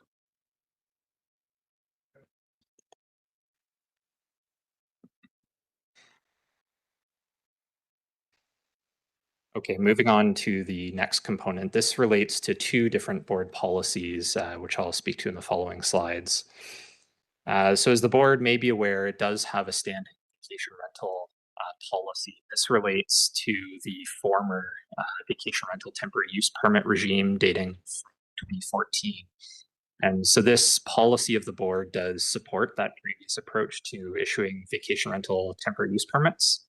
And namely, the key component of this policy is that single season policy, whereby an initial new application for a vacation rental temporary use permit would be supported by the board for one single season. My understanding is that the intent of this policy at the time was to address concerns around quote unquote bad operators, whereby if there were concerns with the proposal that they could be sussed out in a relatively short period, if there were concerns that the permit would then not be renewed. Now, of course, the challenge with this is that vacation rental temporary use permit regime no longer exists. It was removed from the electoral area official community plans as part of the board's vacation rental review in fall of 2025. There were a few different approaches taken in different electoral areas in those areas that regulated by zoning. This was simply removed in those areas that are choosing to regulate through the short-term rental permit. It was replaced with new policies speaking to the issuance of short-term permits. And so just as a reminder, again, that's areas A, C, and E that have that short-term rental permit. And so to address these challenges, staff are recommending that vacation rental temporary use permit policy be repealed. However, those areas that have the short-term rental permit policy program, staff do consider that there is still merit in having a policy, and staff consider that an appropriate policy may be have a policy that speaks to supporting these permits for a maximum term limit of 12 months. And the upshot of this from staff's perspective is that this would align with the business license period that applies in areas 8B. If adopted, property owners can still, under the Local Government Act, request a period that's greater than 12 months.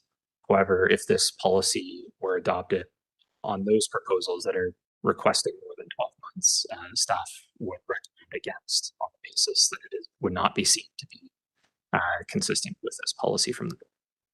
Okay, Director Monteith, question?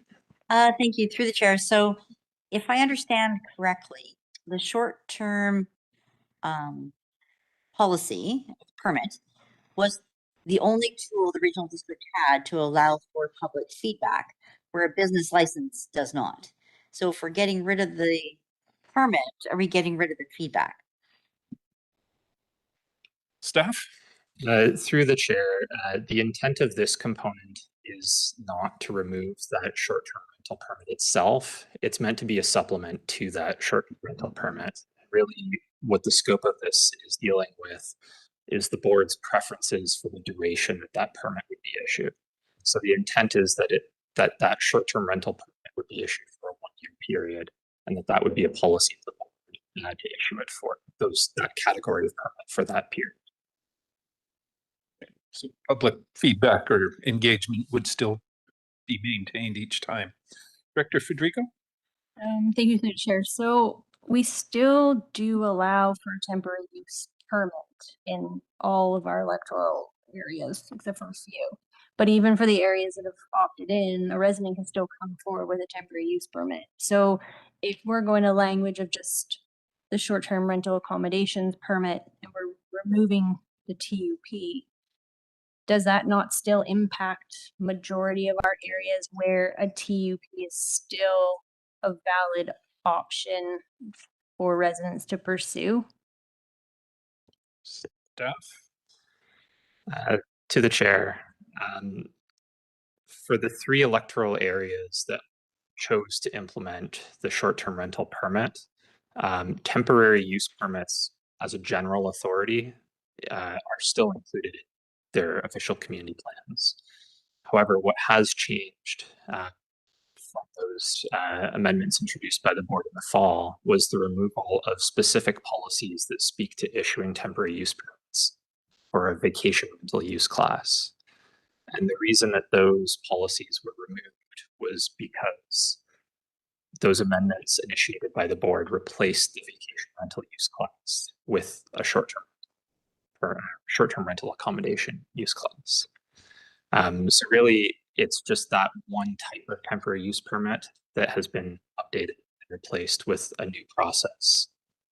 So property owners would then apply through that short-term rental permit process as an alternative to the historic vacation rental temporary. Follow up? Go ahead. Thank you, the chair. Follow up to that then. So there's still the option for temporary use permit under vacation rental. So we're saying that it now fits under this policy, even though it would be a vacation rental, not a short-term rental permit, because this one's identified for principal residents. But for our non-principal residents, they can still apply for a temporary use permit. So if we take out our other vacation rental policy, we're now negating the temporary use permits in a timeline for those where it's not your principal residence or you are a vacant home. Staff? Through the chair, so property owners may still apply for a temporary use permit for other types of uses. Just by way of example, this could include, just generally speaking, commercial or industrial uses, non-exhaustive. What they can't apply for is a vacation rental use. And the reason for that is that vacation rental as a definition was replaced in all of our land use bylaws. Participated in those changes in the fall with a new use class. It's the short-term rental use class. And so the reason for this component of the staff recommendation is that the existing board policy is referring to a use class that no longer exists in the electoral area land use bylaws. Okay. I've got Director Coyne.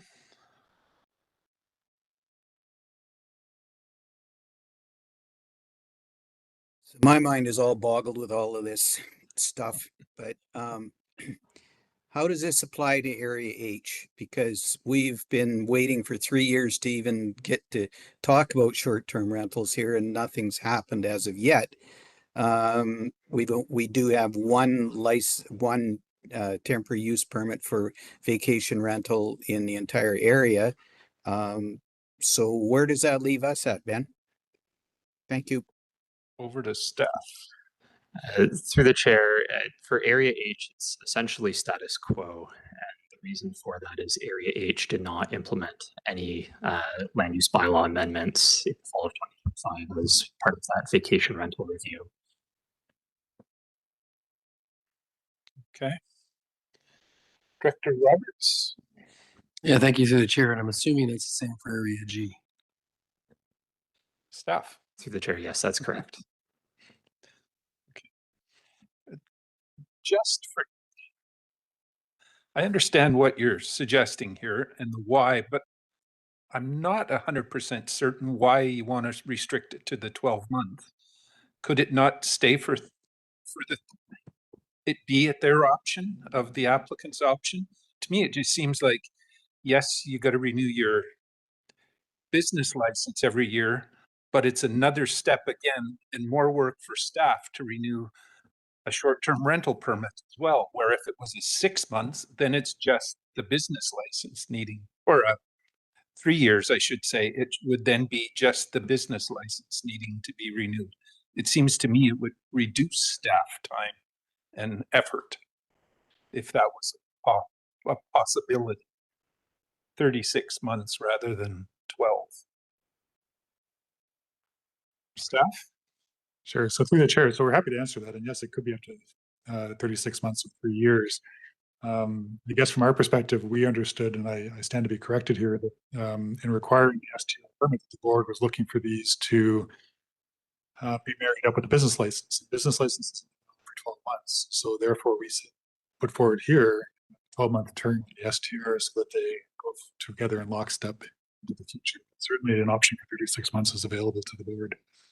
Okay. Director Federico? Thank you, through chair. And I think when we started the process, a 12-month made sense, but understanding now from hearing from residents the process and the cost to do that annually for some is going to be challenging. So in this case, I almost support the 3-month or the 3-year timeline on that because of the cost associated with this to residents and the time it takes them to fill out all the paperwork and get what they need done. So in essence of the permit, then a 3-year time frame would make that significantly easier, I think, for our residents and less expensive for them than have to do the permit on an annual basis. So, staff? So through the chair, so obviously we'll take direction from the board on this, but I just want to flag that if that's a consideration that the board favors, this replacement policy may not be necessary. The Act sets out that the maximum term of the permit is 3 years, and we don't need a policy stating what the Act already establishes. Okay. Follow up, go ahead, Director. thank you. Follow up to that, but our current policy says only 18 months. So would our current policy not then be what we would following supposed to what the Act says? So would we not still need to update our policy?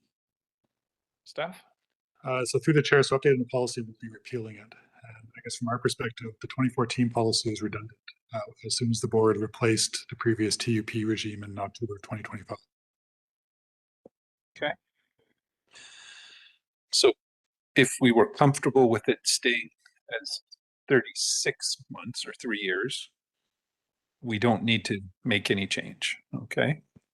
Ben, comment, and then just to the chair. I will note that for this particular item, there are 2 administrative recommendations. The first is to rescind the old vacation rental policy. The second is to adopt this draft. So it will require 2 different motions. Go ahead.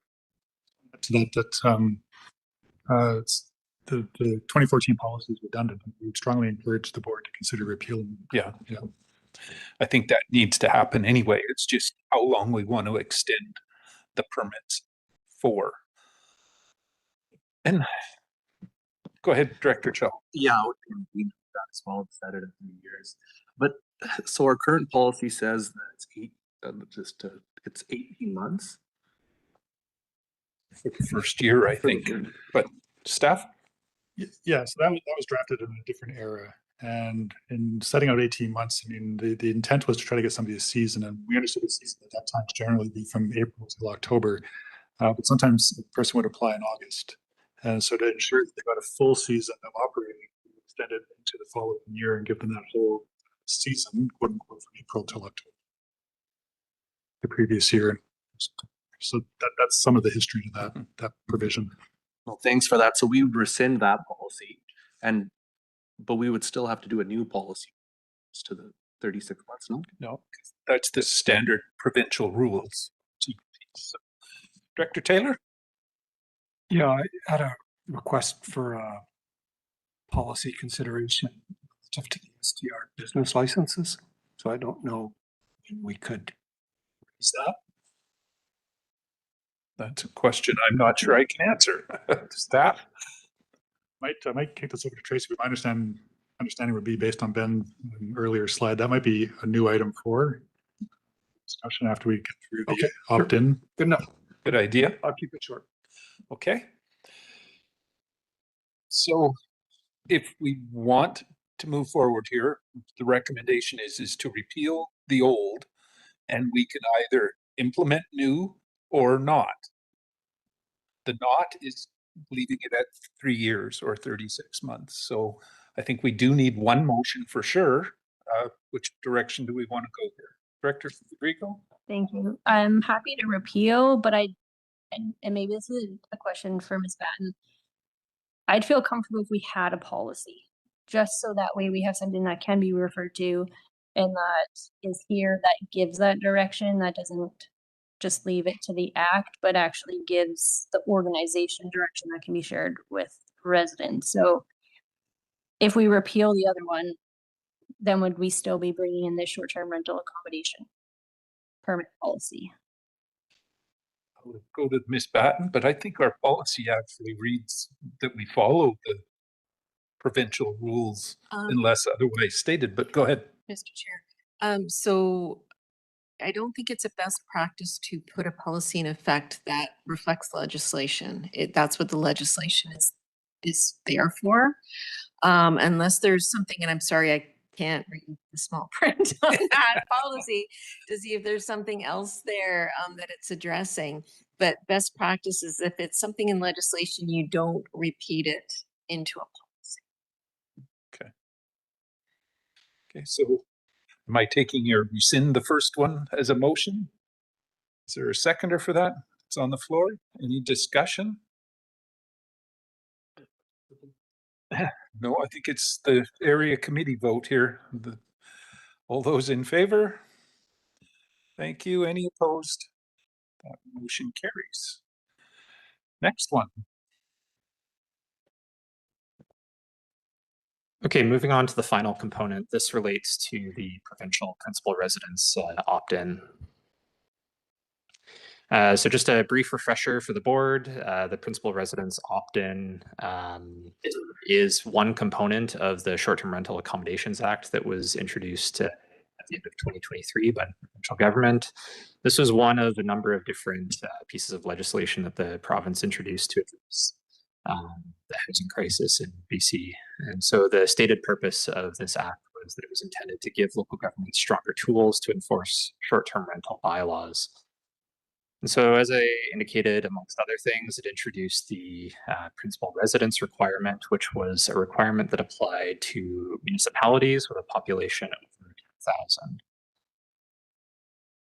And so just in terms of what the principal residence requirement actually is, it limits short-term rental accommodations to the host's principal residence, as well as either one secondary suite or one accessory dwelling on the same property as the host's principal residence. And I just included this map on the side here. The province does have an interactive map where you can zoom in and see where the principal residence requirement does apply in BC. As you can sort of tell in the bottom portion of the map there, it's primarily the Lower Mainland, South Vancouver Island, some of the larger urban centers throughout the province, and then a few other select areas. And the reason for this is that the Act does include a provision that would allow areas where that principal residence requirement doesn't apply to opt in by submitting what the province refers to as a change request. And so this includes regional districts. They can opt in on an electoral area basis, and they can do that by submitting a request to the province by March 31st of each year.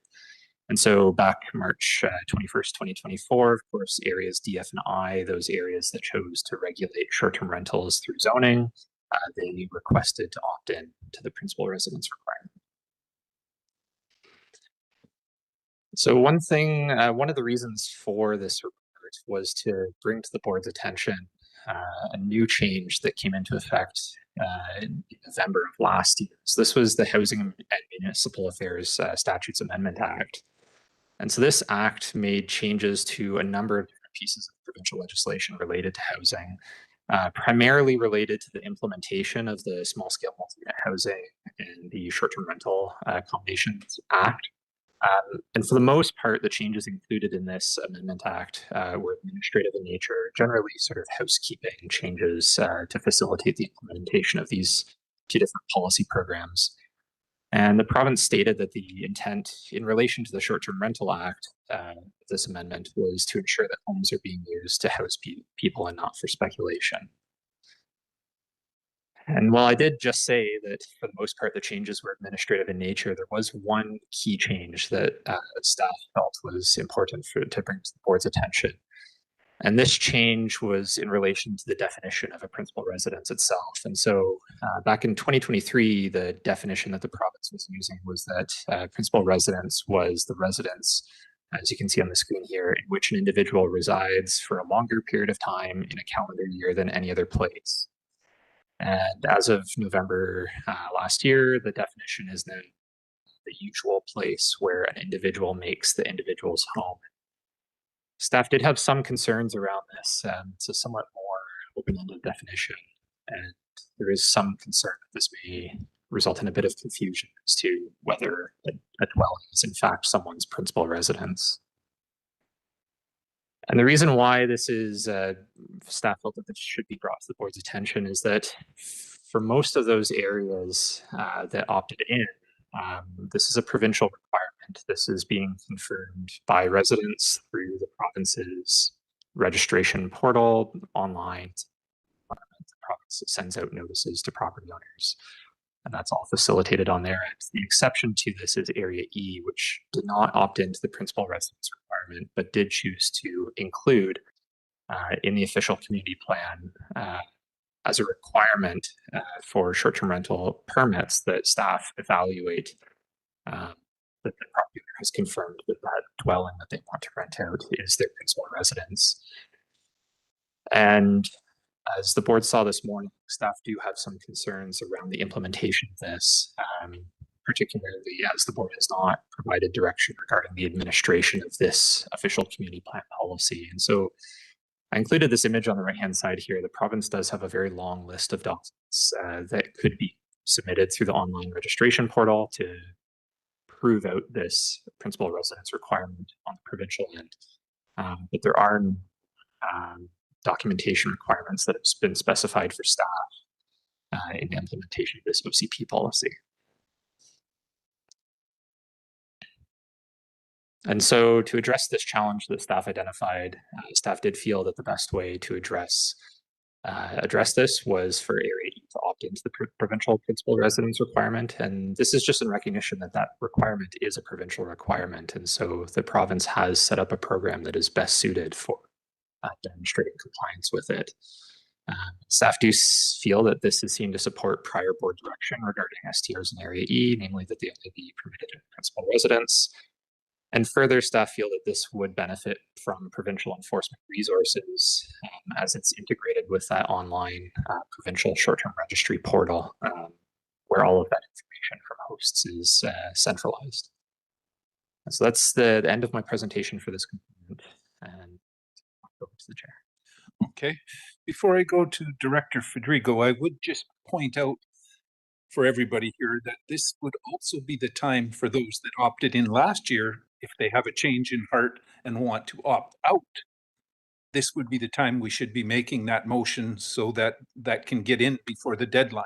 Not saying that's happening, but that's something to consider. So I had Director Federico first. Or go ahead. One of you, Director Roberts. Chair, I just, that was a question I had. Again, I'm not opting in, just so you know. But I was curious about the opt-in, opt-out. Like I got friends in, Area E, Area D, and, people question about opting in and opting out because I don't really have a good grasp of it. So if you started the process, like I'm sure it comes up at like March 31st or something, you got to have that by then, but there has to be a process before that. If a community has this desire, they have to get their information to the director, then that has to be brought to staff by when? What would be, because this is the first year that's gone by, right?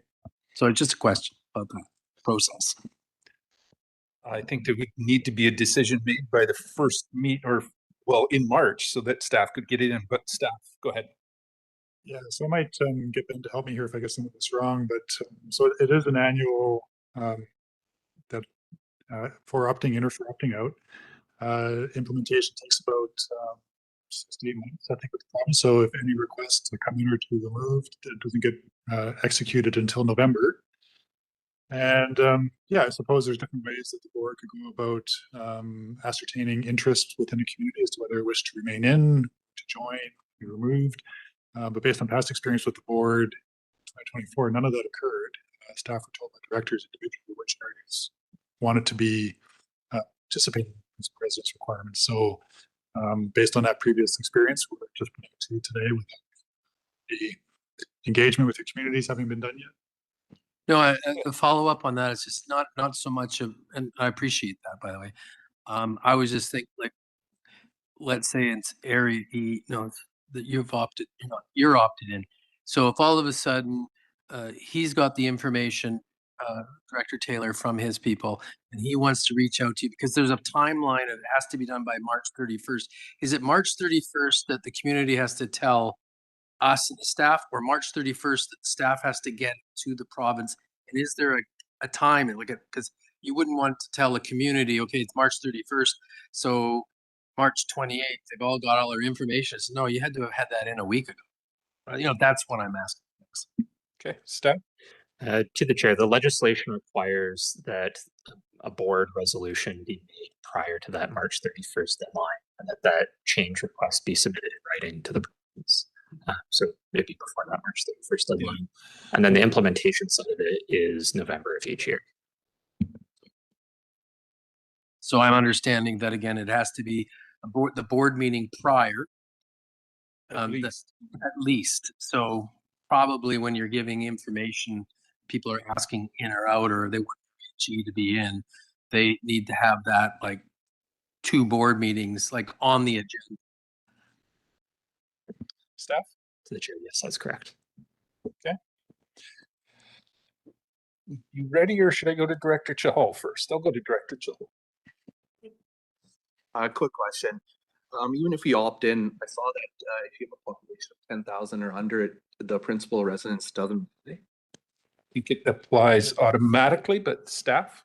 To the chair, so the legislation is structured in a way where it lists many different categories of land through the province where the principal residence requirement would either apply or not apply. And so where it automatically applies is populations with 10,000. But if you're not in that automatic inclusion, you can submit a request to the province to be included. So that's where regional districts fall, is a category of land. You can submit a request to the province every year, and if you want to be included, you would go through the process that we're discussing here today in order to do that. And then I wanted to confirm, Area C opted in. No, we didn't opt in. That's good. Okay, Director Taylor, quick. Yeah, I just wanted to go back to that map.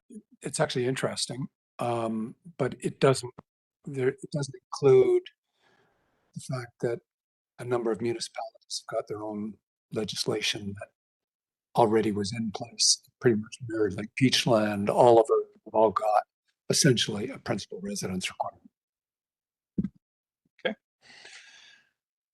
So unless someone wants to change their status quo here, a motion to maintain the status quo, or individually, if you want to change, you could, area D wants to opt out or area E wants to opt in, those can be made, or just maintain the status quo direction to what we need to give to staff here. So If there's no change, I don't have to tell you anything. no, that would work too. I don't really want to go through every year. I got to tell you if I'm planning on opting in or That's opting why out. I think I'd rather just status quo. Motion to maintain the status quo unless asked in the future. CAO? Mr. Chair, if you're looking for that to give that direction to staff, basically to say, don't come back unless we ask you to, you could pass a motion like that. But if you want to just maintain the status quo, the committee just doesn't do anything. Okay. So it's up to the board or to the committee here, which direction you want to go. Just leave it alone? I would say status quo because I can tell you right now that area E does not want to opt in. We're happy with our status quo, not opting in. So I don't see anybody else wanting to change it at the moment. So let's leave it at that. And then there was one other item Director Taylor wanted to bring up. Go ahead. I just want to ask if staff could consider, if I get down on that knee, looking at the health and safety inspection for areas that have opted in. This one got by me. I know staff told us you were putting in health and safety thing. I didn't pay attention to it. Okay, so initially we'd been seeking some form of self-declaration, a quick, easy tick box thing. That's not what we've got now. And I'd like us to have the option to at least discuss that with you. Have you bring back something, what that might include. I know Kelowna, they have a very simple thing. It just asks the guy who's applying, do you have interconnected smoke detectors? Do you got CO detectors? Do you have egress windows? Do you have a fire escape plan? Handrails on your stairwells? That kind of thing. To me, that's what we're looking for because it's the fellow's principal residence. And we assume all the inspections have already been done. So that's what I'd like your help in at least getting to a decision point. Could you refresh our minds what we have currently in that regards, staff? Well, so for the board's benefit, through the chair. So for the board's benefit, the health and safety inspection has been around as long as that temporary use permit. And again, it was dealing with concerns in the neighborhood that, some houses are not suitable, kept up to a certain standard. And the board committed at that time to implement the health and safety inspection, and we offered it as a service. You could have your own independent person do it, but we offered it as a service to the building inspection department. We had an inspector go out for X amount and just tick off to make sure that basic building code requirements around railings, smoke detectors, other aspects were addressed. And certainly that was a discussion point when we were transitioning to this new STR approach. And so it was basically carried forward, unchanged. But we have internally reviewing that with the board. We just feel that it would be a fairly substantive change for this particular licensing year because it is more licensing requirement. But certainly for 2027 licensing, moving to a declaration form, we'll bring options forward to consider. And full transparency, there are things we've identified over the next few months as we continue to process more and more of these applications that we see as maybe needing communication or addressing gaps or loopholes or what we didn't see when we were drafting all these regulations. Okay. Just a question in regards to that then. Have you noticed when people start to apply so that if we're going to make changes, we make changes before the rush of applications come in? Is there anything you've spotted in that regard? So we may have a target date to try to make our changes before rush of applications. Well, yeah, sorry, through the chair. So obviously this year's going to be a challenge for election. Yeah. Inaugural meetings, and then how much time do we have remaining at the end for new license starts? But ideally, yes, we would like to have any new requirements in place by January 1st, because that's technically, I think, the date we can start applying for business licenses for the STRs. But this particular year is going to present. It might be a challenge. Yeah. Understood. Okay. Anything further? Seeing none, motion to adjourn. Moved second. All in favor? Thank you very much. And thank you everybody for your patience.